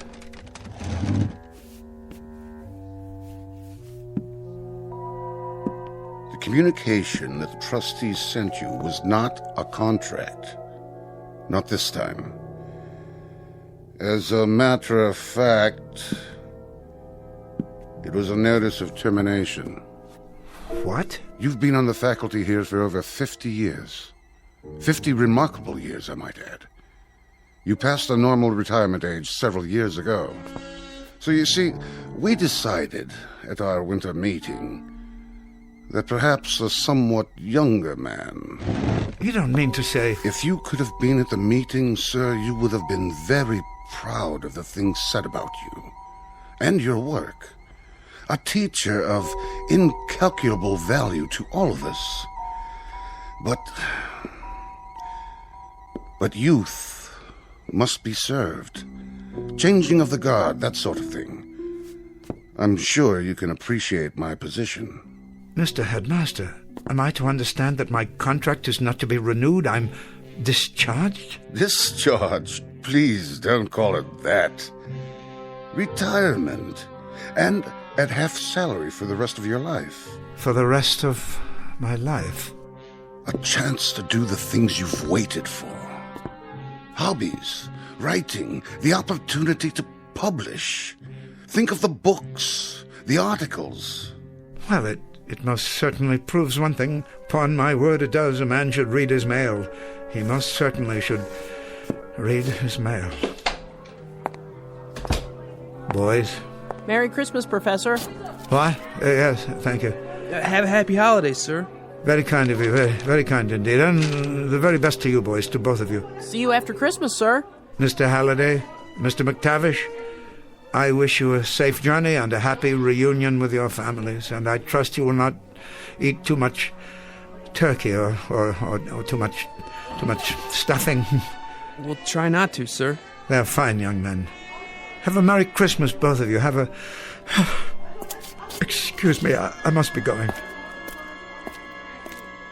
What's the matter with old Weirdbeard? He was crying. Did you see that? No, not him. Yeah, he was. He was crying.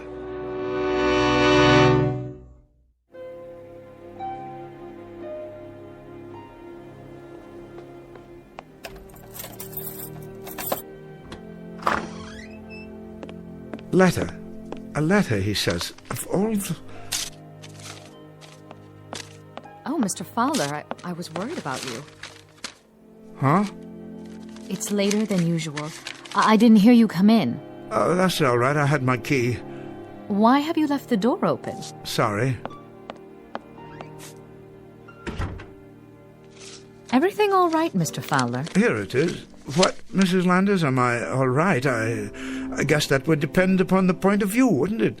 If you're a trustee in this institution, anxious to inject new young blood into the faculty, I'm sure you'd think there was nothing wrong at all. What are you talking about? But if you're an old man who has spent the better part of his life inside those walls, those classrooms, then you might be forgiven a degree of consternation. As a matter of fact, everything is not all right. Everything happens to be very wrong. What is it, Professor? What's wrong? See for yourself. Here, I'll read it to you, and so forth, so on, so on.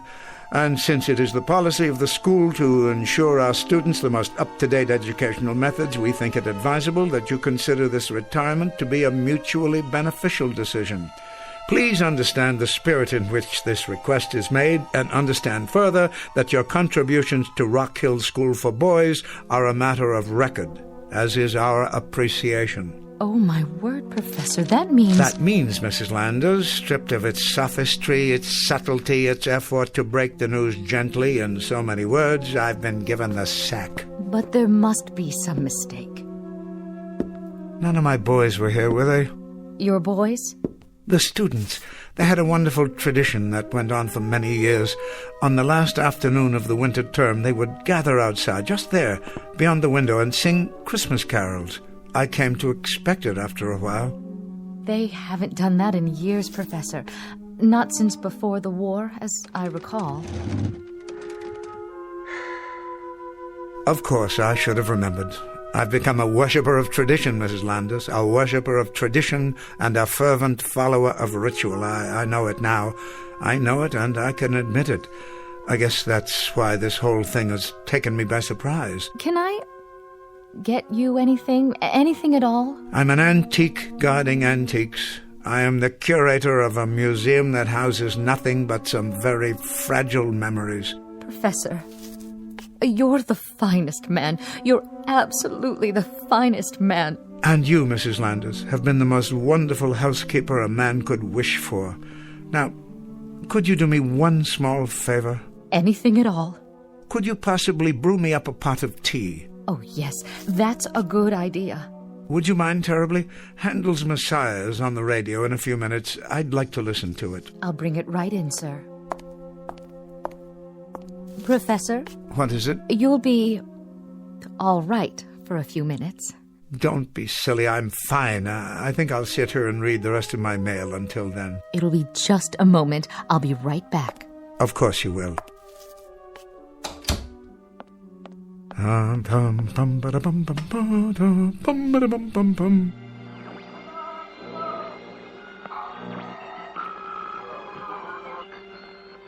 we're almost ready for our annual symphony broadcast of the air. Bringing you these performances, live and uninterrupted, has become a tradition here in the country. Good. Another minute. I'll have an opportunity to prepare.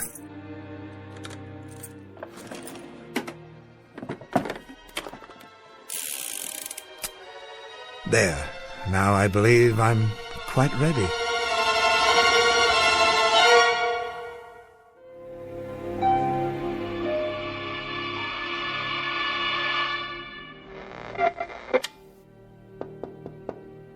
Yes, Mrs. Landers? Come in. Oh, I thought you were asleep, Professor. Not at all. I was listening to the performance. Magnificent as always. Would you care for some more tea? Thank you, no. Well, I'll have dinner ready in a half hour.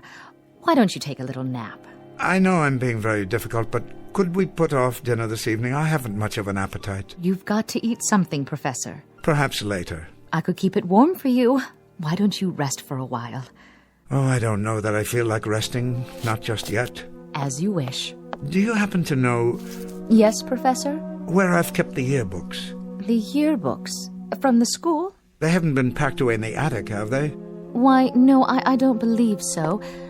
Check the corner bookcase. Yes, here they are. Oh, good. Did you want to see one in particular? No, it doesn't matter. So many years summarized here, encapsulated, as it were, as if these books were in some sense time machines. This volume, for instance, look at their faces. Timothy Arnold. Never thought that one would pass. Had an incorrigible habit of chewing bubble gum and popping it. Sounded like a small howitzer in the back of the room. Upon my word, it did. Why don't you sit down? No. And William Hood, little Bill Hood, smallest boy ever to play varsity football here. Believe it or not, he had a penchant for the poems of Shelley. Did he? And Auntie Beechcroft. Now there was a lad. There was a staunch lad, full of heart, that one. What a face. Was he the one? Yes, I recall now. His father sent me a letter. I wonder if I still have it. He was killed in Iwo Jima. Freckle-faced little fellow, always grinning. Never stopped grinning, most infectious. He'd walk into a classroom and you simply had to smile. Let me put it back for you. They come and go like ghosts. Faces, names, smiles, the funny things they did, or sad things, or silly ones, or noble ones. And I gave them nothing. Oh, Mr. Fowler. But it's true, don't you see? I gave them nothing at all to protect them from the world. I realize that now. Poetry that left their minds as soon as they left the school. Aged slogans and homilies that were already out of date when I repeated them. Quotations so dear to me that were meaningless to them. Surely not. I was a failure, Mrs. Landers. I was an old relic that walked from class to class, speaking by rote to unhearing ears, unwilling heads. I was a dismal, abject failure. I motivated no one. I left no imprint. Now, where do you suppose I got the idea that I was accomplishing anything? How could I have thought that? Oh, Mr. Fowler. I will take that nap now, and I hope I haven't inconvenienced you putting off our dinner like this. You haven't. You haven't done anything of the kind. I'll straighten up for you. Don't bother. There's nothing on my desk of any importance. Dear, dear Mr. Fowler. Oh, of course I'll straighten up for you. The least I can do. It would be my pleasure. What's this? Bullets and an empty holster. Empty. Professor? Professor, are you in your room? Professor, are you out there? Where have you gone?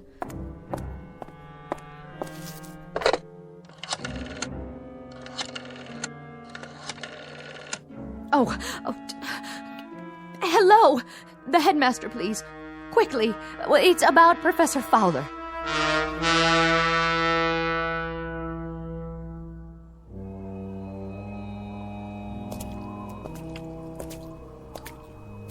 Hello? Yes? Who's that? It's Alice Fowler. Hello, Tom. Oh, hello, Professor. Working late, are you? No, just out for a walk. And you should be home yourself, Tom. I will be soon enough. A few chores before I lock up for the holidays. Nothing too serious, I trust? Oh, the door to the main building. The latch is sprung so it won't lock. Can't leave it like that. I suppose not. Can you fix it? Strike plate needs tightening, that's all. I was on my way to get my tools. Well, you shouldn't have much to worry about here. The boys of Rock Hill are hardly vandals. No, but there's the matter of security.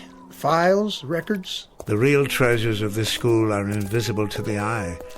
How do you mean? The minds that were formed here, for better or worse, the personalities that grew to maturity and then went out into the world. Well, you're one guy who had a lot to do with that. Precious little, I'm afraid, precious little. But even if the school made little impression on them, they surely left their impression on it. These walls could talk, huh, Professor? Yes, indeed, if these walls could talk. Getting pretty cold. Better button up that coat. Oh, I don't have far to go. Where you headed? To the statue in the courtyard. You can see it just ahead. Oh, yeah. You know, I always wondered who that guy was, anyway. Somebody famous, I bet. It's a bronze of Horace Mann, the educator. The old fellow looks rather foreboding, doesn't he? But, you know, when I first began here as an instructor, I liked to take my lunches in this courtyard, in his shadow, so to speak, as if in some way I might be inspired by him. At least, that was my thought. Well, guess I better get those tools. Yes, of course. This is as far as I go. Take care of yourself, Professor. I will. And Tom? What? I just wanted to say... Yeah? To thank you for taking such good care of the grounds all these years, and for this conversation. I've enjoyed it. Me too, Professor. You take care now. Merry Christmas. Merry Christmas to you, too. Horace Mann, 1796, 1859. I was just wondering, Mr. Mann, I was wondering if you had any self-doubts. I'm sure not. All one had to do was read the inscription, "Be ashamed to die until you have won some victory for humanity." Well said. But, you see, Mr. Mann, I have won no victory at all. And now, sorry to say, I am ashamed to die. Class bells at this hour? Why would they ring now? There's no special assembly. There's nothing of the sort this evening.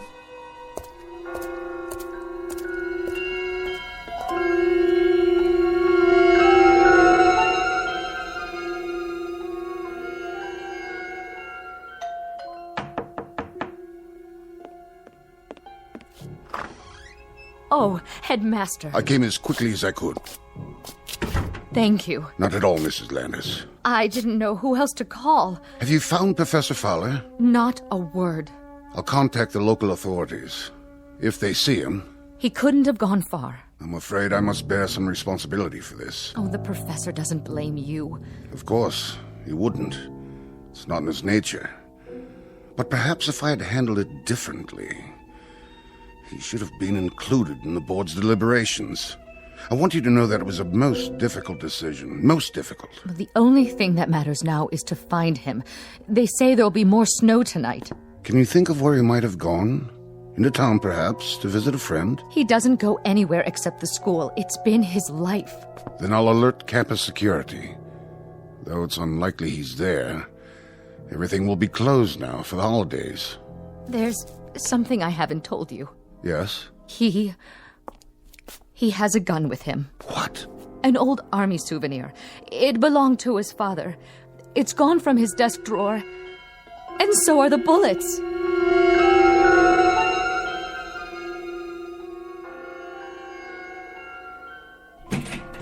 Old Tom hasn't repaired the door yet. But why is the class bell ringing? There are no classes at this hour.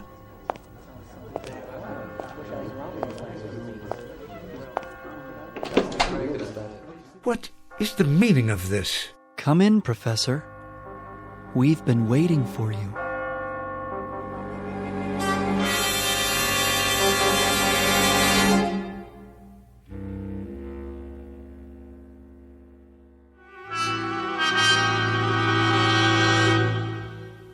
What are you boys doing in my classroom? We're here to see you, sir. I don't quite understand. Forgive me, boys, but I'm not at all sure. What I mean is, I don't recollect how... Artie Beechcroft, sir. Second form, class of 41. How have you been, Professor? How's that? How's that again? You say you're Artie Beechcroft? Yes, sir. Of course you are. I'd recognize you anywhere. And I'd recognize you, sir. You've hardly changed. Why, Artie, I'm delighted to see you. I'm truly delighted to see you. I've thought of you many times over the years, and I've missed your presence. And I've missed you, too. But what are you doing here? Forgive me, but you shouldn't be here at all. If memory serves, weren't you... That's right, Professor. I was killed in the Battle of Iwo Jima. One of this nation's proudest hours. I wanted to show this to you. What do you have there? It's the Congressional Medal of Honor. Splendid. It was given to me posthumously, sir. My father was very proud. Oh, my, and a very prideful thing it is, Mr. Beechcroft, a very prideful thing, and I am indeed proud of you, too. Thank you, sir. That means a great deal to me, more than you know. You were always a fine young man, but I don't understand. How can you be... Professor? What's that? It's Bartlett. Third form. I died in Roanoke, Virginia. I was doing research on X-ray treatment for cancer. You were? I was exposed to an overdose of radioactivity and contracted leukemia myself. Such a sacrifice, Bartlett, a terrible price to pay. But think of how many people have benefited from your efforts, your courage. Perhaps a few, sir. I hope so. I remember, Bartlett. I do remember. I read about it. That was a brave thing you did. An incredibly brave thing. I kept remembering, Professor. Something you'd said to me. A quote from a poet named Walter. Yes, Howard Arnold Walter, wasn't it? He said, I would be true, for there are those who trust me. I would be pure, for there are those who care. I would be strong, for there is much to suffer. I would be brave, for there is much to dare. I never forgot that, Professor. It was something you left me. I never forgot. How very decent of you, Bartlett, to say that. That's why I brought the medal to show you, Professor Fowler. Yes, Mr. Beechcroft? Because it's partly yours. Not at all. It is. You taught me about real courage. You taught me what it meant. Why, how incredible. Professor? Why, it's Weiss, isn't it? Dickie Weiss. You were the first one, Dick, to... The first one to die in World War II, Professor. I was an ensign at Pearl Harbor, on the Arizona. Yes, you were. I remember you, Dick. It was in all the papers and on the radio. You saved a dozen men. I did my best, sir. You certainly did. Got them out of a boiler room after they were trapped and lost your own life doing it. You were at my elbow that day, Professor. What? You may not have known it, but you were. But why? It was a poem you taught me by John Donne. Any man's death diminishes me, because I am involved in mankind, and therefore never send to know for whom the bell tolls. It tolls for thee. Thompson, sir. Second form. Class of 39. I died on New Guinea, but you taught me about patriotism. Rice, sir. Third form. I died in the Battle of the Bulge. You taught me about duty, about never giving up against impossible odds. Hudson, sir. Second form. Class of 1951. I did my service in Korea. You taught me about loyalty. Whiting, sir. Fourth form, class of 53. I became a civil rights attorney. You taught me about ethics and honesty. I'm overwhelmed. We have to go back now. So soon, Artie? I'm sorry, Professor. Go where? To the place where we belong. But we wanted to let you know that we were grateful, that we are forever grateful, and that each of us has in turn carried with him something you gave us, something that lives and will not die, not ever. We wanted to thank you, Professor. Yes, thank you. We won't forget. Take care, Professor. Take good care. You don't know how much. Goodbye. Goodbye. Must you go so soon, please? Can't you stay a little bit longer? Artie, I'm reminded of another poem by Shelley, if I can recall. It goes like this. Peace, peace, he is not dead, he does not sleep. He has awakened from the dream of life.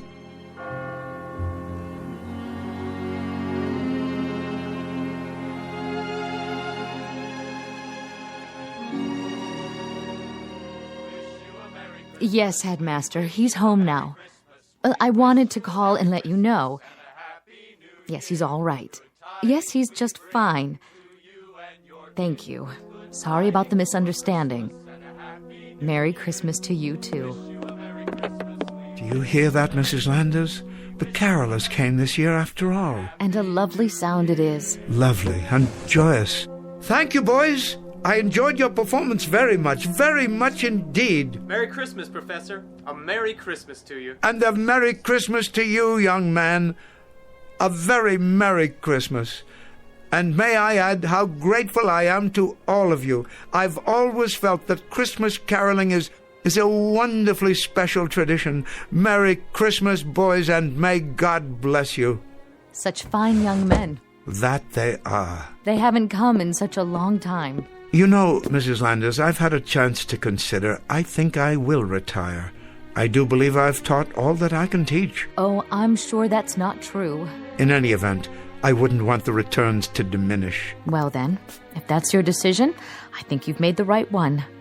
I'm sure you have. So am I, Mrs. Landers. So am I. I hope so. Because, you see, I do believe that I may have left my mark, such as it was.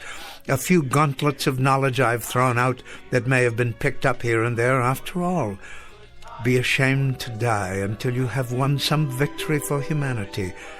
I didn't win them myself, but perhaps I helped others to win them. So in that way, even in some small measure, they are victories that I can share. I'm sure that's so.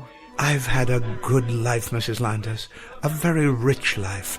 A very fruitful life. And as for this particular changing of the guard, I wouldn't have it any other way. Wish you a Merry Christmas. We wish you a Merry Christmas. We wish you a Merry Christmas and a Happy New Year.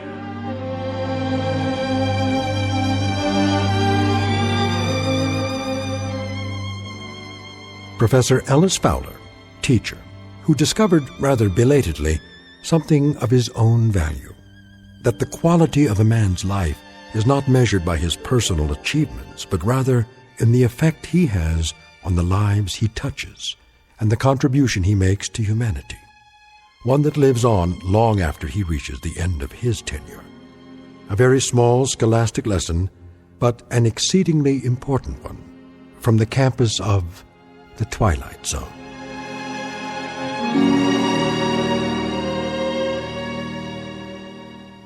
Back to the Twilight Zone after these words.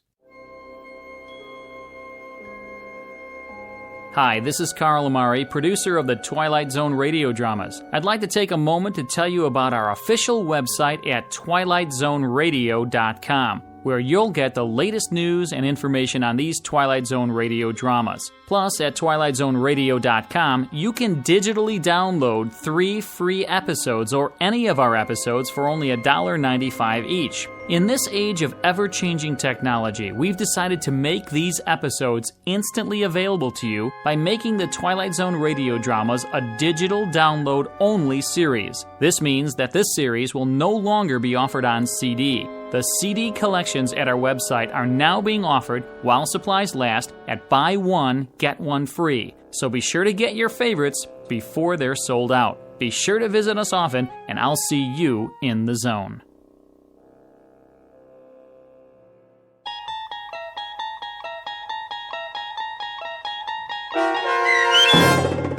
The Changing of the Guard, starring Orson Bean with Stacy Keach as your narrator, was adapted for radio by Dennis Etchison and based on a script by Rod Serling.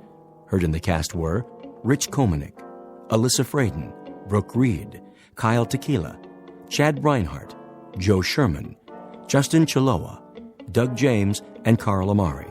To learn more about the Twilight Zone radio dramas and to obtain audio cassettes and CDs of these programs, visit our website at twilightzoneradio.com. The producers of The Twilight Zone wish to thank CBS Enterprises, Carol Serling, Dennis Etchison, Dick Brescia Associates, Claire Simon Casting, Don Longo, Terry Jennings, the American Forces Radio and Television Service, our sponsors, and our radio affiliates for helping make this series possible. This copyrighted radio series is produced and directed by Carl Amari and Roger Wolski for Falcon Picture Group. Doug James speaking.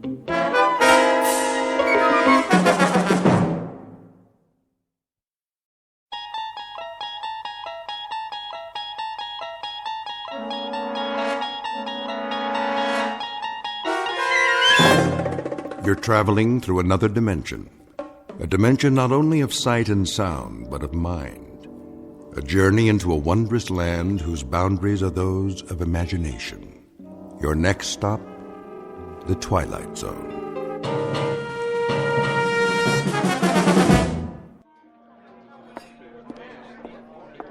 One martini and a Manhattan. Thanks, Noreen. Shall I run a tab for you? Nah, we're gonna take off in a minute. I want to stay for the show. What show? Georgie says it's a new act. Some guy with a dummy. Big deal. But he's supposed to be good. I'll run a tab. Okay, but this is the last round. Over here, sweets. I'll be right with you, sir. Drink up. Slow down, Artie. The show hasn't even started yet. I got a better idea. Let's go someplace. What for? You know, someplace private. We can talk, get acquainted. I told you, Artie, I'm not going to your place. Why not? This is Dullsville. Besides, those ventriloquist guys freak me out. I think they're funny. Yeah, but the dummies. They all got those big heads and those big painted eyes rolling around. They give me the willies. Testing. Oh, great. It's time for the show. Yeah, great. Is this thing on? I know you're out there, ladies and gentlemen. I can hear you breathing. But seriously, folks, if you're wondering why I called you all here this evening, it's a mystery to me, too. No, honest, I do know. It's because you want to see the chorus girl. Get 'em out here. Yeah, I want to see them, too. All of them, if you know what I mean, and I think you do. But before we do that little thing, I want you to meet a couple of friends of mine. Well, one of them at least. The other's just a chip off the old block. So put your hands together and give a nice, warm, and New York welcome to Jerry and Willie.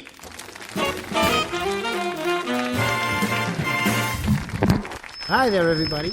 Well, we're certainly happy to be here. Speak for yourself, Jerky. That's Jerry. Well, like I always say, a dummy by any other name. Now cut that out. All right, let go of the suit. Now, Willie. I said let go of the tux. I got it off a penguin at the Bronx Zoo. I'm getting out of here. Please, Willie, control yourself. Really, you can't go now. You couldn't. Those spindly legs won't even hold you. Say, what do you mean by that? Nothing. I didn't mean a thing. I only said it's not a good idea. Willie, isn't there something you wanted to ask? Okay. Tell me this, wise guy. It's getting close to Halloween. Are you superstitious? Me? Not at all. Why don't you fess up? Well, on occasion. What do? Throw salt over your shoulder? Cross your fingers? No, never. And how come your legs are crossed? Oh, sorry, Willie. Let me put you on the other knee. There. Comfortable now? That's better. Okay, wise guy, tell me what it is you do. Well, sometimes I knock wood. Ow! You did it again! You asked me. I'm through. I resign. Sit back down. From now on, I'm a solo. And as for you, you can turn in your lap.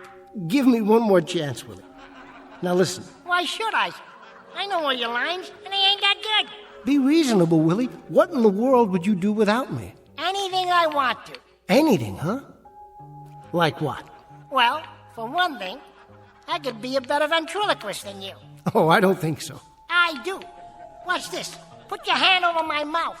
Not tonight, Willie. Go on. What are you scared of? Well, you might bite the hand that feeds you. What are you talking about? You don't feed me. All you do is give me your leftovers from the pencil sharpener. You know that isn't true. Go on. Put your hand over my mouth. Either that or you drink a glass of water while I sing Melancholy Baby. Well, if you insist. Do it so we can get to the joke. Now you're talking.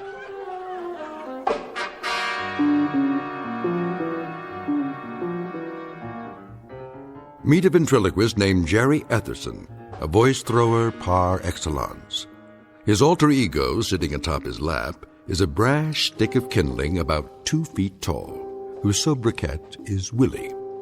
But in just a moment, Mr. Etherson and his knotty pine partner will discover that they've been booked into an out-of-the-way bistro on a small, dark back street known as the Twilight Zone.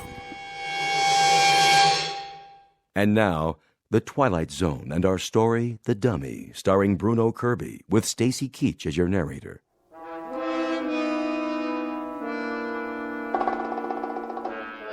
I'll tell you, I'm a better ventriloquist than you are any day of the week and twice on Sundays. All right, Willie. If that's what you want, prove it to the folks. So what are you waiting for? Put your hand over my mouth. Remember, you promised. Okay, here goes. Well, it's about time. I've been waiting all night for a chance to... A funny thing happened to me on the way over to the club tonight. That a fact? What happened, blockhead? I was out in front of the Ritz Savoy. That's where you live? Yeah, that's where I live, in front of the Ritz Savoy. You put formaldehyde in those jokes? Why do you ask? Something must preserve them. Don't be insulting, Mr. Woodshop. It just so happens I'm not only a comedian, I'm also a lover. A lover? With that profile? You like it? I've seen better-looking mugs in a coffee house. Oh, yeah? Well, listen, I've got 100 women tearing their hair out for me. That a fact? That's a fact. I'm just tired of bald-headed women.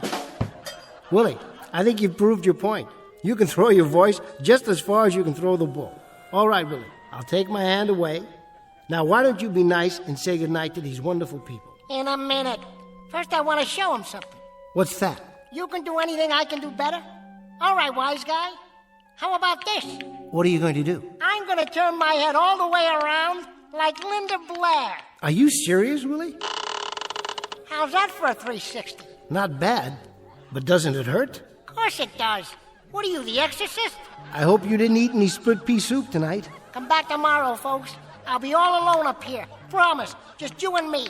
Come on, little pal. We're cutting out. Let me tell you something, folks. When I shake this busher and get me a real act, you're going to see some class. Let's go, Willie. We don't want to overstay our welcome. What welcome, jerk? Good night, everyone, and thanks for being such a... Help! I'm being kidnapped! You got your hand over my mouth again. Call my lawyer.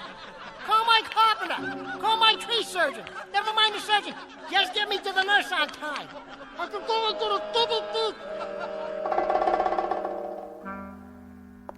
Hey, I told you not to do that. And I told you never to put your hand over my trap, didn't I? You okay, Mr. Etherson? Yeah, thanks, Rich. Must have caught a splinter or something.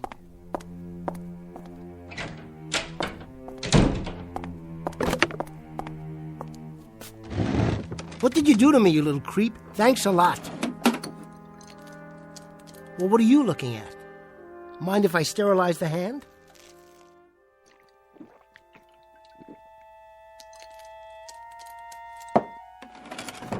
And stop staring at me. I'll turn you around so you can look at the wall. Huh? What do you have to say about that? I don't have anything to say about that, Jerry. Frank, how you doing? I'm doing fine. Who were you talking to? Me? Oh, no, I was just talking to myself. Trying out a new routine. A new one? Yeah. Pull up a chair. So how did it look out there? Not too bad once you got going. Small audience, but a reasonably happy one. Nobody asked for their money back. Good. Of course, it doesn't matter what I think. Sure it does. You're my agent. The only thing that matters is what the paying customers think. You got through it okay, Jerry, somehow. You and the little tyke over there. Why do you have him turned around like that? Careful. I've told you not to touch Willie, haven't I? Still doing the bit, huh? Knock it off, Frank. What's that smell? Alcohol. What? I cut myself, all right? Smells like scotch. No, it doesn't. Take a look around. What do you see? This is makeup. And this This is a jar of cold cream. I told you I'm on the wagon. Yeah, sure. I thought you gave me a solemn promise you were going to stick to soda pop and cappuccinos from now on. What's it take, Jerry, to get you wise? I'm tired, Frank. And I don't feel well. Give me a break and clear the area, will you? First, I'm going to clear the air. Now, I don't know where you manufacture your illusions, but you're not Edgar Bergen or Sherry Lewis or Jim Henson. At the moment, you're a second-rate nightclub entertainer. And if you stay on that bottle, you're going to lose even that title. I'll lose the bottle, don't worry. Just pull out for a while and give me some space. I don't even know why I waste my time. 10% of you is grief, and it's always been that way. Maybe it's because I got a soft spot in my heart for people who commit suicide 8 hours a day. Frank. Jerry, it doesn't have to be this way. You give in to some bad hooch, you have bad nightmares. It's as simple as that. You take away the hooch, you take away the nightmares. Now, you need a college degree to figure that out? You've got the chronology wrong. First it's the nightmares, then it's the bottle. I wouldn't drink if I didn't need to. And I wouldn't be a second-rate nightclub hustler if that filthy, miserable little... Frank, I keep telling you, I want to get rid of him. I have to get rid of him. That stick of wood? That fugitive from the fireplace over there? How many psychiatrists you have to see, Jerry? How many hours on the couch? How many $80 an hour visits? I can't help it. You can help it. You know what it is. You've been told. Often, endlessly, up to my craw and overflowing. Schizophrenia. I know it by heart. Patient feels helpless and manipulated by forces beyond his control. I could give it to you backwards, forwards, and sideways, and in 3 different languages. It's like a well-rehearsed off-color joke. So the patient makes the transference between himself and his lifeless dummy, but is then unable to separate himself from the object of his transference. Now that's all very psychiatric, and it's worth about $2.50 a word. But that's not it, Frank. I told them, and I've told you. It isn't schizophrenia or paranoia any more than it's athlete's foot or a head cold. Willie is alive, Frank. I tell you he's alive. Willie is a dummy, a piece of wood. Put him down. Look at him. Does this thing look alive to you? Please, Frank. 24 inches of lumber and a funny little suit of clothes, and you're shoveling yourself into a grave over it. Careful. Now listen to me, Jerry. I've gone along with you. I've held your hand, and I've sung you lullabies, and I have patted you on the back. I've also covered for you the 110 times you run out on a performance. I thought up excuses that hadn't even been invented yet. I have gone without sleep and without commission because I thought I had a talented article here who eventually was going to crawl out from under the bottle and hit it big. Well, I don't think you're such a talented article anymore, Jerry. Now, let's put it this way. Maybe I think you could be, but you're never going to. I think you're a self-indulgent sot with an overactive imagination, and the only thing you like better than scotch is sympathy. Well, I'm going to give you just 24 hours to straighten out. Get rid of the bottle, and get rid of that crazy obsession that you're in a death match with a dummy. Frank, it isn't just a dummy. I tell you, it isn't just a dummy. Oh, take it easy, kid. You're going to blow a gasket. Frank, take a look at this. What do you got there, Jerry? A backup? I had it made special. Didn't know if I'd ever have the guts to unpack it. But now there's no choice. Frank, say hello to someone very special. I'd like you to meet Willie's replacement.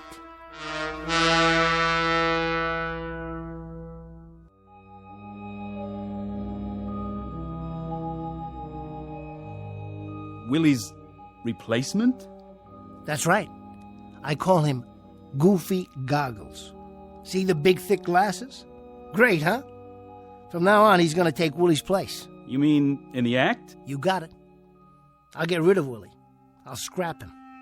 I'm going to do a whole new routine. A whole new routine takes time. You got another show in half an hour. I won't be able to go on for the late show. Tell him I'm sick or something. I've already told them you're sick or something. Now, the trouble is they know it's something that's bottled in bond. Frank, you got to back me up on this. You be out on that stage when you hear your music. I don't care which dummy you bring, but you be out there. This is one I'm not covering for. New routine, right. Come on, Goofy, we can do it. There you go. You sit right here on the table, and we'll cook up some gags. Sure, it'll be easy. What are you looking at him for? Don't worry about Willie. I turned him around so he can't see. Better put on a little more pancake. It's hot under those lights. How you doing? Clean your glasses for you? There. Okay. Now, say, Goofy Goggles, why don't you have your glasses fixed? You look kind of nearsighted. Are you kidding? I don't need them. My eyes are A-OK. I'm a grown boy. Goofy, you're looking at the band leader. I'm over here. Keep talking. I'll find you. Why don't you sit on my lap? There you go. Isn't that better? Say, Mr. Etherson, I've been meaning to tell you. You put too much starch in my collar. Too much starch in your collar? Well, that's so you'll stay awake for the whole show. Heads up. Did you see that chorus girl over there? Where? See? What did I tell you? But listen, you gotta be subtle about it. Don't stare at them when they walk by. Your whole head wobbles like it's gonna fall off. Yeah, that'll work. We're gonna make it out there. You and me, Goofy, and nobody else, just you and me. Willie, I saw that. You turned your head around. Don't look at him in the mirror, Goofy. He's nothing anymore. As soon as I lock him in his suitcase, he's through. Washed up, finished.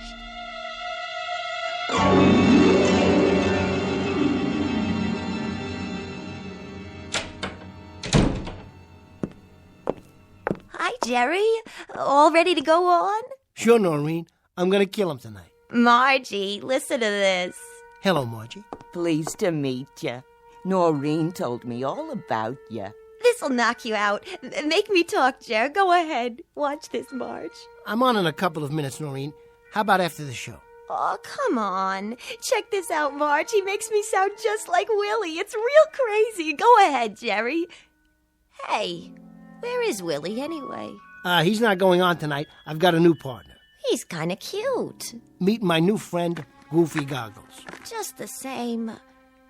I miss you, Willie. Here's a kiss. Can you catch it through the door? Mwah! Knock it off, babe. That tickles. Willie, cut that out. What did I tell you, huh? What did I tell you? It sounded like he was all the way in the dressing room. Isn't that wild? Gotta go, I'm on.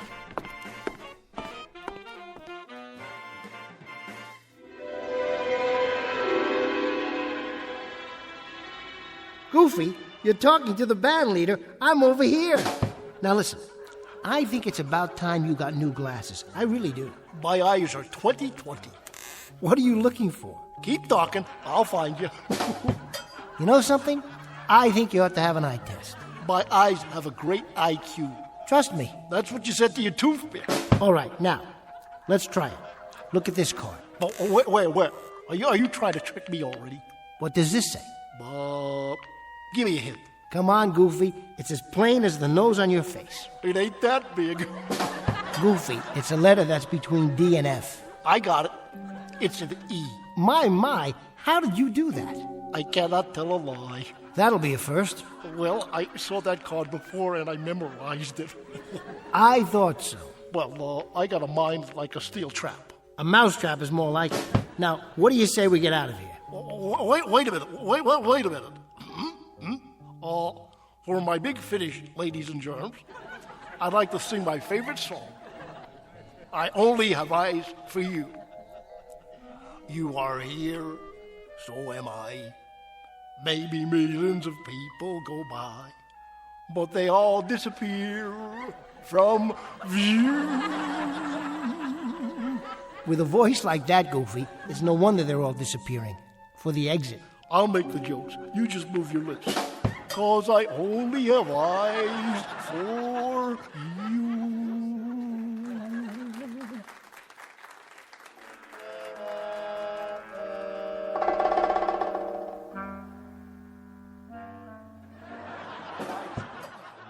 cute act, isn't it, Georgie? What's cute about it? I like the old dummy better. Why'd he change it? Well, you know, brighten it up a little bit. Give it some novelty. Novelty? With a ventriloquist? Frankie, you see one, you seen them all. Every dummy looks the same. And if they ever changed the jokes, I'd have a coronary. What's with Etherson anyway? What do you mean? Well, usually, the acts go mix with the trade between shows. You know, walk out on the floor and do a little drinking with the customers. That's how we make our nut. On drinks. But this guy thinks he's Greta Garbo. Locks himself in the dressing room like a regular prima donna. Oh, he's a little nervous tonight is all. You know he hasn't been well. This is his first time out in a month or so. He'll warm up for you. You tell him to do that. Tell him to bring the dummy out and walk around the tables after the show. It's psychological, Frankie. Talking makes people thirsty, know what I mean? Good night, ladies and gentlemen. Good night.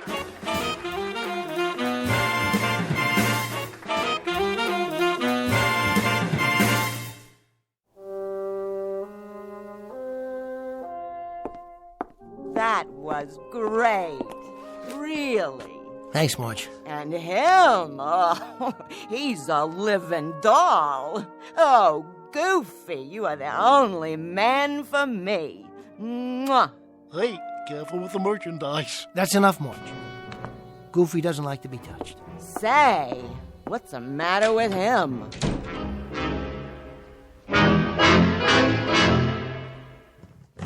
Come on, Willie.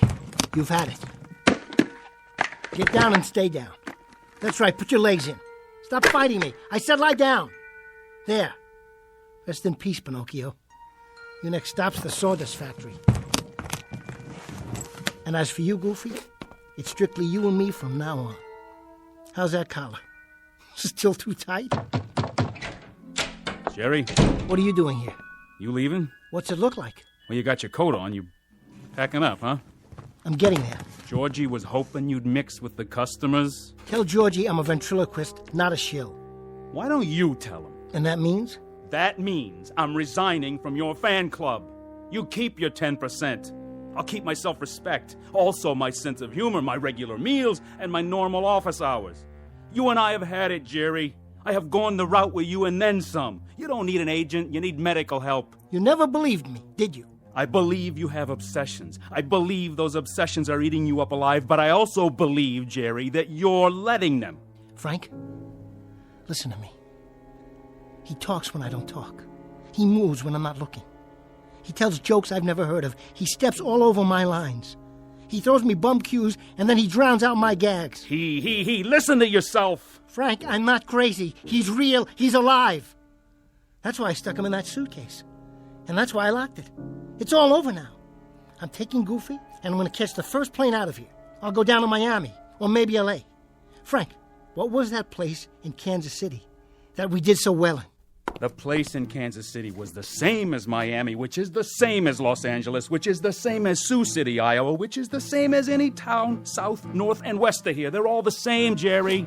You're not going to leave Willie by hopping on a plane, train, taxi, or a one-horse shay. This thing you have to lick right here. This you lick at the source. Yeah, well, we'll see. Come on, Goofy, get in. We're taking a little trip. What about the other suitcase? Drop it in the river for all I care. Or keep it for old time's sake. I don't ever want to see Willie again. I thought I just explained it to you. This you can't just run away from. And I told you, we'll see about that, Frank.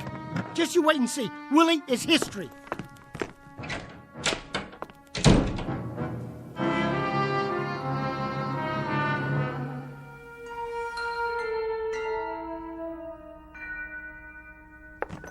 Come on, Goofy.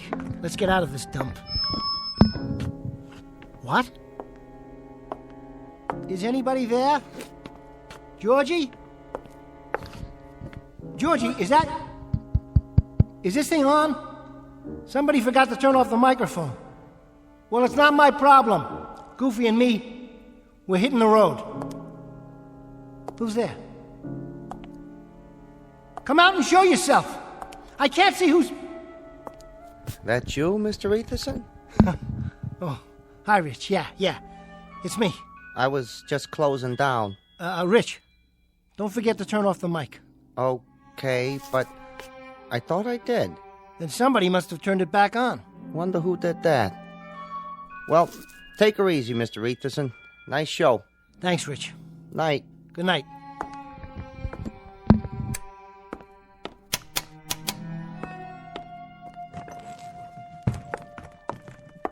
You running out on me, Jerry? What? You're not gonna leave me in a stuffy old suitcase, are you? Something else was there, Mr. Etherson? Did you just say something? I said goodnight, that's all. Sure. Don't work too hard. I'll try not to.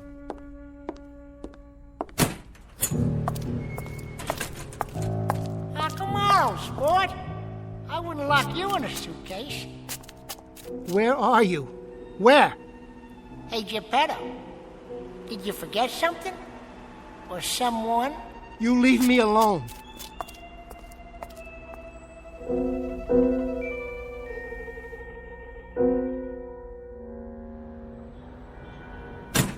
So then he says he doesn't like to be touched.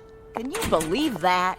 Well, Jerry's a nice guy and all. Nice looking, that's for sure. But he's got a lot of problems. I don't know what exactly, but Oh. What's the matter? This alley is really dark. So? Are you sure it's safe? I always go this way. It's quicker. Want me to walk with you? Don't be silly. You go up there to the street. There's plenty of cabs at the corner. Yeah, but it's so late. You shouldn't walk home alone. Don't worry about me, Margie. I can take care of myself. Well, if you say so. I say so.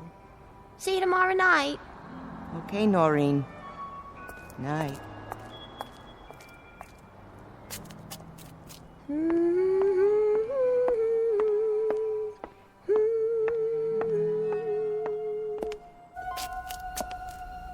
That you, Margie?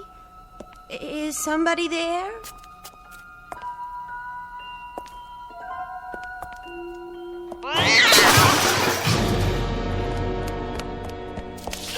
Let go of me! Hey, take it easy, Noreen. It's only me, see? Oh, Jerry, thank God. Who did you think? I don't know. Were you following me? Well, sort of. I was waiting for you. You were? Yeah. I was watching the stage door for you to come out. Sure you were. Would I lie? Well, in that case, I suppose the line is, this is so sudden, and for once it happens to be true. I thought maybe... What's in the suitcase? Is that Willie? No, it's not Willie. Listen, I thought maybe we could get a drink together, or maybe a sandwich and a cup of coffee. What do you say? You want to go with me? Why not? I've been meaning to tell you. I've been meaning to tell you that I think you're very, very good looking. Really? Yeah, you're the best looking girl at the club, no kidding. So what do you think? We could get a cup of coffee or something? Seems to me I've heard that line before. Noreen, it's not a line, I mean it. Slow down. Don't get me wrong, just coffee, that's all. Sit someplace where it's nice and bright, and talk, you know. That's original. Come on, Noreen. How does that sound? Sure, I guess. But what's the big hurry? Do we have to walk so fast? What? Oh, no, of course not. What's the matter with you, Jerry? Are you sick? What do you mean sick? I just like you, that's all. Is that a crime? I like being with you. What is going on? I just thought we could spend some time together. Something's wrong. You act like you're frightened. What are you frightened of? Noreen. Tell me. Noreen. I can't be alone now. I can't. He's bugging me. Who? His voice is coming out of everywhere. He's all around, no matter where I go. Before you came out, I thought I saw his shadow back there on the wall. It was huge, Noreen. Who are you talking about? Willie! Don't you get it? Noreen, you've got to help me. Let me stay with you tonight. I'm telling you, Willie is... Willie is a dummy. Get away from me, Jerry. You're scaring me. Noreen! Noreen, wait! Noreen, please!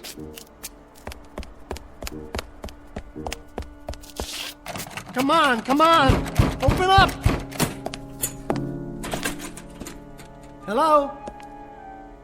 Rich? You still here? You didn't go home yet, did you? Rich? Say, I was wondering, could I stick around for a while? Maybe spend the night right here in the club? You mind? I could sleep in the dressing room. See, I got a little problem. There's this guy, and he's following me. Testing. Is this thing on? No. What do you say, stranger? Long time no see. I thought you were gonna blow this joint. Where? What's the matter, Booby? Your plane got grounded? Or couldn't you get past security with that funny-looking suitcase? But how? Funny thing happened to me on the way to the club tonight. I was out in front of the Ritz Savoy Hotel. That's where I live. In front of the Ritz Savoy.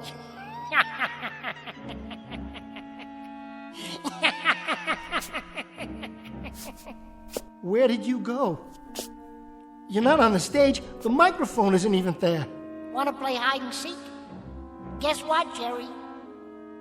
You're it.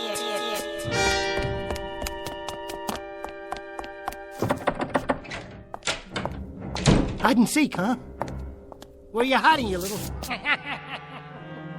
Come out, wherever you are.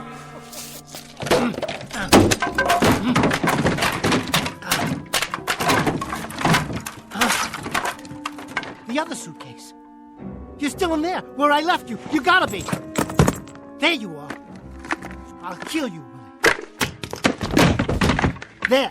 What do you think of that? Now let me see you try to follow me. Wait a minute. What are these glasses doing here? These are goofies. I know, I backed them myself when I put them in the... Goofy. I didn't mean to hurt you. I took the wrong one. How could I leave the wrong suitcase? Open the other one. Go on, Jerry. Open it. The one you've been carrying around. I was in there a long time. Now I gotta get my pants pressed. Let me give you a tip, Jerky. Don't ever run with a suitcase under your arm. I almost lost my lunch. Then you'd have a real mess to clean up. You get away from me. Just leave me alone. I won't tell a soul. Believe me, I won't tell a soul. Who do you think you're talking to? Maybe you need glasses. Willie, just let me walk out of here. And you'll never see me again, I promise. Well, why don't you take the eye test? What am I holding up? I'll give you a hint. It comes between D and F. No fair peeking. For the love of God, let me go. No can do, partner. Now, what do you say we get down to business? But you're a dummy. You're made of wood. Somebody built you. How could you... You jerk. You made me real. You spanked me to life. You gave me thoughts. You poured words into my head. You moved my mouth. You rolled my eyes and stuck out my tongue. You big lug, don't you get it? You made me what I am today. And I hope you're satisfied, you rascal, you, from the song of the same name. No, no, no, no, no.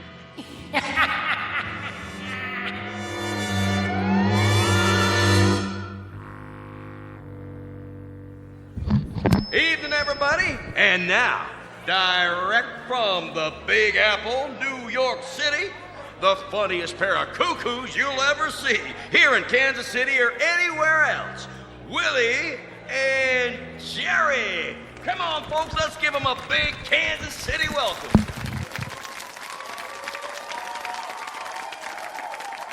How do you do, folks? How do you do? Funny thing happened to me on the way over to the club tonight. I met this broad. Come on now, Jerry. You don't mean broad, you mean lady. You just make the jokes, I'll deliver them. But seriously, I've heard stories about you. I'm innocent, I tell you. I was framed. I've heard that you're superstitious. Me? You are, aren't you? I mean, you throw salt over your shoulder, cross your fingers. I wish you'd cross your legs so I could get more comfortable. There. How's that? Better, but it ain't exactly the lap of luxury. Now, Jerry, I asked you a question. Remember? Of course I remember. What do you think I am, a blockhead? We're talking about superstitions. All right, wise guy, what do you do? I knock wood. Ow!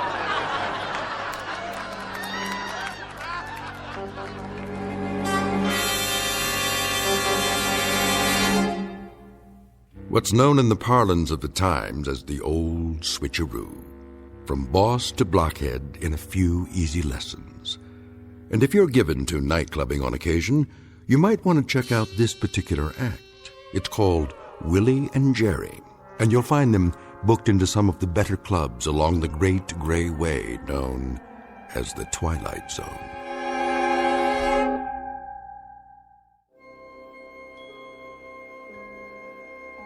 Hi, this is Carl Amari, producer of the Twilight Zone radio dramas. I'd like to take a moment to tell you about our official website at twilightzoneradio.com, where you'll get the latest news and information on these Twilight Zone radio dramas. Plus, at twilightzoneradio.com, you can digitally download 3 free episodes or any of our episodes for only $1.95 each. In this age of ever-changing technology, we've decided to make these episodes instantly available to you by making the Twilight Zone radio dramas a digital download-only series. This means that this series will no longer be offered on CD. The CD collections at our website are now being offered while supplies last at buy one, get one free. So be sure to get your favorites before they're sold out. Be sure to visit us often, and I'll see you in the zone.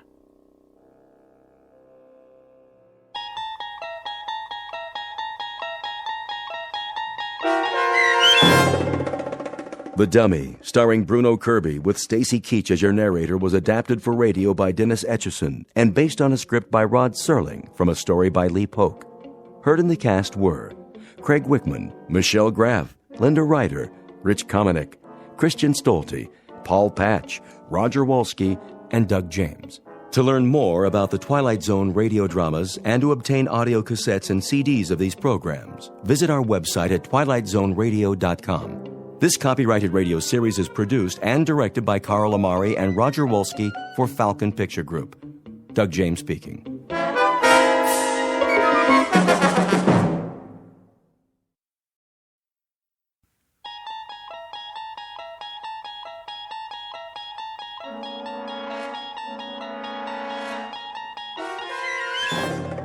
You unlock this door with the key of imagination. Beyond it is another dimension, a dimension of sound, a dimension of sight, a dimension of mind. You're moving into a land of both shadow and substance, of things and ideas. You've just crossed over into the Twilight Zone.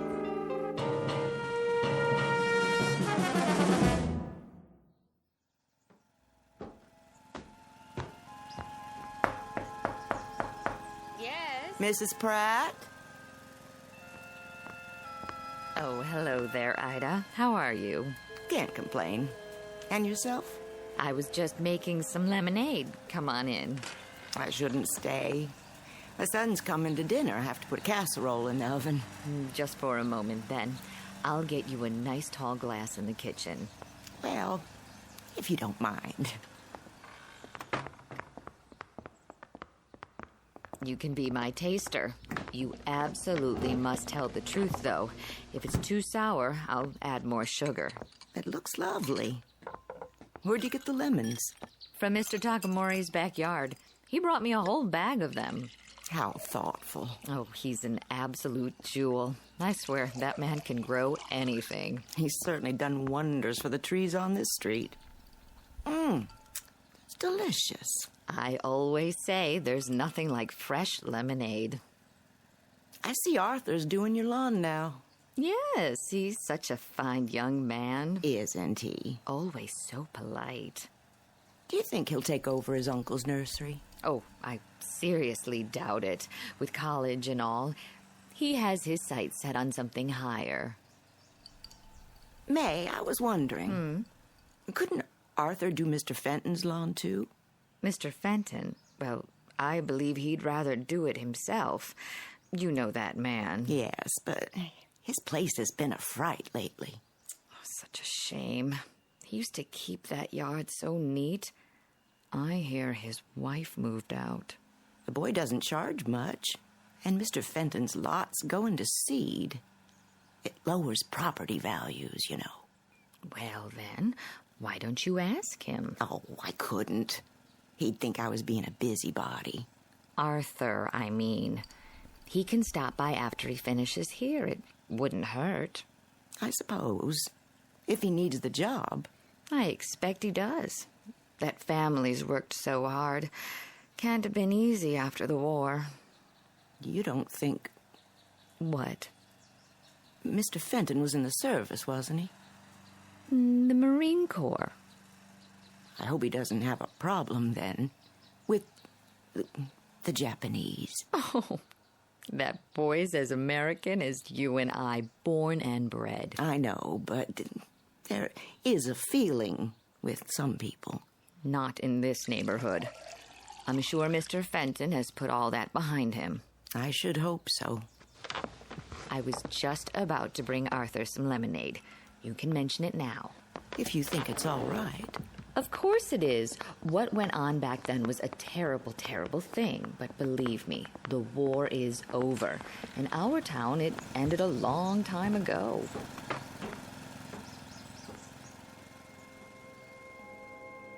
A trip back in time to an era that's now ancient history.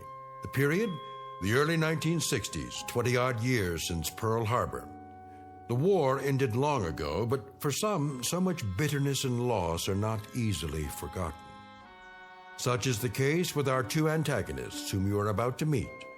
Mr. Walter Fenton, veteran of World War II and an officer in the United States Marine Corps, and young Mr. Arthur Takamori, first-generation son of Japanese immigrants who has no memory at all of those years. Despite their best intentions, this unlikely pair will soon square off for a battle with the ghosts of the past in the darkest, most haunted reaches of the Twilight Zone. And now, The Twilight Zone and our story, The Encounter, starring Stacy Keach and Byron Mann.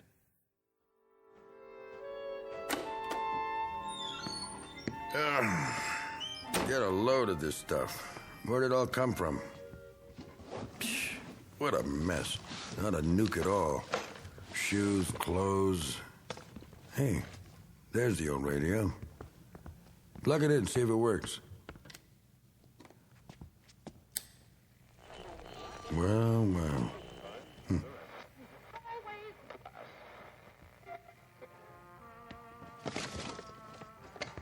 A whole lot of junk and nothing but. Say, what's in the trunk? Well, will you look at that? The sword. Oh, yeah. I remember this. How could I forget? Wish to heaven I could. Yeah? Mr. Fenton? Anybody home? Up here, in the attic. Sorry to bother you. I can come back later. That's okay. Front door's open. All right.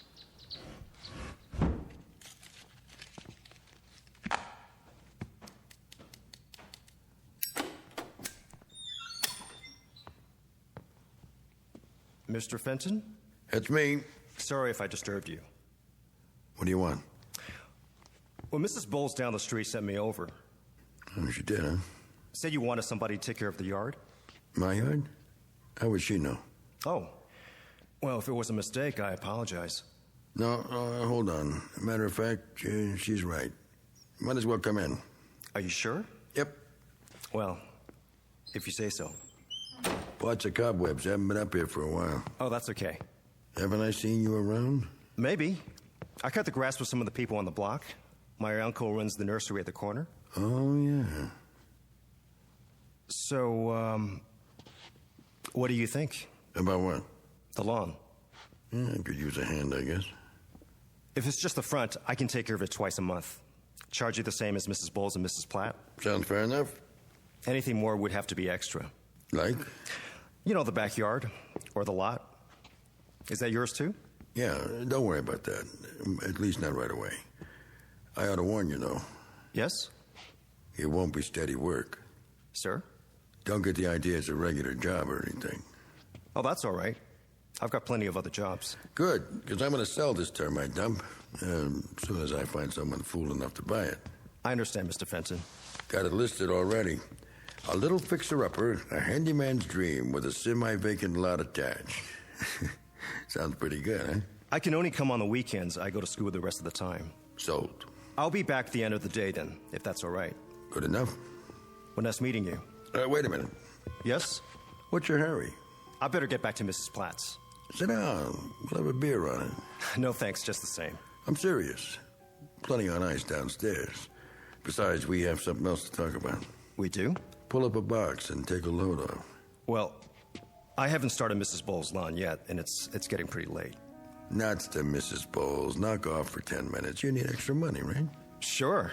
Same as everybody. I got an idea. What's that? There's a way you can make some more cash on the side. Could add up. How? All you have to do is give me a hand. Do some sorting, get some cardboard boxes. I'm pretty busy already. Hear me out at least. Well, 10 minutes then. Let me make room for you. I can stand. No trouble. I need some help with this junk up here. Anything you see, you can have. Most of it, anyway. Resell it, whatever you want. I just have to get rid of it before I show the house. What do you say? I'm not very good at garage sales. I don't care about that. Never know what you might find. Yeah, I got a lot of clothes, gadgets, old magazines, books my wife like to read. I don't know. What's your name, boy? Arthur. Arthur? Arthur Takamori. Anything wrong with that? No, it just sounds funny. Why? Well, you have to admit you don't look like an Arthur. I'm an American citizen. Yeah, sure you are. I was born in this country. Who said you weren't? Did I say that? Not in so many words. Then take that chip off your shoulder. I gotta go. What about that beer? No thanks. I'm not thirsty. Come on, I didn't mean anything. You're awful sensitive. Am I? Maybe I am. There, see? My given name is Ito. I changed it because nobody ever spells it right. So, a rose is a rose. You know what I mean? Not really. Watch your head there, Arthur. The ceiling's pretty low. What a junk pile, huh? I've seen worse. I bet you have. The attic's been this way for 20 years. I don't go up here much. The wife used to yell about it. But I was so stubborn. Now she's gone to stay with her sister. Or so she says. Wouldn't be surprised if she never comes back. Sorry. Don't be. We all get what we deserve. Don't you think? I couldn't say. Well, I could. You ever know something before you know it? How do you mean? In your gut, in your bones, the way a dog knows an earthquake's coming, the way the birds get quiet right before a storm. It doesn't matter what anybody says, it's a fact. It's closing in on you, and there's nothing you can do about it. We always have a choice. Doesn't mean a thing. I know it and she knows it. She's got my number, all right. A guy who's never going to amount to a hill of beans, and he's drowning in junk. I'm sure these things meant a lot to you, or you wouldn't have saved them. What else could I do? It's all I got. I couldn't just let it go. Even stuff from the war. You see that mannequin in the corner? Was that your uniform? Sure was. Get a load of it. Used to be pretty spiffy. I'll bet. Don't mind the dust. Yeah, I put this on and people would step out of the way. Even when I got home. My dress cap, brass buttons, like they thought I was a movie star. My girl was proud to go out with me to the movies, to get an ice cream, and just to walk around.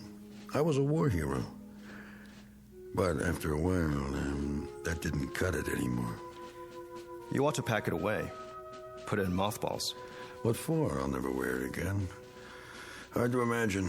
This monkey suit used to fit me to a T. With all the buttons and everything. It probably still would. Now you're being polite. I turned into a tub of rancid lard, I know that. But I was pretty tough once. Were you? I went all through Saipan and Okinawa. Oh. Check the fruit salad. The what? That's what they call the ribbons and medals. I got a whole box of them from this and that campaign. All put away. I don't know what for. Never wear them again as long as I live. I don't know much about the war. No? It's before my time. You ever see one of these? Yeah, in the movies. Genuine samurai sword. Not a fake like you see nowadays. I took it from a Jap who was trying to cut off my noggin. A what? Excuse me, a Japanese officer. You see the blade? Got something engraved on it. Mm-hmm. Hey, you think you could translate it for me? Could I? Well, I can't read it. Always wonder what it means. Sorry to disappoint you. Why? I don't know the language. You don't? Only English. Oh, come on, boy. My mother used to speak Japanese around the house when I was little, but I never learned. That a fact. You said you wanted help with this junk? Oh, yeah. But first, let me get those beers. None for me. Well, I need one. My throat's full of dust. I can't stay. Be back in a jiffy. Oh, better put that sword away. The blade's still razor sharp.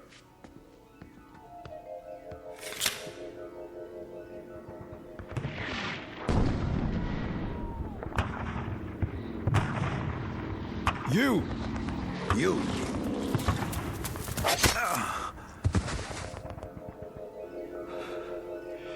It can't be. I don't know how or why, but I'm gonna kill this man. I'm gonna kill him. I can feel it. I'm gonna kill him with this sword.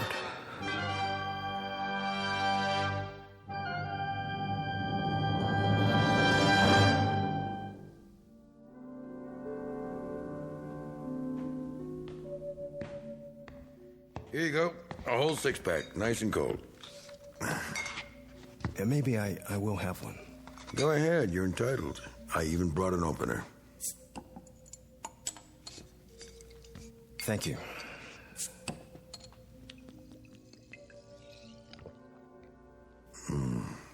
Always tastes better in glass, don't you think? Yeah, I guess so. You partial to beer, Ito? American beer, I mean. The name's Arthur. Oh, yeah, I forgot. It's just, when I look at you, I don't think Arthur. You understand? You don't look like much of a soldier either. Huh. You got me there, boy. You sure do. And while you're at it, Mr. Fenton, I don't like to be called boy. Europeans always call the natives boy and moan about the white man's burden. Hey, now, simmer down. The fact is, I'm a full-grown man, I work for a living, and the name I answer to is Arthur, or Artie, to my friends. And once in a while, believe it or not, to Mr. Takamuri. Man, are you wound up? Do this every time a guy offers you a beer? Sorry, nothing personal. No, it sure isn't. I just wanted to set the record straight, so we understand each other. I get tired of being treated like I'm different. Let's forget it. The war's over. Yes, it is. And in case you don't know it, there isn't a serviceman who saw combat in the Pacific and doesn't respect the Japanese army. They fought like tigers. Well, that's what soldiers do. Fight when there's a war. It was a rare thing to take them alive. They just wouldn't give up. Is that supposed to be a backhanded compliment? I guess it is. Well, here's to bravery. Banzai. Okay. I get it. Say, where did I put that pig sticker? What? The sword. I put it back in the holder, like you said. Then I set it on those National Geographics. Well, it's not there now. Well, maybe it slipped down. Not that I can see. Funny if it got lost. I've been trying to lose it for years. I never could, though. Why would you want to do that? This thing gives me the willies. I should have left it instead of taking it as a souvenir, you know what I mean? Maybe you should have. I tried to sell it, hawk it, give it away, even throw it out in the trash. Each time it comes back. I suppose you're going to tell me it's haunted. No, I don't believe in that jazz. But when people refuse it, even as a gift, and when the man on the garbage truck leave it, well, you give up after a while. Say, why don't you take it? I don't think so. Why not? What would I do with it? Well, you could frame it, put it on the wall, sell it, or you could always give it back to me. Point first, if that's what you'd like to do. I don't know what you're talking about. No, I'm just kidding. Anyway, I don't blame you for not wanting it. It's a pretty ugly thing. Not really. Sure it is if you think about it, especially with what's engraved on the blade. I thought you couldn't read it. I can't, but I like to imagine. I always thought it says something real poetic, like, "This sword will avenge me." What do you think? I wouldn't know. Oh, come off it, Arthur. Look, Mr. Fenton, I'm kind of in a hurry. I work hard and... So what's so special about working for a living? You said that twice. Don't you think I work for a living? I didn't say... I worked since I was a kid, and I had jobs a lot tougher than cutting grass. I used to drive a cat. You know what a cat is, Arthur? It's no sports car, let me tell you. It's a big earth mover. You ever move the earth, Arthur? No, of course not. You manicure it. I've got to get going. What's the rush? Drink your beer. Just tell me where you hid the sword. Where I? You buried it in here somewhere, didn't you, when I was gone? You're crazy. To get it out of the way. For what reason? Oh, I don't know. It could be dangerous in the wrong hands. Whose? Mine or yours? I left the sword with you next to this stack of magazines. I remember distinctly. Tell me something, Arthur. You don't seem very relaxed.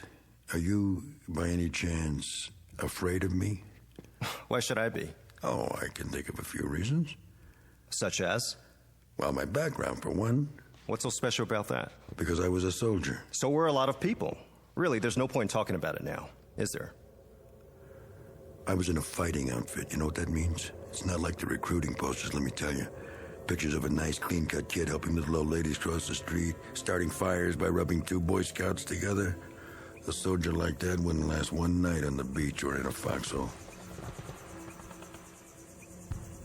A real soldier's a highly trained machine, made for one purpose, combat.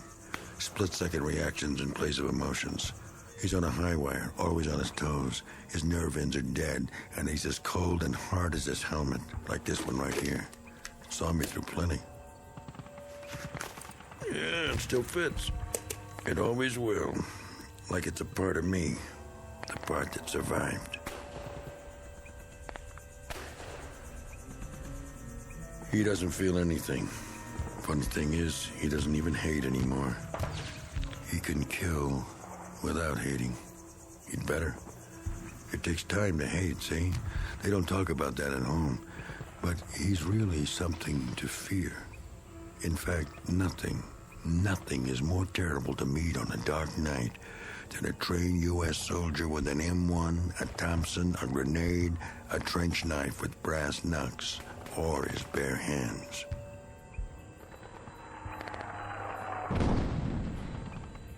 Yank! Come out and die! Some dirty little son of heaven was out there in the jungle just asking for it, so I thought I'd oblige. I started circling wide to get behind him. Yes, it was night. A very dark night. It was a simple exercise, basic training. All it took was someone with more luck than brains. Yank! Yank! Over here! Come out and die, Yank! I kept moving.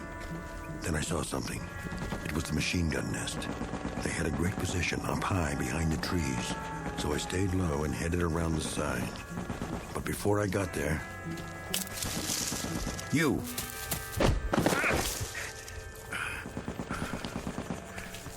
No more, Yank. Now you die. Go on. Do it. Do it, you dirty little... No, wait. Stop. Stop! What? Put the sword down. It was only a story. Story, yes. Don't get carried away. I was only telling you how it was. I'm sorry. Man, for a minute there.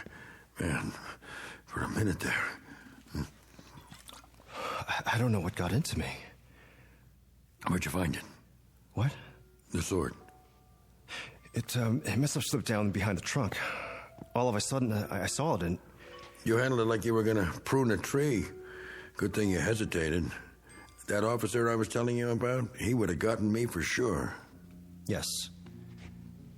I know. What do you mean by that? Something tells me you didn't get that sword the way you said you did. No? No. You shot him after he surrendered. What? The Japanese officer? He dropped the sword and surrendered. You killed him in cold blood. All right, so what if I did? So what? I don't know. That's your problem. I don't feel well. What am I doing here? I've got to get out of here. Yeah, maybe you should.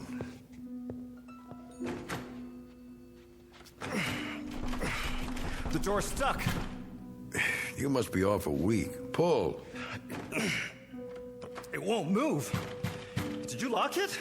How could I? There's no lock on the inside. Here, let me try. I'll pull with you.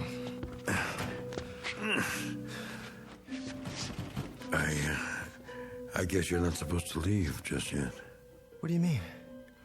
If I knew, I'd tell you, but I don't. I don't understand any of this, but I'd say we're locked in here together, just the two of us, for better or worse, till death do us part.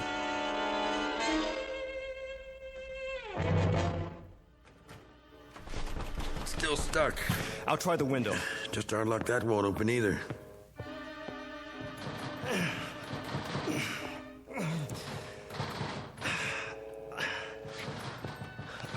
You're right. I don't know what's making it do this. It hasn't happened before. Never mind, there must be some tools up here. I can take the hinges off. Yeah, you do that. Forget the window. It's too high up to climb out. Of course, we could break the glass and yell for help, but that'll be a last resort. See if you can find a screwdriver. I wouldn't know where to look.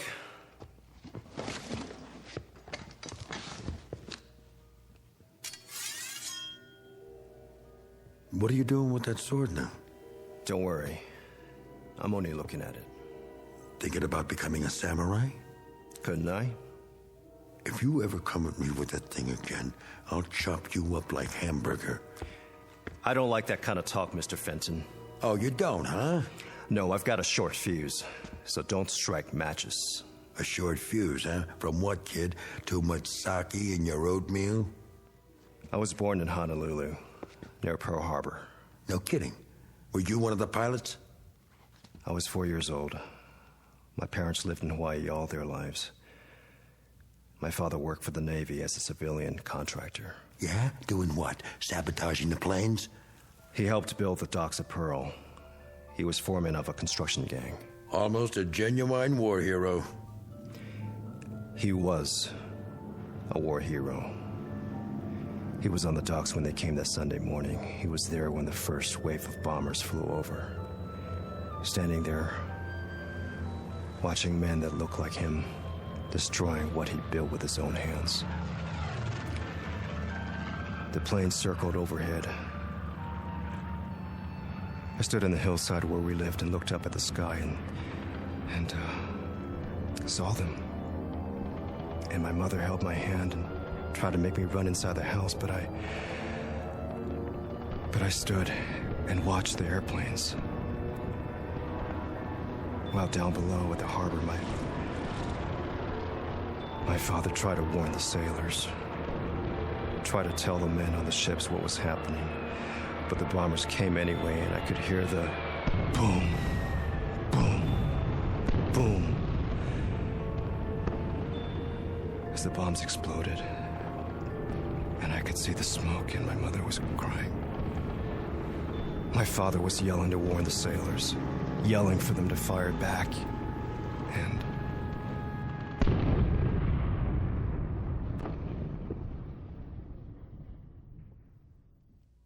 the Navy gave him a medal, posthumously. He was a hero, a great hero. That's some story. My mother and I were shipped to California 1 year later. We were placed in a relocation center. Yeah, I heard about those. Do you know what a relocation center is, Mr. Fenton? It's a fancy name for a concentration camp. That's where I grew up. In a stinking concentration camp, especially reserved for American citizens who happen to have slanted eyes and yellow skin. That's what the son of a hero got, Mr. Fenton. Sometimes I think they should have dropped more bombs. Easy, kid.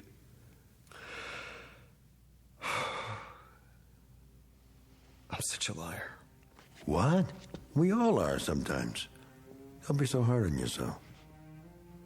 It didn't happen that way. Oh, come on. He was a traitor. He signaled the planes. He showed them where to drop the bombs. Do you hear what I'm saying?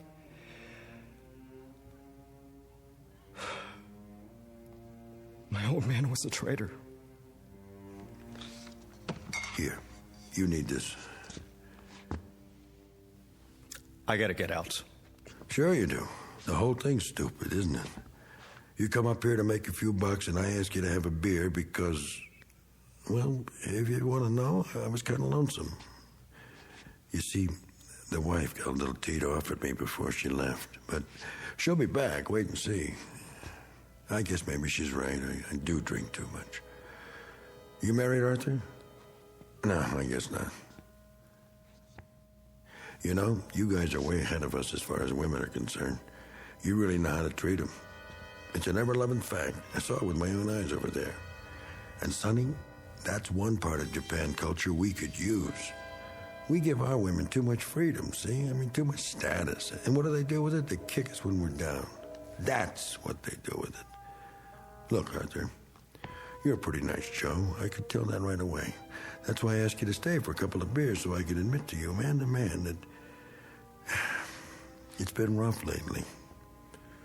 The truth is I didn't retire. They canned me from the job. That's right, they put somebody else on the cat.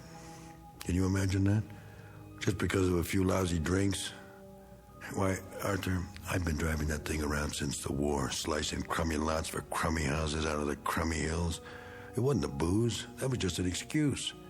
It's the cheap labor they're getting nowadays. We let them in from everywhere. Mexico, Puerto Rico, foreigners. We make Hawaii a state, and what do we get? A lot of what? Say it. Oh, no offense to you, Arthur. You're different. 100% American. Born here and everything. Not like you're old man. I'm talking about those others who'll be trying to snatch your job, too. One fine morning, you'll show up and find some gook at work in your flowers, clipping your hedges, mowing your lawns, taking the bread right out of your mouth, and it won't matter if you're sober or not. They'll work a lot cheaper, so you've had it, buddy boy. Ooh, but I'm getting off the subject. The wife, like I say, she went to her sister's, said we were all washed up. Can you beat that? That's gratitude for you. But never mind, she'll be back. She knows which side her bread's buttered on, and if she doesn't come back, who needs her? A man can make it alone, Arthur. Women are a dime a dozen. Anyone who's ever been to the Orient knows that. You're awful quiet, Arthur. Still holding on to that sword, huh? What's the matter, Arthur? Or do you want me to call you Ito now? I have nothing to say. Listen, don't take it so hard. I mean, just because your old man was a sneaky little double-dealing traitor, it doesn't mean you are. I mean, what the hell? You don't have to go and change your name and all and forget you know how to speak Japanese. There are plenty of sneaks and double-crossers on both sides. Like you. Hold it right there, buddy. You were no better. You were a murderer. You killed a defenseless man. Now take it easy. What happened on Okinawa? Well, you can't blame me. You know we had orders not to take any prisoners. That's right. No prisoners, they said. Seems the little monkeys were coming in with their hands behind their heads and grenades in their loincloths. And they'd pitch them at you without the slightest hesitation the first chance they got. The kamikaze philosophy. So, no prisoners. That was the order, straight from topside. You had your philosophy, too. You can't hold a man responsible for obeying orders, can you? You get shot in wartime for having a mind of your own. Follow orders if you want to stay alive. Oh, yeah, I know, those Nazi generals in Nuremberg. You're going to bring that up. Well, let's face it, they had a point. They were ordered to do what they did, and they had to obey. The oldest offense in the world. So, who's guilty of what? Think about it. Where does it begin and where does it end? In the Pacific, we were told you people were some species of ape, not even human, so we shouldn't worry about burning you out of caves. Today, all of a sudden, you're fine people, highly cultured, and it was all propaganda about your lousy transistor radios. Is that all we represent to you? Come on, Arthur, put down the sword and let's have another beer. Stay where you are. I don't like to drink alone. And to tell you the truth, I'm a little shaky today. Last night, I put away a fifth of scotch. Can't hold your liquor, huh? Arthur, don't you get it? The wife up and left me. I'm all alone now. And yesterday when I called about getting my job back, the foreman hung up on me. I'm not a bad guy, Arthur. Why is all this happening to me? All right, don't answer. Kill me if that's what you're here for. Go ahead, I dare you. What's that? Your judo pose? I told you I'm a trained soldier.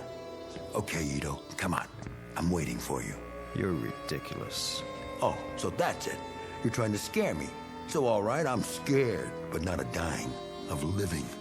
I can't make it anymore, Ito, or Arthur, or whatever your name is. There's nothing left, nothing. I got a box full of decorations for killing highly cultured people. And I've been pushed and pulled this way and that till I hate everyone in the world who's not the same as me. Look, I'll prove it. Come and get your beer, you dirty little chap. Why, you? Just bring it. I'm ready for you. Oh, you like that, huh? Judo, nothing. Stupid old American beating. Stand up and take it. Oh, you can't, huh? Well, here, I'll finish the job for you with a razor-sharp samurai sword. You don't have the guts. No? No? No.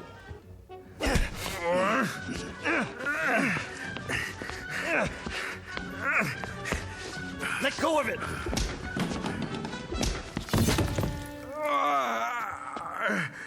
Pick up the sword. Pick it up. Where is it? You gonna keep holding on to it? Roll over. Let's see what...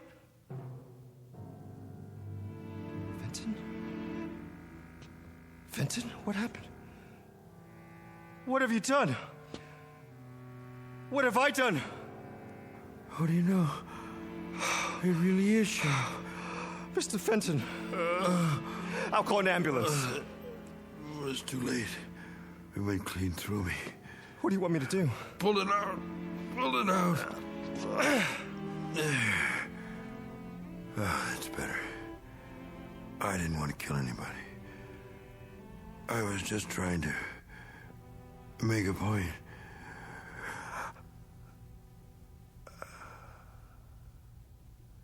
Oh, my God.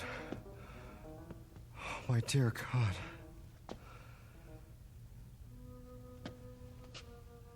Arthur? Mrs. Pratt? Mr. Fenton, is Arthur in there with you? Mr. Fenton?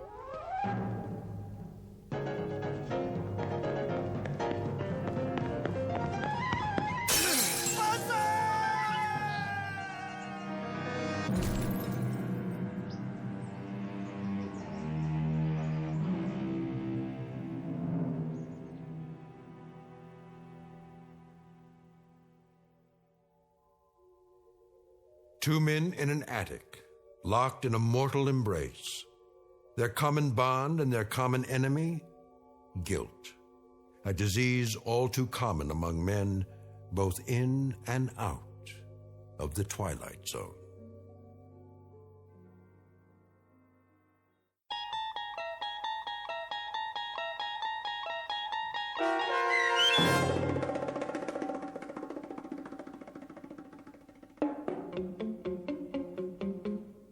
The Encounter, starring Stacy Keach and Byron Mann, was adapted for radio by Dennis Etchison and written for The Twilight Zone by Montgomery Pittman. Heard in the cast were Linda Ryder and Ilissa Fraden. The producers of The Twilight Zone wish to thank CBS Enterprises and the Rod Serling Estate for making this series possible. This copyrighted radio series is produced and directed by Carl Amari for Falcon Picture Group. Sound design and custom Foley effects for The Twilight Zone by Cerny American creatives Bob Benson, Craig Lee, Michael Slaybach, and Matt Sorrow. To learn more about the Twilight Zone radio dramas and to contact us, visit our official website at twilightzoneradio.com. Doug James speaking.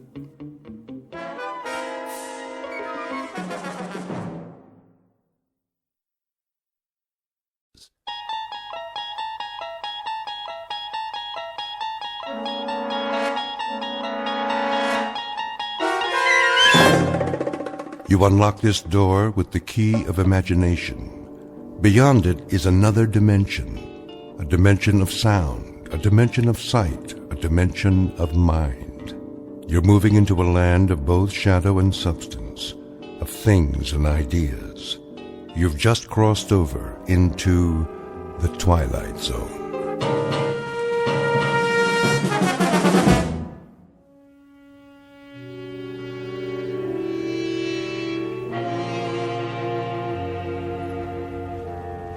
Franklin, come in, please. Roger, dispatch, this is Franklin. There you are, Bobby boy. Hey, Smitty. What's your present location? I'm out on Arrowhead Road. Say again, Franklin, where are you? Old Arrowhead Road, just past the fork. What are you doing there? Following up on those lights. What lights? Last night, the captain told me about it. Thought you were off duty. I am. It's time for one last stop, then I'll bring the car in. Roger that. See you back here at... Say 1700? 10-4.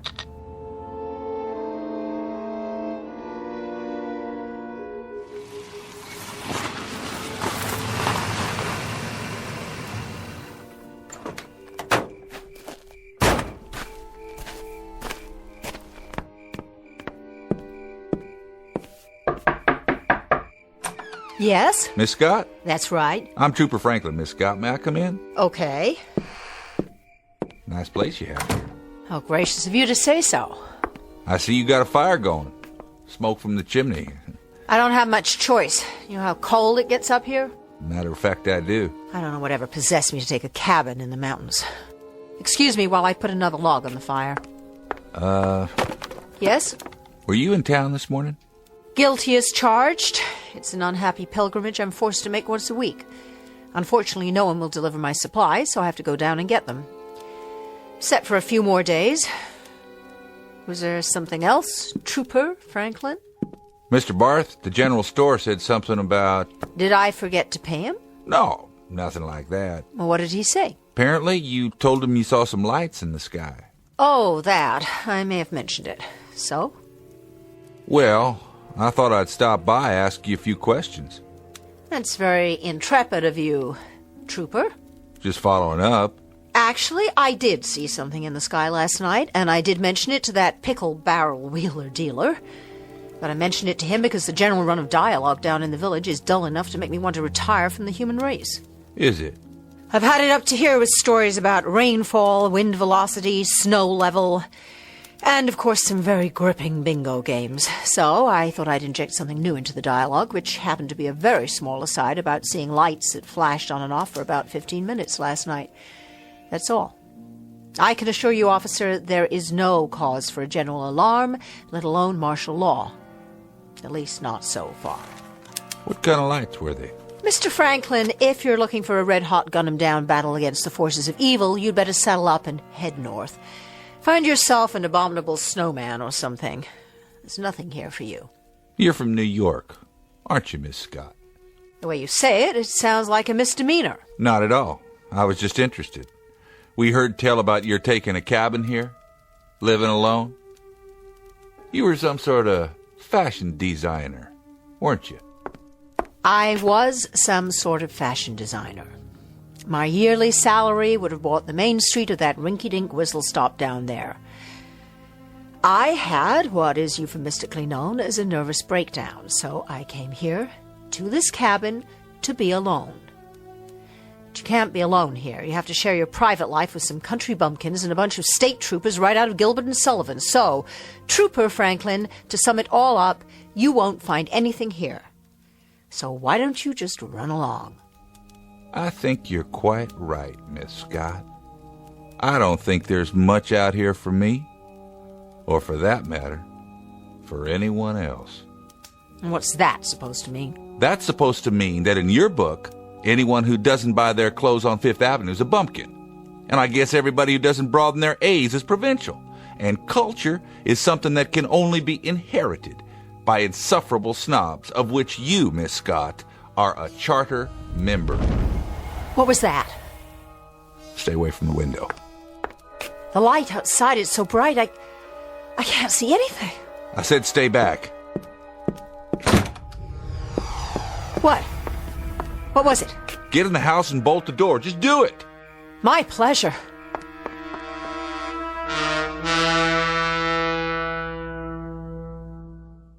The major ingredient of any recipe for fear is the unknown.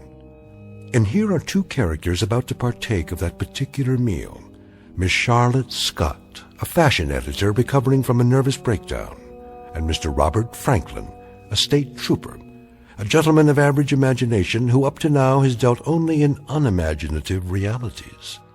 And the third member of the dinner party? The unknown that has just landed a few hundred yards away. This person, or thing, is soon to be introduced. For this may be a mountain cabin near Lake Arrowhead, California, but it is also a clearing in that shadowy realm known as the Twilight Zone. And now, The Twilight Zone, and our story, The Fear, starring Jane Seymour and James Keach, with Stacy Keach as your narrator. Sorry, but until we know what's out there, I understand. I guess. You're not frightened, are you, Miss Scott? It so happens, Mr. Franklin, it so happens that you put me in the wrong sorority. I'm a charter member, all right, but not of the Society of Snobs. I'm the founder and chairman of the board of Society of Frightened People. People who are so frightened they can't face the world and have to run off to little mountain retreats like this one. They act superior because that's supposed to hide their tensions and neuroses. Thank you for your honest answer. Do you have any coffee? I think so. Then I'll go out and look around while you make some. Deal? Deal. If I don't see anything, I'll stay here for a while until it comes back. Then I'll take you into town if you like. I doubt that'll be necessary, but what was that? The noise and the light. Could have been a meteor, I suppose, or an aircraft off its route. But you don't really think so. Those would be rational explanations. Give me an irrational one, then. Go ahead. I can take it. Take your pick. Maybe something from outer space. Right. Take a look out that window. Do you understand everything out there? I sure don't, especially up here. There are more things in heaven and earth, Horatio, than are dreamt of in your philosophy. If I remember my English class, that's Shakespeare. Isn't it, Miss Scott? Yes, it is, but the question is, what's that? Where? You can see it from the window, over there. Just beyond the trees. It looks like a light of some kind, a white light. Yes. I see it. About 400 yards. Now you tell me, am I imagining things, or is that light blinking on and off?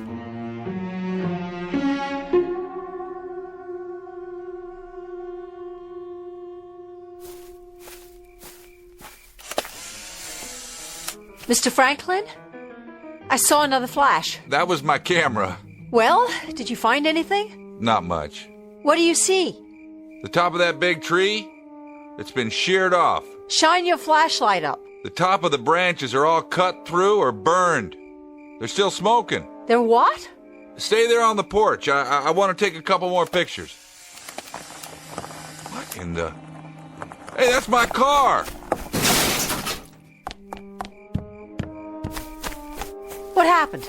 It just started moving and hit the trees. Did you ever hear of an emergency brake? Heard and used. The emergency brake was on, I swear. There are only two of us here, and neither of us was near that car. So, who pushed it? Maybe nobody. Maybe the brake just gave out. You believe that? For the moment, that's the only explanation I can come up with. What are you going to do? I'm going to try and push it down on all four wheels again. It's wedged in there between these two trees. Can't move it. But if I can get the door open, I can call for backup. Be careful. There. Radio should be okay. Come on. Does it work? Dead. No power at all. You have a phone inside? Thank God, that's one sacrifice to privacy I didn't make. I've got a telephone and a pot of coffee. And at this moment, both are luxury items in my book. Sounds good to me. You didn't find anything, did you? I mean, the cause for that sound and the light? There was a light. It sure was. I saw it, too. I didn't find the cause, but I found some of the effects. The tops of the trees were all sheared off, cut right through, and they were... What? Still smoking, burned. Just as if some oversized acetylene torch had plowed right across them in a straight line. Well, what could have done that? Lightning? Except the sky is clear. Not a cloud. And no thunder. Go ahead. Phone's on the wall in the kitchen. After you. Better lock it. You just applied for membership, huh? In what? My club, for frightened people. Lady, I fought in the war, and I've been a cop for a while now. I'm not ashamed to say that I've racked up more scared hours than a rabbit. Thank you. For what? For an honest answer. It's just that I know a few things about fear. So do I. But this is a new one on me. It's all the same. I wouldn't say that. I don't know exactly how to explain this, but I finally figured it out, and it helped me get through a lot. If you can learn it, maybe it'll help you too. I'm all ears. Look, fear is fear. No matter when it happens, an instinct and natural human function, like breathing. It's a warning, one of the signals we get from our nervous system in order to survive. But how we react to the fear when it comes, that's what counts. What are you saying? That there's a choice? Maybe there is for you. There's always a choice, no matter what. You can get the shakes and crawl under a bed if you want, or you can clench your fists and get on with your business, because staying scared, being so sick with worry you can't move, isn't going to change anything. It's how you handle the feeling, what you do with it. That's what makes the difference. That decides whether you survive or not. You see what I mean? You've thought a lot about this, I take it. I've had to. It's part of my job. Well, you handle it whatever way you want. Me? I think I feel more comfortable hiding under a bed. So you have a sense of humor after all? You thought I didn't? I wasn't sure. Maybe that's my defense. You got 2 beds? What? I might want to crawl under one myself. Your phone's dead. No, it's not. You don't trust anybody, do you? Once upon a time. Look where it got me. Coffee ready? Here. Thanks. This is getting to be like a bad movie. Is it? I don't see many movies. Now, I suppose that in the next scene somebody knocks on the door. Somebody or something. I like comedies myself. I'm not much for science fiction and horror. Neither am I. You don't make bad coffee for a fashion designer. And you're pretty astute for a state trooper. What are you looking at that door for? Waiting for the knock, I guess. If we could predict it, we wouldn't have anything to worry about. Well, what do we do till then? Wait a while. I'll hang around, just in case. In case what? Just in case whatever's out there decide they've scared us enough and crawls in out of the dark. Crawls? Or hops, or skips, or jumps. I like that better than crawl. I'm not too big on the word dark, either. What are we really talking about? Something that makes loud noises, flashes light, and burns the tops off of trees. Whatever it is, I'd like to nail it, though. Pay back the taxpayers for my wrecked car. That, I'm afraid, falls under the heading of duty. I call it an admirable attitude, especially under the circumstances. I'll tell you something, Miss Scott. Despite all that you may have heard about officers of the law, we react like normal human beings. Roaring fire, mountain cabin, hot coffee. Not a bad life. If I live long enough to retire. What is it? Didn't you hear that? Where? Up there. It sounded like it was on the roof. Do you have an attic in this house? I don't think so. Is there a way I can get up on the roof? Not from inside. What are you doing? If we've got an intruder, it's time to put a stop to this. Put Please, please don't. I'm taking the flashlight. Leave the lights on and lock the door after me, and don't open it unless you hear my voice. No matter what. Do me a favor. Be careful. I'll do my best, miss. Just come back.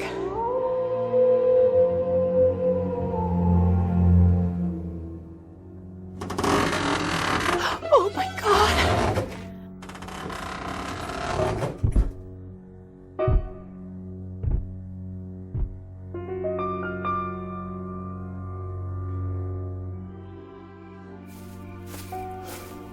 This doesn't make sense. No sense at all.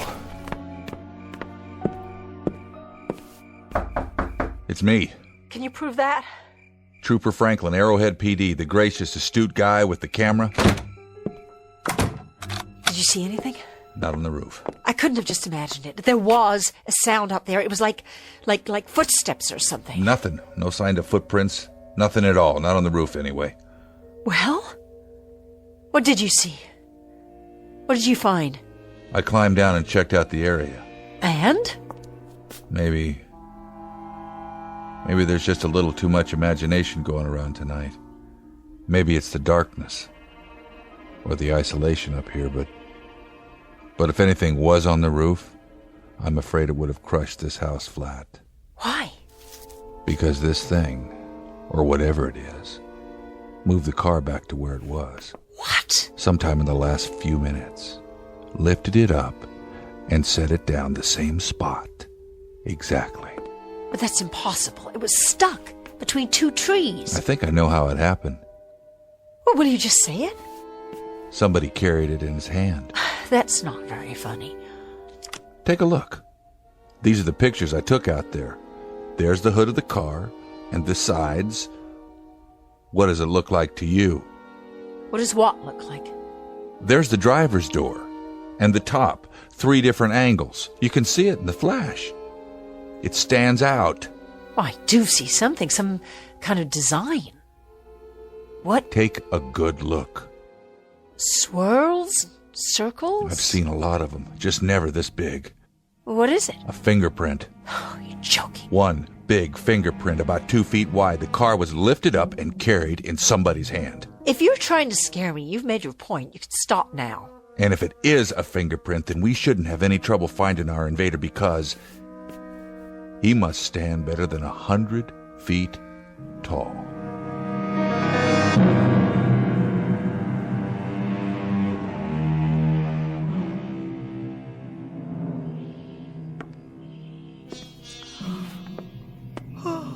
What time is it?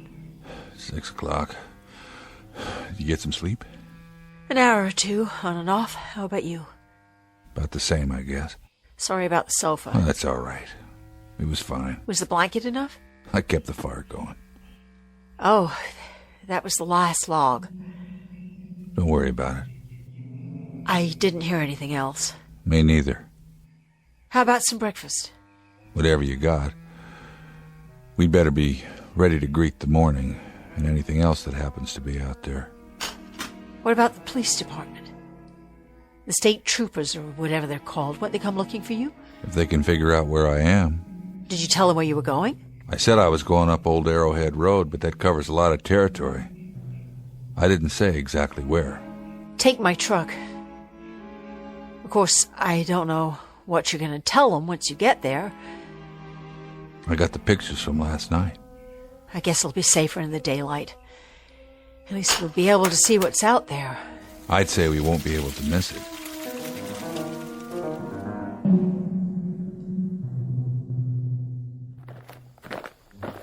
There's the car. Just where you parked it the first time. With the dent still in it. I guess they don't do body work. Oh my God. It really is a fingerprint. That or a practical joke. You got any friends out here who'd go this far? Little bent, maybe. If I did, they'd have been committed by now. Where's your truck? Behind the house, I'll get it. Keep your eyes open. Oh, I will. I'd better check out the radio one more time. Just don't go anywhere, all right? Bring it around. Still dead. Miss Scott? Oh, dear Lord! What? What happened? Come and see. Is the truck gone? No, it's there, but just come. It's you've got to see this.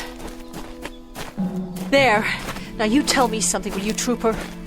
What's that? The sinkhole? Will you look? It's more like a crater, actually. All the way from the back of the house to the trees? It wasn't there before? No. To tell you the truth, it looks like a Go ahead, say it. footprint. Right, a footprint that's 20 feet long. That's what it is, all right. A footprint. But this part is only the toe. What? The whole thing is more like 50 feet across. Let's get out of here. I gotta make a record of the evidence. Are you crazy? Run. Run where? The village, down the road. Who cares? Someplace, any place, as long as it's away from here. Use your head. It's 30 miles to the village, and no matter what direction we go, something that tall could just block the way or reach down and crush us. Besides, whatever it is, it's as big as the mountain. Then what can we do? Try and fix the car radio so we can phone for help. And then pray that whoever's walking around out there has a name like Gulliver. Just an overgrown, nice guy who doesn't mean any harm. You do anything you want, but I'm not staying here. I'm getting right out now, and I'm not coming back, and I don't care if I ever see this place again. Miss Scott? Miss Scott! Stop, please! Where are you? Down here! Don't try to get up. Don't try. Did you break anything? Shh. What? Stay down. It'll see you. What will? That thing. There's no... It was there. I looked through the top of the trees. It was in the tree? It was behind the tree, standing above the branches. Where? Where? I don't see. It's gone now, but it was there. Its legs. It started walking this way, and its legs were standing right in front of me. Come on, we're going back. No way. There's nowhere else to go. I can't. Do you break anything? I don't think so. Then hold on to me. I'll help you. We have to hide. There's no place left to hide. Down there in the gully, under a tree, under the leaves, all right? Anywhere, just don't let it see us. We're not going to hide. We have to. We can't. You didn't see it. I thought you were from New York. What's that got to do with anything? New Yorkers are supposed to be tough, aren't they? Oh, so this is a macho thing. I'm talking about survival. So am I. Well, if you're a precious male eagle... Listen to me. You don't survive by running scared. Nobody does. Do that and they're controlling you like a rat in a maze. The only chance is to take control of yourself. And how do you do that? Make a plan and carry it out no matter what. Do you hear what I'm saying? No matter what. Otherwise you're done for. You may as well dig a grave right here and climb in, because that's where you're gonna end up. Now get a grip, New York. Show me something. Show that thing. Or give up right now. You can't have it both ways. So make a choice. One or the other. Do you want to live, or do you want to die? All right. I'll try. You were wrong about one thing, Trooper. What's that? I saw it. And it had a big, round head with one eye right in the middle.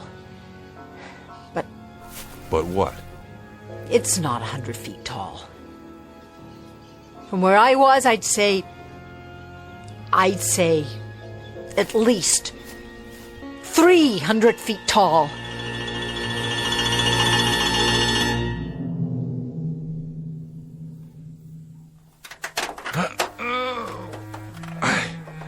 I can't quite get this door open. If I'm gonna fix the police radio, I need to get it to the dashboard. I'll need the tools. I don't have much. Like what? Basics, hammers and wrenches, screwdrivers, a pair of pliers, knives, and an axe for chopping wood. That'll do for starters. Bring me the axe. What for? I have to climb all the way in. The only way I can do that is to break the windshield. I'll bring you what I've got.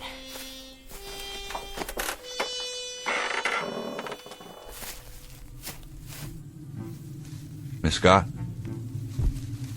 Charlotte! I brought what you asked for. Come here. Tools look pretty rusty, but the axe is okay. Now. What happened to all the birds? What? The birds.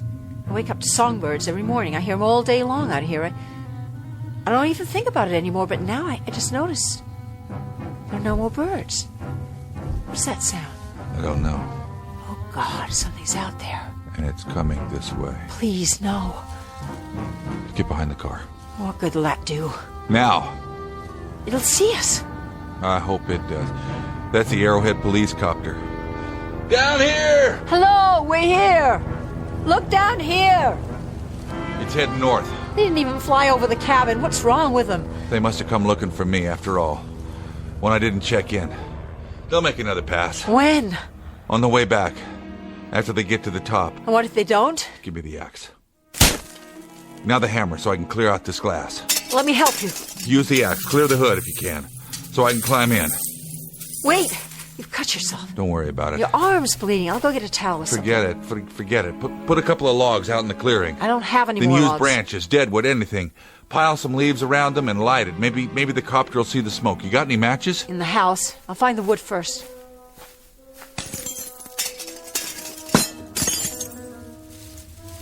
Miss Scott?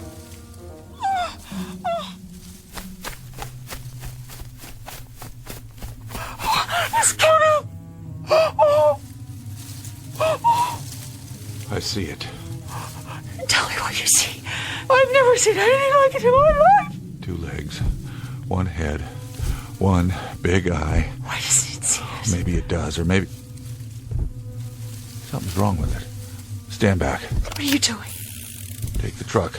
Get going. I'll try to keep this nightmare busy. Maybe you can reach the village and get help. If I tell them about this, they'll lock me up. You're gonna have to run the risk.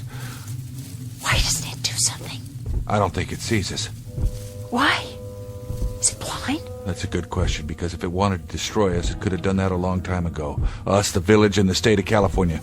Go ahead, will you? Take off! Funny thing, Trooper. Scared as I am right now.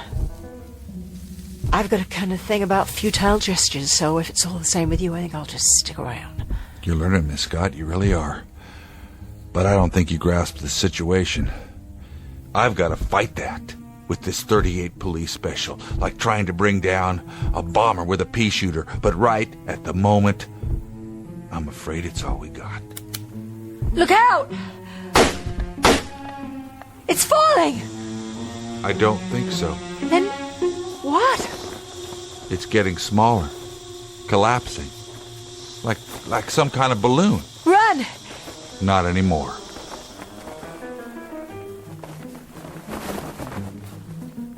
It's all it was. A balloon of some kind. As fantastic and unbelievable as that sounds, that's exactly what it was. The whole thing is made out of plastic. Mylar, I'd say.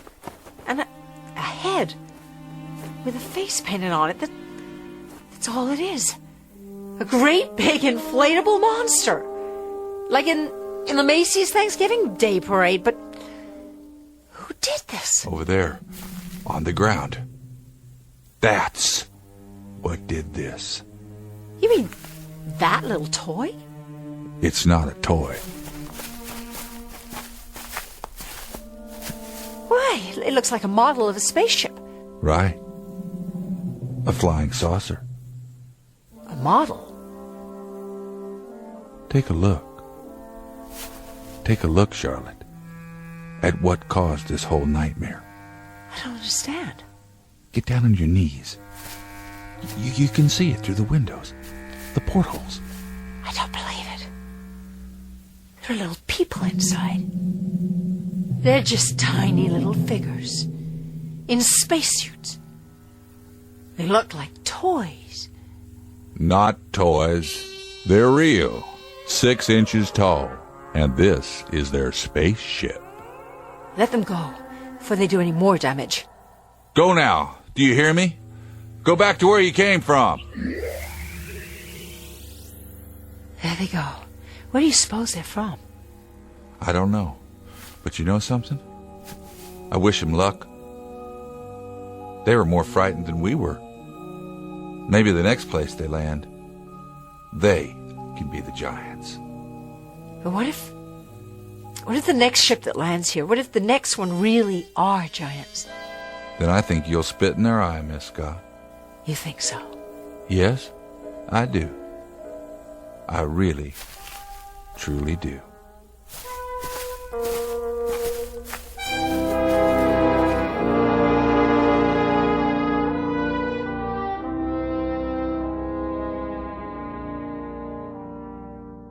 An experiment in fear, conducted by beings bent on exploring a planet called Earth. A simple laboratory exercise with 2 isolated humans as the subjects. The purpose? To determine whether this planet is suitable for a race of creatures only 6 inches tall. Too small to frighten anyone without the help of some rather basic special effects. Because fear, like size, is extremely relative. It depends on who's looking down and who must look up. It also depends on other variables, like the time of day, the mood, the atmosphere, and the sound of things that can't be seen in the dark. But it's been said before, and with great validity, that the very worst thing to fear is fear itself. So the next time you hear something go bump in the night, take a deep breath and count to 10 before you give in to panic. The truth is, what's out there may be even more frightened of you. A tale of irrational terror and tiny visitors from the Twilight Zone.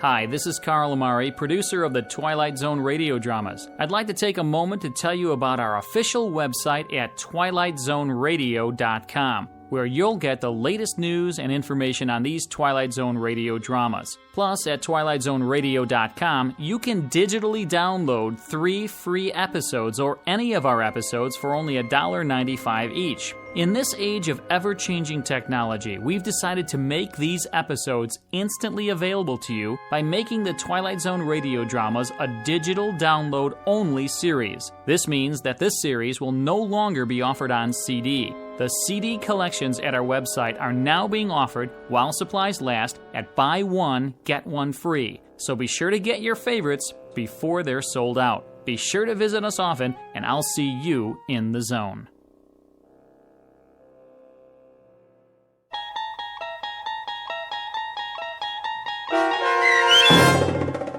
The Fear, starring Jane Seymour and James Keach, with Stacy Keach as your narrator, was adapted for radio by Dennis Etchison and based on a script by Rod Serling.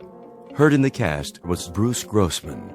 To learn more about the Twilight Zone radio dramas and to obtain audio cassettes and CDs of these programs, visit our website at twilightzoneradio.com. This copyrighted radio series is produced and directed by Carl Amari and Roger Wolski for Falcon Picture Group. Doug James speaking.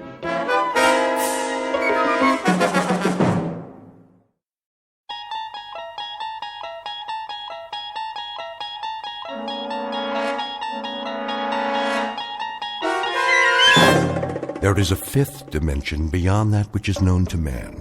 It is a dimension as vast as space and as timeless as infinity. It is the middle ground between light and shadow, and it lies between the pit of man's fears and the summit of his knowledge. This is the dimension of imagination.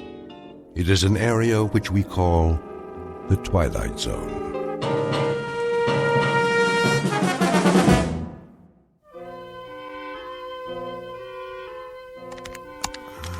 On hands plus shipments received Franklin? equals a total inventory. Franklin, dear, would you like something to eat? Not just now. Minus the number of products scanned. And we have the total sales from the period from... It's no trouble. Flora, please. I have to bring the books up to date before I go back to the store. The auditor's coming this afternoon. The period from the previous quarter through... But it's almost lunchtime. Take a break, Franklin. You know what they say, all work and no play. All right, make a sandwich if you want. Just let me finish this. I'll get it, dear. For the quarterly sales period ending... Yeah, for the quarterly sales period ending... Yes? Yes, this is Mrs. Gibbs. Do you want to talk to my... Oh, my. If it's for me, tell them I'm busy. Are you sure? Why, I can hardly believe it. When? You'll send all the information? Yes, that would be wonderful. But how... It was? You did? Well, I didn't think I had much of a chance. Oh, for the love of... I suppose that will be all right. I'll have to ask my husband. Oh, how exciting. Thank you so very, very much. Goodbye now. Ask me what? Franklin, you're not going to believe this. That was the salesman, wasn't it? No, Franklin. Well, not exactly. It was a sales representative. I'm going to report this to the phone company. They call it all hours, and the misguided believe that we can be talked into anything. What was it? Swampland in Florida? Gold and silver futures? A chance to get in on the ground floor. Franklin, sit down. What? I have something to tell you. Oh, no, you didn't. You filled out a coupon, and now some charming young pickpocket wants to stop by and show us a set of encyclopedias. Flora, I don't know how many times I've told you, those con artists have got one goal in mind, to relieve me of my wallet. Now, I've worked hard to save for our retirement. I'm not going to risk one penny of it to... Franklin, will you kindly be still? This isn't anything like that. I entered a contest. Why I use New Season liquid soap for all our personal and impersonal cleansing needs. A contest? Don't you know that the odds are at least several million to... I do know, Franklin, but I couldn't resist. And this time... Considering how much postage stamps cost these days, you might promise me that from now on... But, Franklin, we've won. What are you saying? Won what? A vacation. Flora, listen to my words and try to understand. I have no room in my life for such nonsense. This vacation, as you call it, is simply a clever way to sell us a timeshare in some godforsaken, alligator-infested... 3 days and 2 nights, including hotel, meals, and plane fare. And the catch? Franklin, I'm trying to tell you, there is no catch. I did it for us. Do you know how long it's been since we've had a vacation? Let Sherwin watch the store for a few days. You'll see. This will do wonders for you. And what, pray tell, is the location of our dream come true? Are you ready? Franklin, we've won a vacation for 2 in the fun capital of the world, Las Vegas, Nevada. Flora, why do I bother? You haven't heard a word I've said.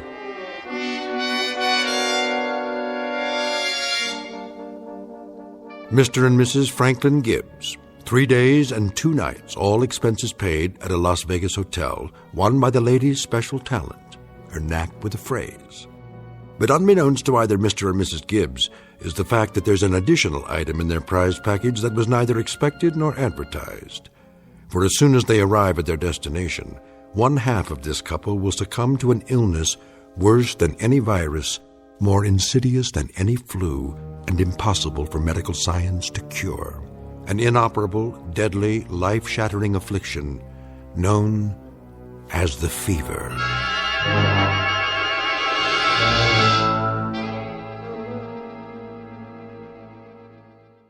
And now, The Twilight Zone and our story, The Fever, starring Stacy Keach and Kathy Garver.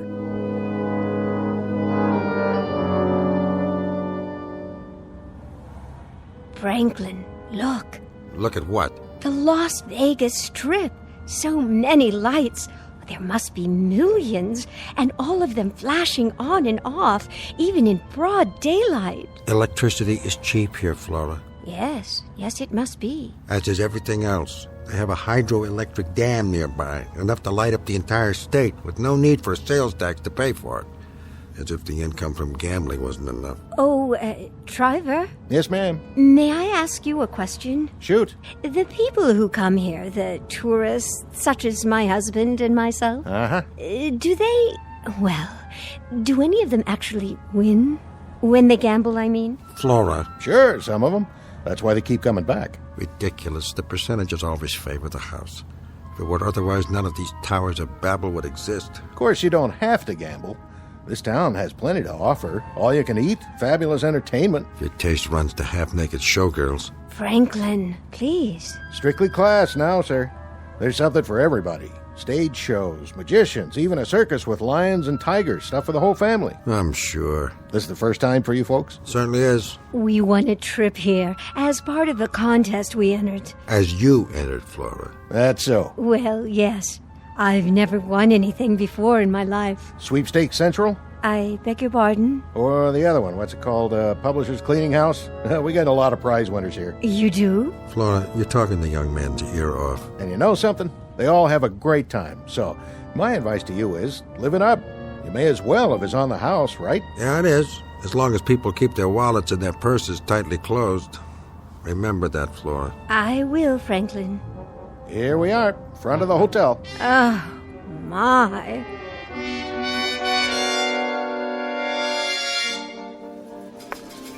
Drinks? Drinks, anyone? One more Scotch Rocks. Yes, sir. This here silver dollar is all yours. Why, thank you, sir. If you make it fast. I only got a few more left and I'm out of here. Be right back. Drinks? Here goes to nothing.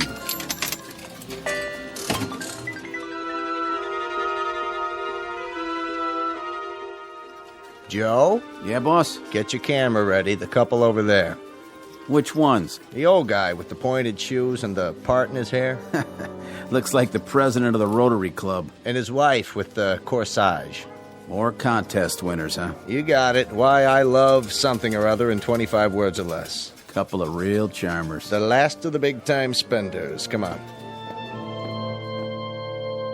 Oh, Franklin, isn't it exciting? If you like Sodom and Gomorrah. Well, well, Mr. and Mrs. Gibbs. All checked in, I see? Oh, yes. Yes, we are. Is your room comfortable? It's lovely, Mr. Henson. Just lovely. You make us feel... well, you make us feel... important. You are important, Mrs. Gibbs. After all, it's not every day we welcome a celebrated contest winner. No? Just every other day. I've brought our hotel photographer so we can get a picture of you and Mr. Gibbs for your hometown paper. That's so considerate. Isn't it, Franklin? Positively magnanimous. Can you stand closer together? Move right in, Mr. Gibbs. That's it. How about this, Joe? Looks good to me. Go ahead and take it then. Watch out for the flash. This is so exciting. You said that, Flora. I see nothing but spots in front of my eyes. If there's anything else I can do... It's the Elgin Bugle, Mr. Henson. How's that? Our newspaper, the Elgin Bugle. Of course. We'll send a copy right out to them. Enjoy yourself, folks. There's such a flavor to this place. Don't you think so, Franklin? This is one flavor I can do without. You know I've never approved of gambling. But this is different. It is no more different than it is moral. Gambling is gambling. However, Flora, it's your vacation. You want it. In good conscience, I must repeat to you what I've been saying all along. It's a miserable, terrible waste of time, but it's what you wanted, so... Franklin, try to enjoy it, won't you? For me, we haven't had a vacation in such a long time. That's quite correct. And isn't it a shame that we have to spend it this way? In a roadhouse whose chief stock and trade is semi-clad chorus girls and the sound of one-armed bandits. I must tell you, Flora, at this given moment, I feel somehow unclean. Oh, Franklin. Now what? Why, I don't know. I won! She did it! You sure did, Marge! Some sort of commotion. Wait here, Flora. The jackpot! I just knew! She had her lucky rabbit's foot. Well, it sure was! I gotta get one of those. Over here, Mr. Henson. Which machine? Number 13. Excuse me? Yeah? Oh, hello, Mr. Gibbs. Exactly how much did the young lady win? 3 specials in a row. That's 5 G's. 5? 5,000. 5,000 what? Dollars. What'd you think? For doing nothing but standing here and pulling the handle of this mechanical contraption? You got it, pal. Could be you next time, huh? Have a good one. I don't believe it. Surely it's some kind of publicity stunt. Flora? All bets down. Play the combinations. Red and black. Got me. Flora, where... Place your bets. Who wants insurance? Flora, where have you gone? What do you think you're doing? It's just a nickel machine, dear. We go to Las Vegas. We waste 3 days and 2 nights. We do it because that's your silly way of enjoying yourself. And it doesn't cost us anything. All well and good. But now you're spending money. Not even spending it, you're just throwing it away. This is when I have to take a firm hand. You're obviously not mature enough to... Please, Franklin, don't make a scene. I won't play. I promise. Very well, then. The nickel's already in. All right. Go ahead. Throw it away. There. You see?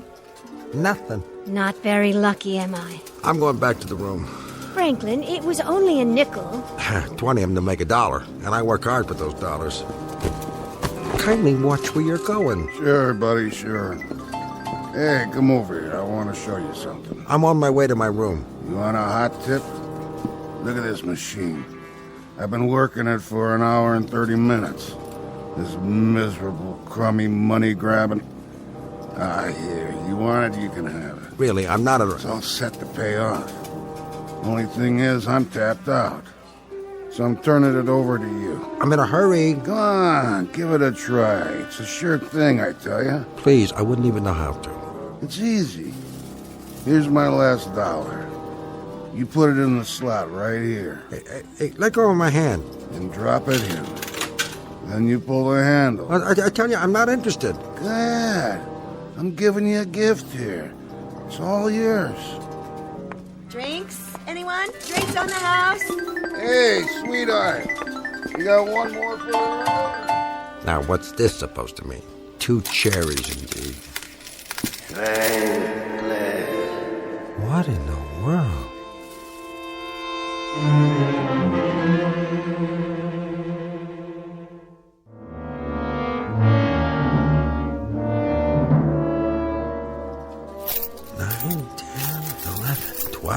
There you are, Franklin. Oh, my. You are lucky. Now, Flora, I want you to watch this. You're about to see the difference between a normal, mature, intelligent man and these wild idiots around here. Of course, dear. These baboons would throw it away. They'd compulsively put it right back into the machine, all of it. But not the Gibbses. No, we know the value of money. We're going to take these and put them safely in our room and go home with them. Come along, my dear. It's late afternoon already. I'd like to shave for dinner. Yes, dear. Yes, there's my machine. Your machine? Oh, hi there, buddy. I thought you were finished with it. I was, but I went and cashed the check. Gotta get my money back, right? Thanks for watching it for me. Let's go, Flo. Come on, baby. Yeah. Yeah! Franklin. Did you say something? What, dear? Just now. Did you call my name? Why, no, dear. That's odd. I thought I heard... Heard what? Oh, no, nothing, Flora. No, nothing at all. Come along.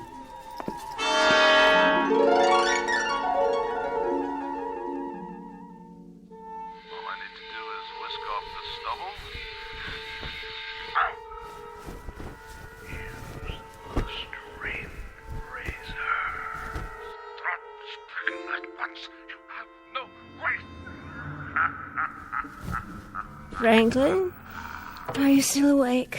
Just watching a little mindless television, Flora, to calm my nerves. Did I wake you? No, that's fine. Put on your pajamas and get under the covers. You need your sleep. Of course, dear. In a moment. See you in the morning, Franklin. Franklin. What?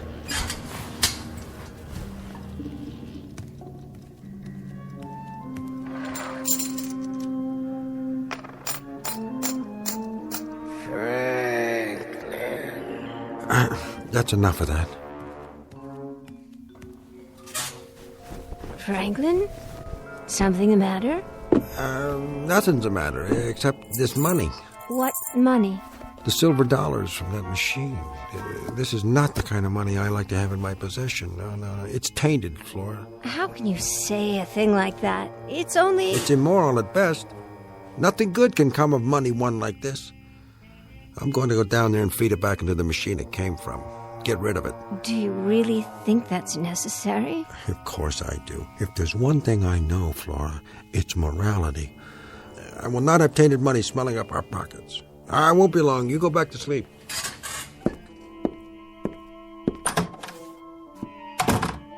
Oh, Franklin. Franklin.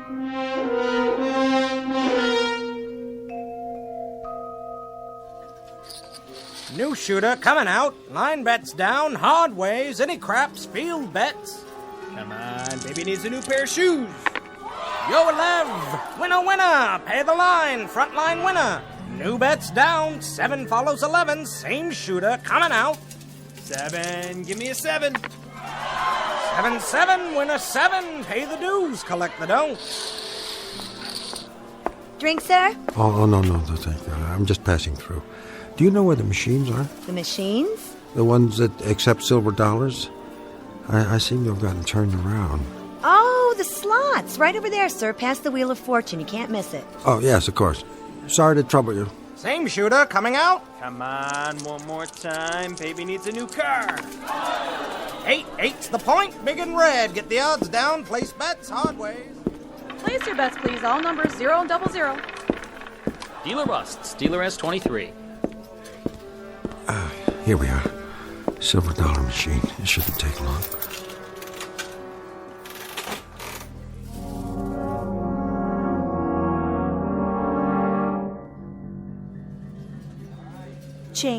Change right here. Miss, I'll take some change. How much this time, sir? Let me see. Another $20 worth, please. No, make it 40. Yes, sir. Oh, wait. I don't seem to have anything more in my wallet. I'll write you a check. Well, you can cash a personal check at the cashier's cage. Well, why can't you take it? I assure you I'm good for it. Here's my identification. You'll have to see the cashier about that. But I can't leave this machine.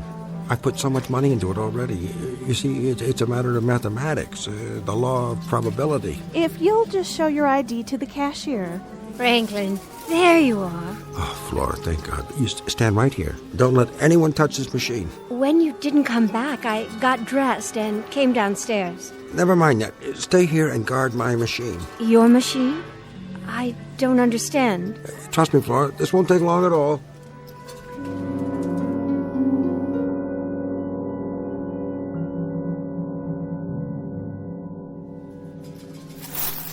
There. This time I bought a larger amount. Should be more than enough. Franklin, that's the 3rd time you've cashed a check. I know. Do you know what time it is? Doesn't matter. This will all be over in another minute or so. It's 12:05. After midnight, Franklin. You've spent a great deal of money already. I know that, too. Don't you think you ought to stop? How can I stop? As you say, I've lost a great deal of money. Temporarily invested is a better way to put it. I gotta win it back. But what if you don't? What if you don't win it back, Franklin? You've been standing here for more than 3 hours. I'm well aware of that, too. Darling, you know how awful you feel in the morning when you've been up too late at night? Flora, would you kindly shut your mouth? Can't stand a shrew. I'm sorry, Franklin. I'm only trying to... I know exactly what you're trying to do. I hate a woman who stands over my shoulder and sees to it that I have miserable luck. That's what you're doing to me now, Flora. You're giving me a wretched run of luck. Why don't you get out of here? Leave me alone. Please. People are listening. The devil with them. I'm not concerned with people or what they think. I'm only concerned with one thing, and that's how to restore our bank account. Or don't you think that matters? I do. I do. Then stand aside, woman. You're not going to stop me, are you? No. No, dear. What I'm concerned about right now is this machine. It's infernal, inhuman logic, the way it lets you win a little and then takes it all back. It teases you, Flora. It holds out promises. It wheedles and controls. It sucks you in, and then when it has you in its grip... But I will not give up. It thinks it can wear me down? Well, perhaps it can with the rest of these buffoons, but not Franklin Gibbs. No, sir. This is a battle of wills between man and machine, between the human and the inhuman, and the machine will not win. Oranges, lemons, pears, the occasional cherry, all wasted on me. I will not be fooled. I know how to calculate the true odds. As for this one-armed bandit, your time is near. After that, you'll be relegated to the junk heap where you belong.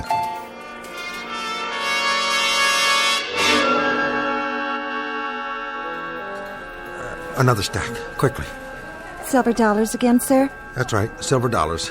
Certainly, sir. Only, Only what? Well, you've reached your limit. If you want to cash any more checks after this, you'll have to talk to the floor manager. That won't be necessary. It's a mathematical certainty. What do you make of that one, Julie? The old guy? Give him till dawn, maybe. It's already been 5 hours. He was here before you started. I believe it. Did you see his eyes? He's running on empty. Man, oh man. When those straight arrow types get hooked, they really get hooked. He tells me he's got it figured out mathematically. He's bound to hit the jackpot if he just keeps at it long enough. Poor old fella. Him and his wife. He should pack it in and go back home while he still has a home to go to.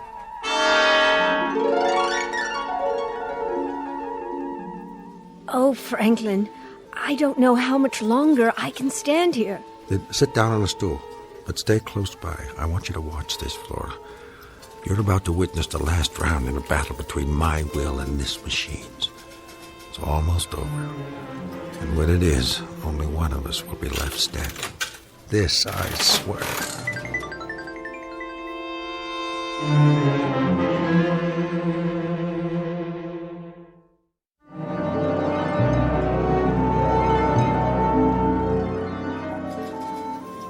Franklin, you look so pale.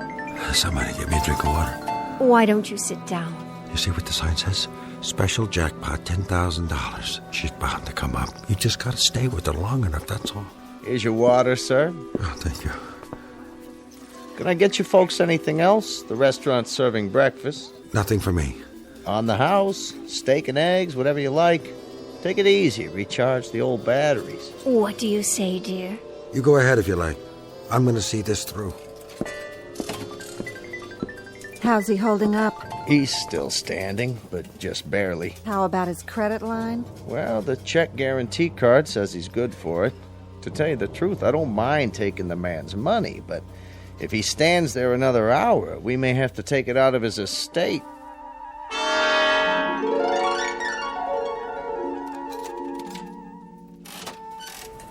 What time is it? It's 8 o'clock, Franklin. In the morning. I swear, Flora, it's not just a machine. It knows. You know, it mocks me. It teases and beckons and cons. You put in 5, you get back 4. You put in 6, you get back 5. But I'm onto it. It's gotta pay off. Understand, Flora? It's just gotta. Franklin.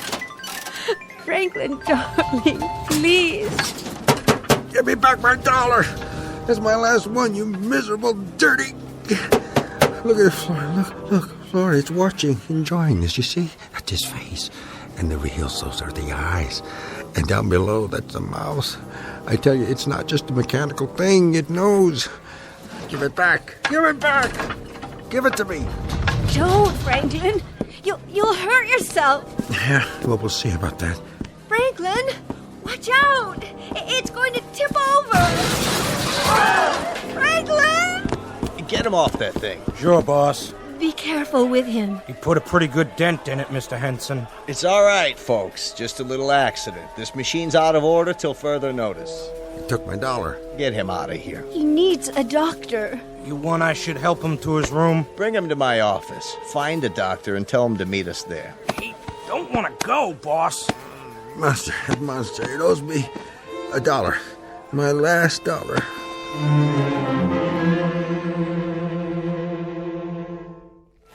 His blood pressure's down. Are you sure? I've given him a sedative. What this man needs is rest. That's what he'll get, Doctor. Is it okay if we move him? I'll give him a few more minutes on the couch. Keep his feet elevated, then you can help him to his room. Will do. Yeah, well, it's not me you should be worried about. It's that infernal device out there. Oh, Franklin, don't talk that way. Maybe he should see a specialist. But you said his vital signs are normal. You said that, didn't you? I was thinking of, well, perhaps a psychiatric examination. Hogwash, there's nothing wrong with my mind. He's right. I've seen things in this casino. People lose track of time, forget to sleep. Well, then I suggest you let him do exactly that. Sleep. Sleep, yes. Yes, that's all he needs. Here are some pills to help him relax. Give him one along with a light meal and see that he drinks plenty of fluids. The most important thing for now is no more stress. Thanks for coming, Doctor. Here's my card, Mrs. Gibbs. If you have any more problems, anything at all, you give me a call. I will. Problems? What problems? All I need is for you to get that machine working again. Then you'll see. You'll all see. It's ready to pay off. Franklin, that's enough of that kind of talk. Listen, Mr. Gibbs, it's a game of chance, all right? Think of that slot machine as a random number generator. Sometimes your number comes up, sometimes it doesn't. That's why they call it gambling. If anyone could predict it, we couldn't stay in business. But look at it this way. You're here to have a good time. Please try to think of it that way. A great time on us. Your room's comped, so's your food. How about if I throw in a couple of show tickets? What kind of show? The French can, I presume? Franklin. I could even... Well, I guess I could extend your stay by another day. That way you'd have time to rest up and enjoy yourselves, the both of you. Yes. Oh, yes. You're very, very kind, Mr. Henson. Now, Franklin, as soon as you're ready, we'll go up on the elevator to our lovely room and have a real night's sleep. For as long as we like. Won't that be wonderful?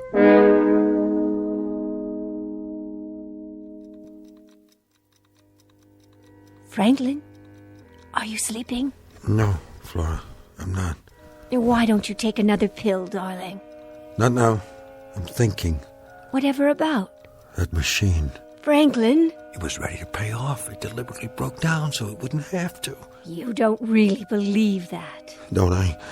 It isn't even a machine, Flora. It's an entity. It's a thing with its own mind, its own will. Please don't talk this way. I beg you. It deliberately broke down rather than return my money. Our money. That thing, that monster, that thief, a dirty, rotten thief. Stay in bed. The doctor told you. Took the last silver dollar. The one that was going to pay off. It swallowed and then it broke down on purpose. The thief took my last dollar. What are you doing? Get away from me. Franklin. Where? Franklin, no. It's outside the door. I can hear it. Franklin. No. Darling, what's the matter? Don't you hear it? No, I don't. I don't hear anything. Of course you do. You must. It's in the hall. I just saw it. It's out there. It followed me. Pack the suitcase. We must get out of here. Franklin. It's inside. Quickly. Stop it. Franklin. Help me. We gotta get away. The window. Yeah, the window. Franklin. No. Franklin. No.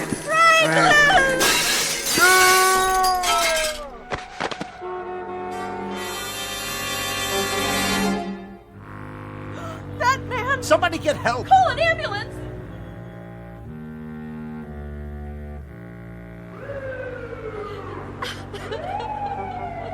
That him? Gibbs, Franklin J., tourist. What happened? Jumped or fell. Hard to say. That's the wife over there, in the room when it happened. Some sort of seizure or something. Can we get a stretcher, Sheriff, and move him out of here? Right away, Mr. Henson. Let's go, medics. Yes, sir. He doesn't need a stretcher. He needs a body bag. His wife said he hadn't slept in 24 hours. That's right. I've seen them get hooked before, but never like this. Okay, everybody, let's clear the area. Back to bed. Go on inside. Show's over. What's that? Looks like a silver dollar. Where did it come from? It fell. From up there. Right about the 13th floor. Yeah? But how? Don't worry about it. Like the man said, just get him out of here. Mr. Franklin Gibbs, visitor to Las Vegas, who lost his money, his reason, and finally his life, to an inanimate object variously described as a one-armed bandit, a slot machine, or, in Mr. Franklin Gibbs's words, a monster with a will all its own. For our purposes, we'll stick with the latter explanation, because after all, this is the Twilight Zone.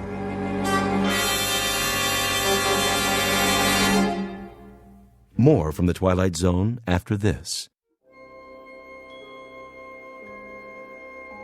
Hi, this is Carl Amari, producer of the Twilight Zone radio dramas. I'd like to take a moment to tell you about our official website at twilightzoneradio.com, where you'll get the latest news and information on these Twilight Zone radio dramas. Plus, at twilightzoneradio.com, you can digitally download 3 free episodes or any of our episodes for only $1.95 each. In this age of ever-changing technology, we've decided to make these episodes instantly available to you by making the Twilight Zone radio dramas a digital download-only series. This means that this series will no longer be offered on CD. The CD collections at our website are now being offered while supplies last at buy one, get one free. So be sure to get your favorites before they're sold out. Be sure to visit us often, and I'll see you in the zone.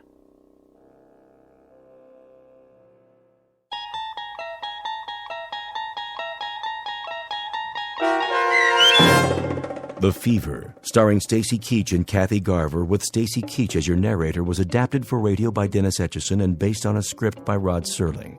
Heard in the cast were Roderick Peoples, Christian Stolte, Rich Komanek, Jeff Lupetin, Meg Thalken, Heath Corson, Susan Hart, Beth Cady, Nancy Center, Carl Amari, Vince Amari, and Roger Wolski. To learn more about the Twilight Zone radio dramas and to obtain audio cassettes and CDs of these programs, visit our website at twilightzoneradio.com. The producers of The Twilight Zone wish to thank CBS Enterprises, Carol Serling, Dennis Etchison, Dick Brescia Associates, Claire Simon Casting, Terry Jennings, XM Satellite Radio, Sirius Satellite Radio, our sponsors, and our radio affiliates for helping make this series possible. This copyrighted radio series is produced and directed by Carl Amari and Roger Wolski for Falcon Picture Group. Doug James speaking.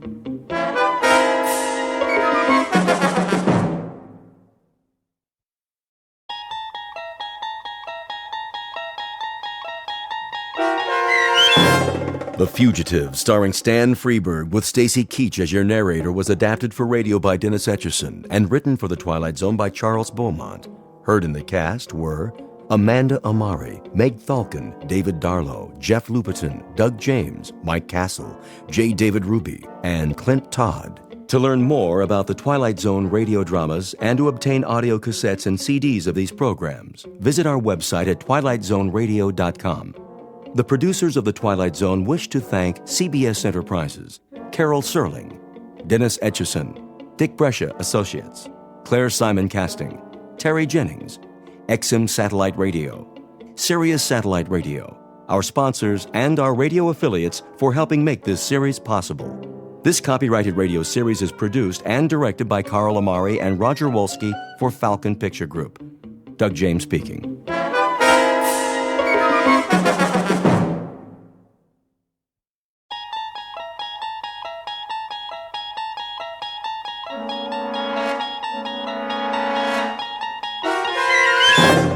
You're traveling through another dimension. A dimension not only of sight and sound, but of mind. A journey into a wondrous land whose boundaries are those of imagination. Your next stop, the Twilight Zone.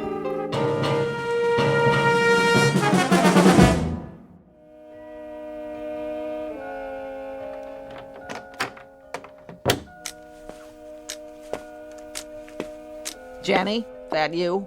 Yes, Aunt Agnes.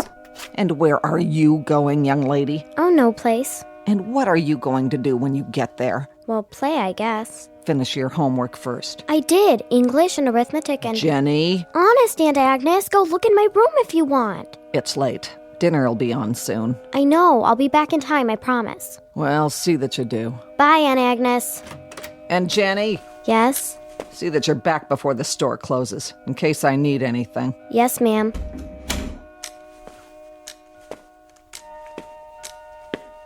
Ben?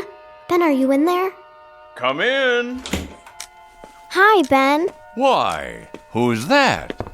It must be my favorite princess. Ben, will you help me? What's the matter? Howie and the boys are in the park playing softball and... Well, why aren't you out there with them? You know they don't like girls on their team, but if I bring somebody else to play... Now who might that be? You, Ben. You're so much fun and... I don't know.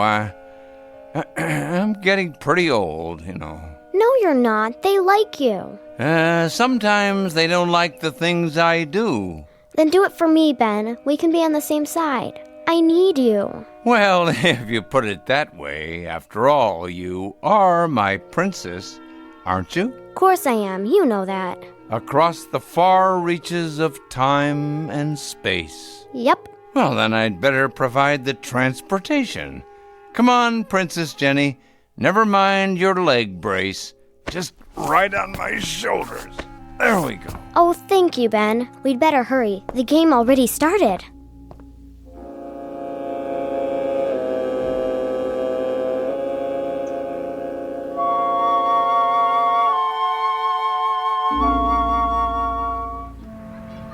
Next batter. Hey, batter. Go on, pitcher. Come on, throw the ball. Leave him alone. He's winding up. Rally, rally. The pitcher's name is Sally. Go, pitcher. Go, pitcher. Strike 3. You're out. Hey, umpire. You're crazy. Yeah, that wasn't a strike. Sure was. Was not. I call him like I see him. Howie Gottlieb, you're never gonna get to heaven. That was a ball and you know it. Was not. Was too. How about it, Ben? You saw it. Now, Jenny. Howie's the umpire. Hear that? Who's up next? You are. What? You guys are playing me and Ben. If nobody wants to be on our team, we don't care, do we, Ben? I'd better warm up. I'm pretty old to be playing softball. Where's the, bat? Right here. Go on, Ben. You can do it. Well, if you think I can, Jenny, then I'll give it a try. Spread out, everybody. Let's play ball. All right, pitcher. Come on. Strike him out. Hey, batter. Here it comes. Swing, Ben. Whoa! He creamed it. Where'd it go? I can't even see it anymore. Home run. No fair. You said you wouldn't use magic anymore. Did I? I don't remember saying that. Yeah, that's cheating. Who cheated? Nobody cheated. What do you think? I'm not sure. Could be him. If it is, it's certainly a clever disguise. Keep walking. Don't let them spot us.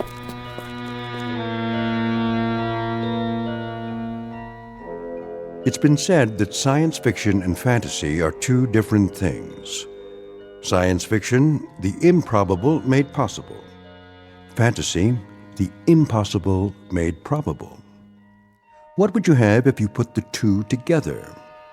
Well, chances are you'd have a story about an old man named Ben who knows some tricks most people don't know, and an 11-year-old girl named Jenny who walks with a brace on one leg and who loves her friend Ben very much. What happens next? We'd hate to spoil it for you. Better stick around because they've already begun their journey together into the Twilight Zone.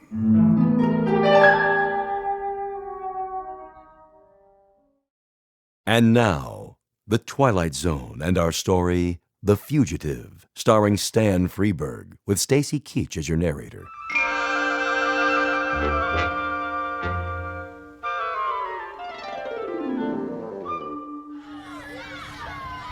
Come on, let's stop arguing and play. With what? We don't have a ball anymore. He knocked it out of the park, remember? I really should apologize for that, I guess. All right, never mind. We'll play something else. Like what? How about Spaceman? Yeah, that's a good one. In that case, those who wish to play, Spaceman, please raise your hands. I do. That's it then. We'll play Spaceman. Jenny, you be the Martian. No, not this time. It's your turn. I know, but gee, Ben, I'm not as good as you are. Oh, I wouldn't say that. It's true. I can't turn into things the way you can. Yeah. Come on, Ben. Be a good guy. Jenny's too slow. Very well. But this is the last time. Yes! This is gonna be so much fun. What should I do? What are you asking her for? Because Jenny gets to write the script. Who says? I think it's only fair. Go ahead, Jenny. Well, see that rock over there by the bushes? Yes? That'll be the rocket ship. I see. And I'm the captain. What are you talking about? Whoever heard of a girl being a captain? Yeah, Jenny. All right, you bunch of babies. Howie, you be the captain. The rest of you are lieutenants and stuff. Who are you? I'm the beautiful princess. Listen to her now. She gets to choose. Okay, now. Ben, you go over there to the ship. Like this? We just landed, see? This is Mars. We're exploring, trying to find out if any Martians are here. Got it? What do you want me to do? Hide behind the bushes. I mean the ship. When we get there, you come out and make it scary this time. You know what I mean, really horrible. Not too horrible. Howie, you're a sissy. Okay, men, stick with me. Get out your ray guns. You're supposed to hide, Ben. Very well. Goodbye for now. Find anything, Captain Spaulding? You're Captain Spaulding. Okay, well, did you? No, sir. Nothing around here. Then let's blast off for Earth and go home. What about the girl? Leave her here. Hey, you can't do that. Sure I can. I'm the captain, aren't I? You think there's any Martians hiding in the ship? No way. It's sealed. Better check it out. Go on. You go. You're the captain. Are you too chicken, Howie? I'm not chicken. Then go. I'm going. It's only a Martian. But it's 10 feet tall. Then shoot your ray guns. Zap! Zap! Zap! He went back behind the ship. You got him. I think they did. Ben, how do you do that? Oh, just a little trick I learned. Yeah, but where? Remember what I've said. You mustn't tell anyone about my tricks. Ben's magic, aren't you, Ben? That's enough for one day. Time to go home, Jenny. I'll provide the transportation.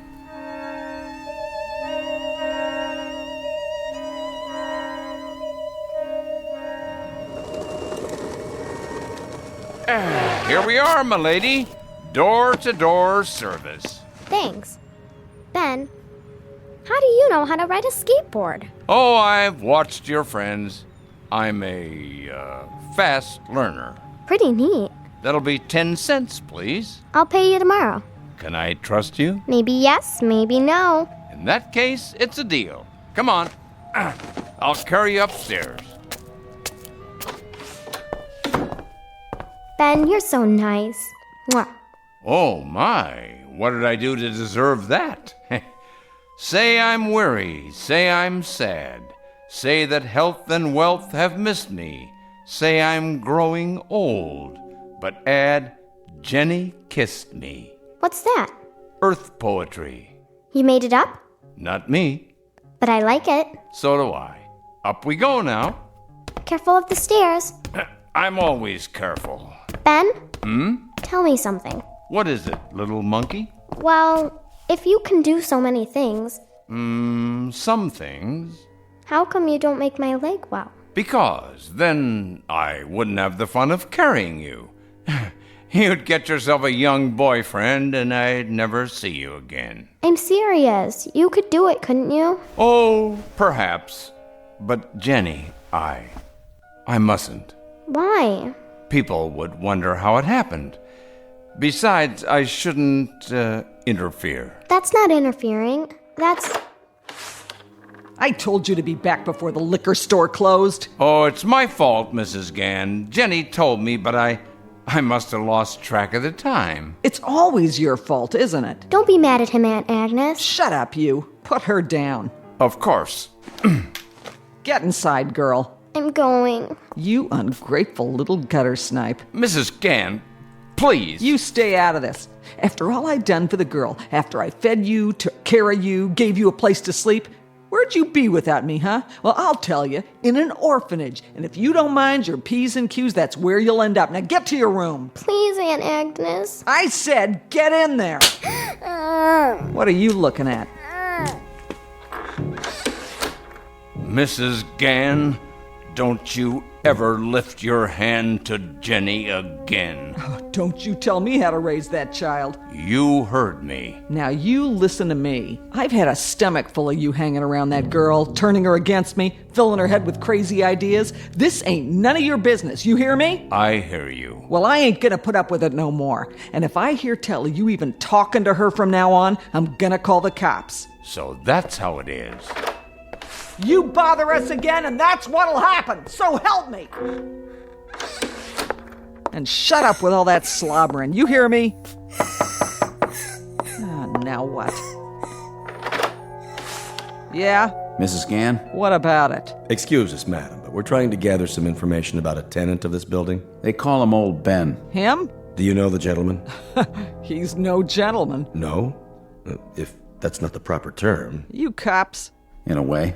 FBI, probably. Or the IRS. I knew it. May we come in? I guess so. What did he do? If you don't mind, we'll ask the questions. Okay, but ask him in the kitchen. I gotta fix dinner. Very well. How long has he lived here? In this building? Year and a half. Yeah, that'd be about right. Oh, they're talking about Ben. Do you know his previous address? Mr. Nobody knows nothing about him. What his name is, where he come from. Most interesting. Have you ever seen him do anything unusual? Like what? Well, what you might call magic. Nah. Kids say he's good at tricks, but I never seen any. Can't say that he works. Maybe he gets checks in the mail, but not that I know. So he has no visible means of support. Ben?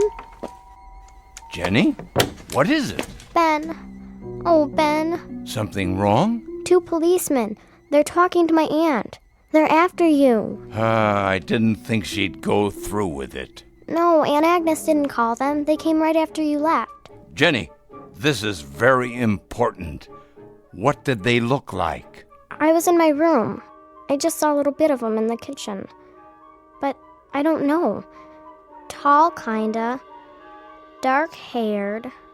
Young, but not real young. Suits and, I think, neckties. And did the suits look brand new, without a wrinkle, like they'd just been made? Yeah, that's right. It's them. I knew it would happen someday. They've finally caught up with me. Who has, Ben? What are you so scared of? What did you do? I can't tell you that, Jenny. Was it something bad? Not what you and I would think of as bad. Then tell me. I thought we were friends. We are. Best friends. Friends don't keep secrets. I don't know where you came from or why you're running away. I'm sorry, little monkey. It doesn't matter now anyhow. They're here. It's too late. No, it isn't. I know a swell hiding place. They'll never find you. They'll...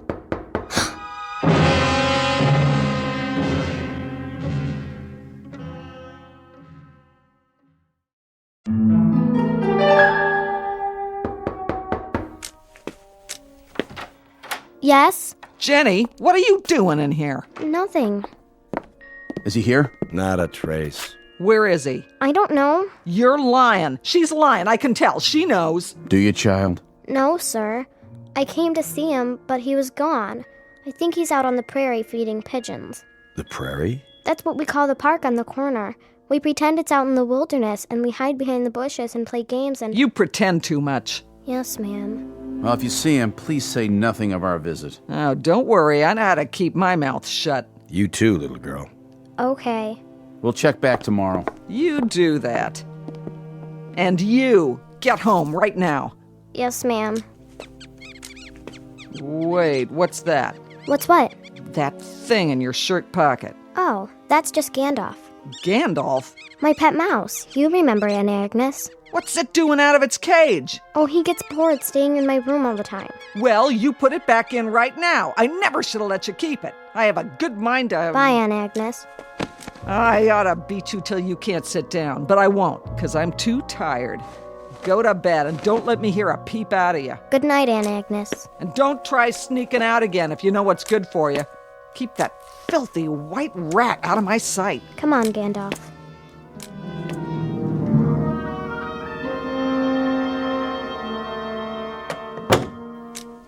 Hi, Gandalf. How are you, boy?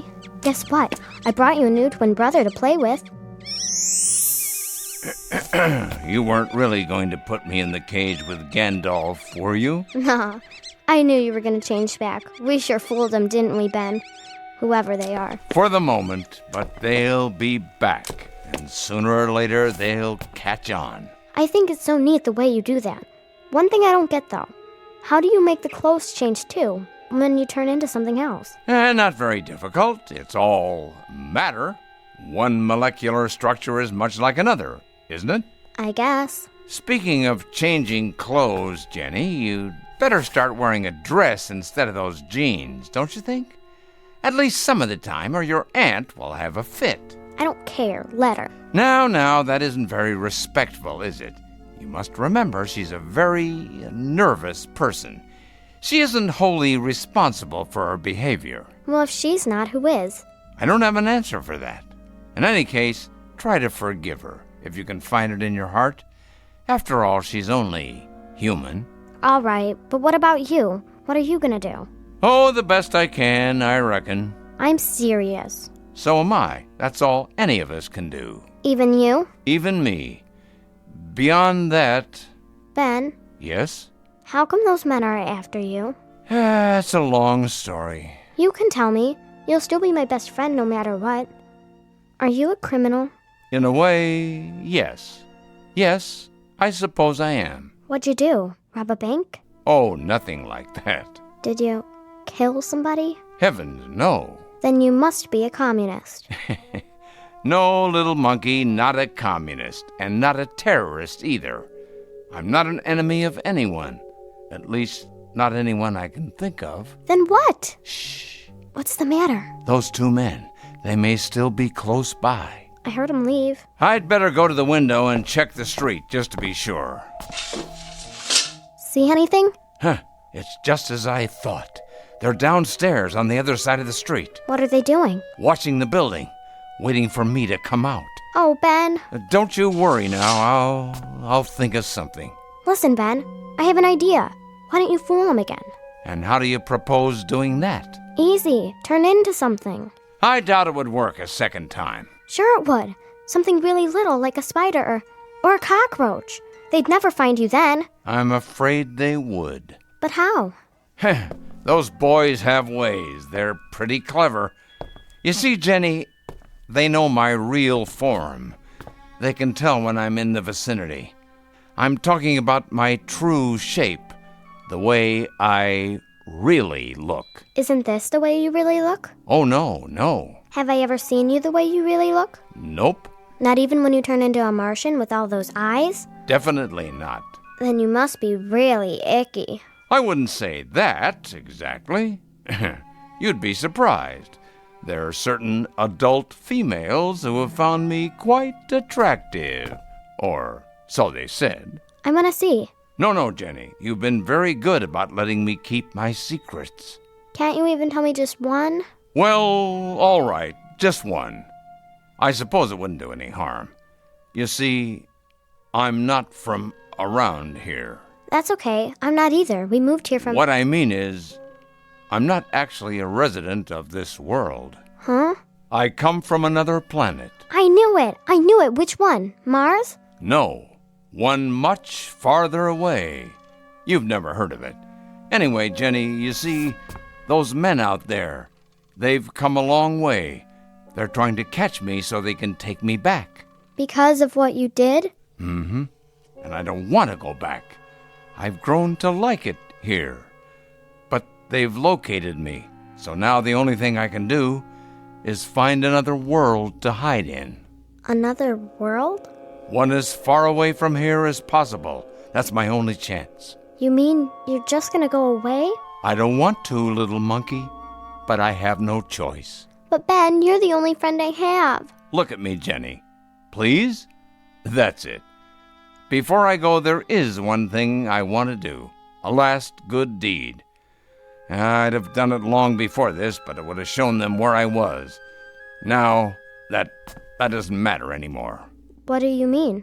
Take that thing off your leg. My brace? Go on. You won't need it anymore. But... Trust me. Okay. Now hold very still. What's that? Just something I carry with me from the other place. The secret of my magic.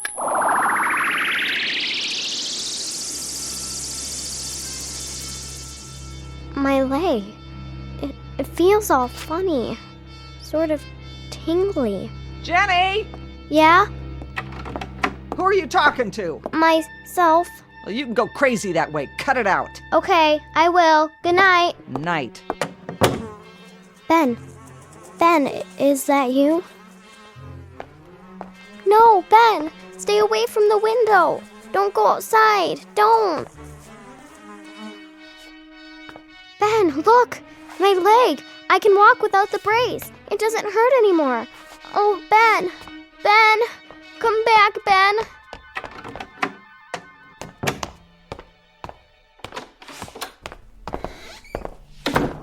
There's the girl. Where's she going? Hold on. What? Going out at this time of night? It's past your bedtime. Excuse me. Well, look at that. Jenny, how can you walk without your leg brace now? Something happened? Something we should know about? Get out of my way. Where is he, Jenny? Where's Ben? I don't know. And if I did, I wouldn't tell you. You made him go away. You made him leave me. I hate you. We've got to stop her. No, don't use it. You mustn't. It's the only way. Now you've done it. Quickly, we've got to get out of here. He's somewhere outside. I'm sure of it. Jenny? Jenny, where are you? Jenny! What are you doing down there on the floor? Oh, must have fallen. Are you hurt? Jenny, answer me!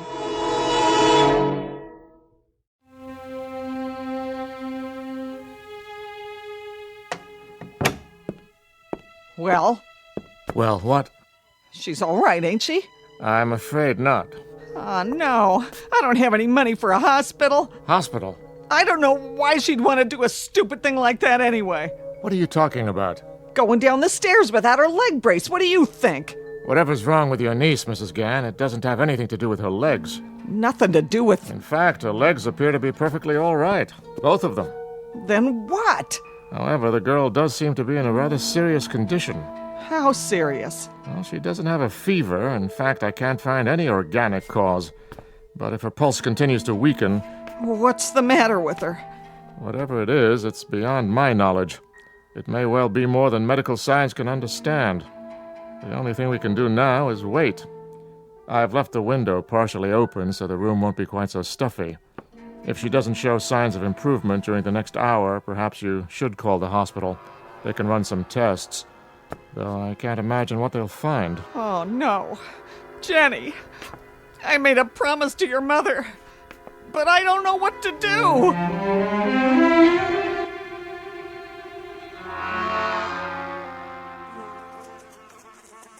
No, Ben, no. Hello, little monkey. Ben, I thought you went away. I did, but I couldn't stay away from my best friend for long. Besides, being a fly isn't much fun. Wings and all, not to mention they're colorblind. Even my glasses wouldn't have helped. Bleh. Now you're back in bed, I see. Oh, Ben. What seems to be the matter? I don't know. I saw those two policemen. They're not policemen. Not exactly. What did they do? I tried to get away, but one of them took something out of his pocket, like that magic thing you carry. What? They used the molecular ray on you? That's going too far. They told me to stop, and then I fell down. Am I gonna die, Ben? Eventually, as we all must, but not now. Do you trust me? You know I do. Then close your eyes. What are you gonna do? Something to make you well again. The way you fixed my leg? That's right. Just lie still.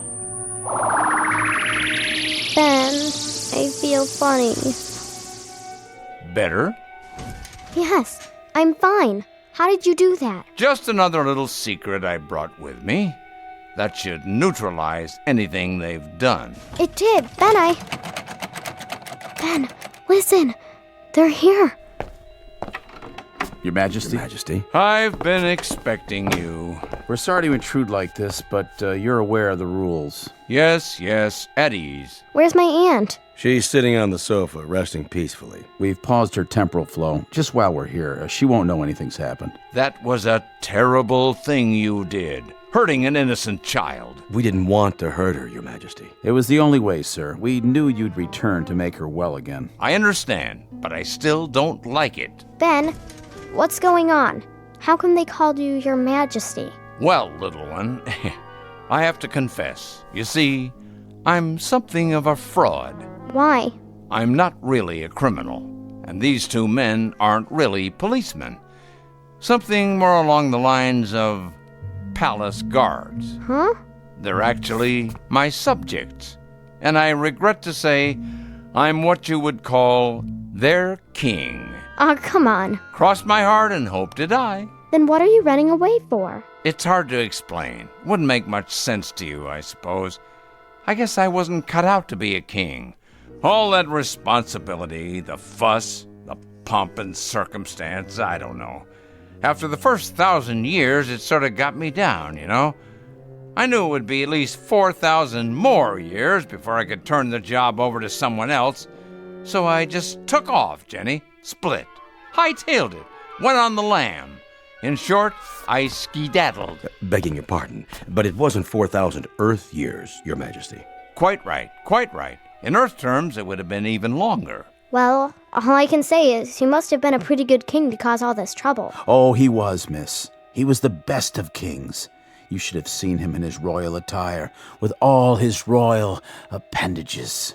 The grandest leader to walk upright in the entire galaxy. That's enough now. But it's true.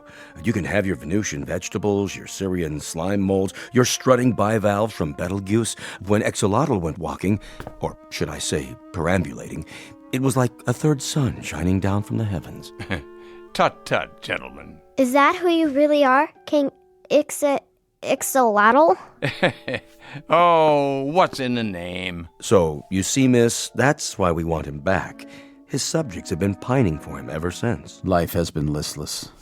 An endless succession of moon phases. There is no joy in Ixolotlville. In other words, we're as fond of him as you are. We need him. But you can't have him. Not much to be done about it now, Jenny.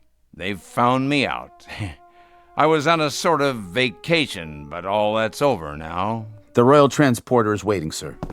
In that case, gentlemen. But Ben, I mean your majesty, you can't go away with them. I need you here. I hope you'll remember me, Jenny. I know I'll remember you. Wait, you said I was your princess, didn't you? Yes. Well, prove it. Take me with you. That would be out of the question. Absolutely. She does have a point, you know. It's hard being a king. The first one they look for and the last they want to meet. It's a chancy job, and it makes a life form watchful and a little lonely. The council would never permit it. My appointees all. Sir, you know the rules. I should. I made them. Please, Ben, please. If only there were some way. Ben? Come here. I have to tell you something in private. Your Majesty, there's simply no more time. Gentlemen, one last request. I want a minute alone with Jenny. But, sir... I promise by our fathers that I won't run away or try to escape. You give your royal word. Precisely. What do you think? I don't see how we can refuse. Very well. 1 minute, Your Majesty. Earth time. 1 minute it is. Excuse us while we sit down next to you, Mrs. Gant. We won't be long. She can't hear you. As far as she's concerned, we're not here at all. Frozen in time, as it were. What's that bottle in her hand? It's called beer, an intoxicating beverage based on the fermentation of single-celled life forms. I should take it out of her hand, in case she drops it. No. I think she's meant to have one at all times. Some sort of self-medication for behavioral control. Oh. Remember to start the temporal flow again when we leave. Of course. What's going to happen when we get back? Oh, a parade, I imagine. All the riffraff slithering along the grand crater. Quite a sight. We'll be celebrities. Quite. Don't forget to have your antennae washed and set. What are they talking about in there? Privileged communication. I suppose. Oh, to have blue blood in our veins, eh? Green. Right. Time? Time.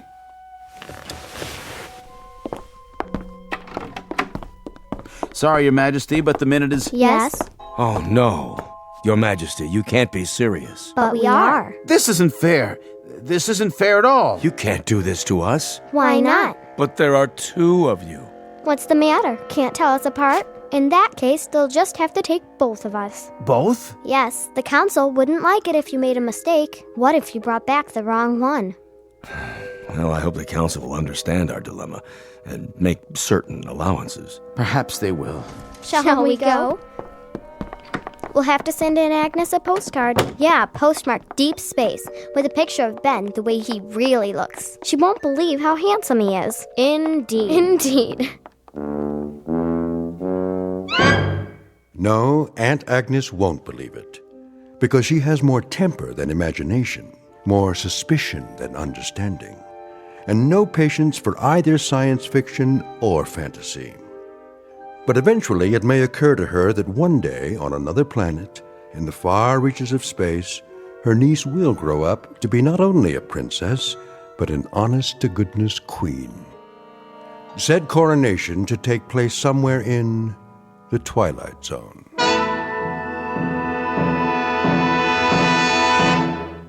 More from the Twilight Zone after this. You are about to enter another dimension. A dimension not only of sight and sound, but of mind.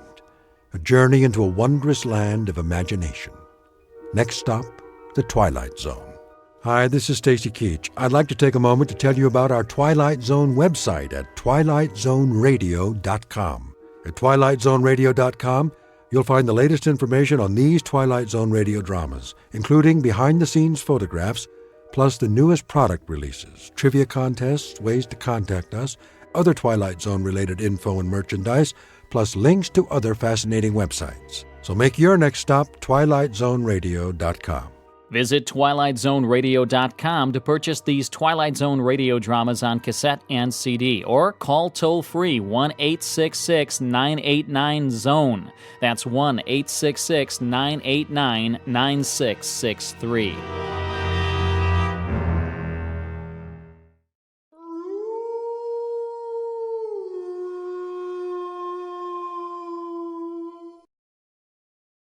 Tune in to nostalgia. Tune in to now. Golden Radio Hour.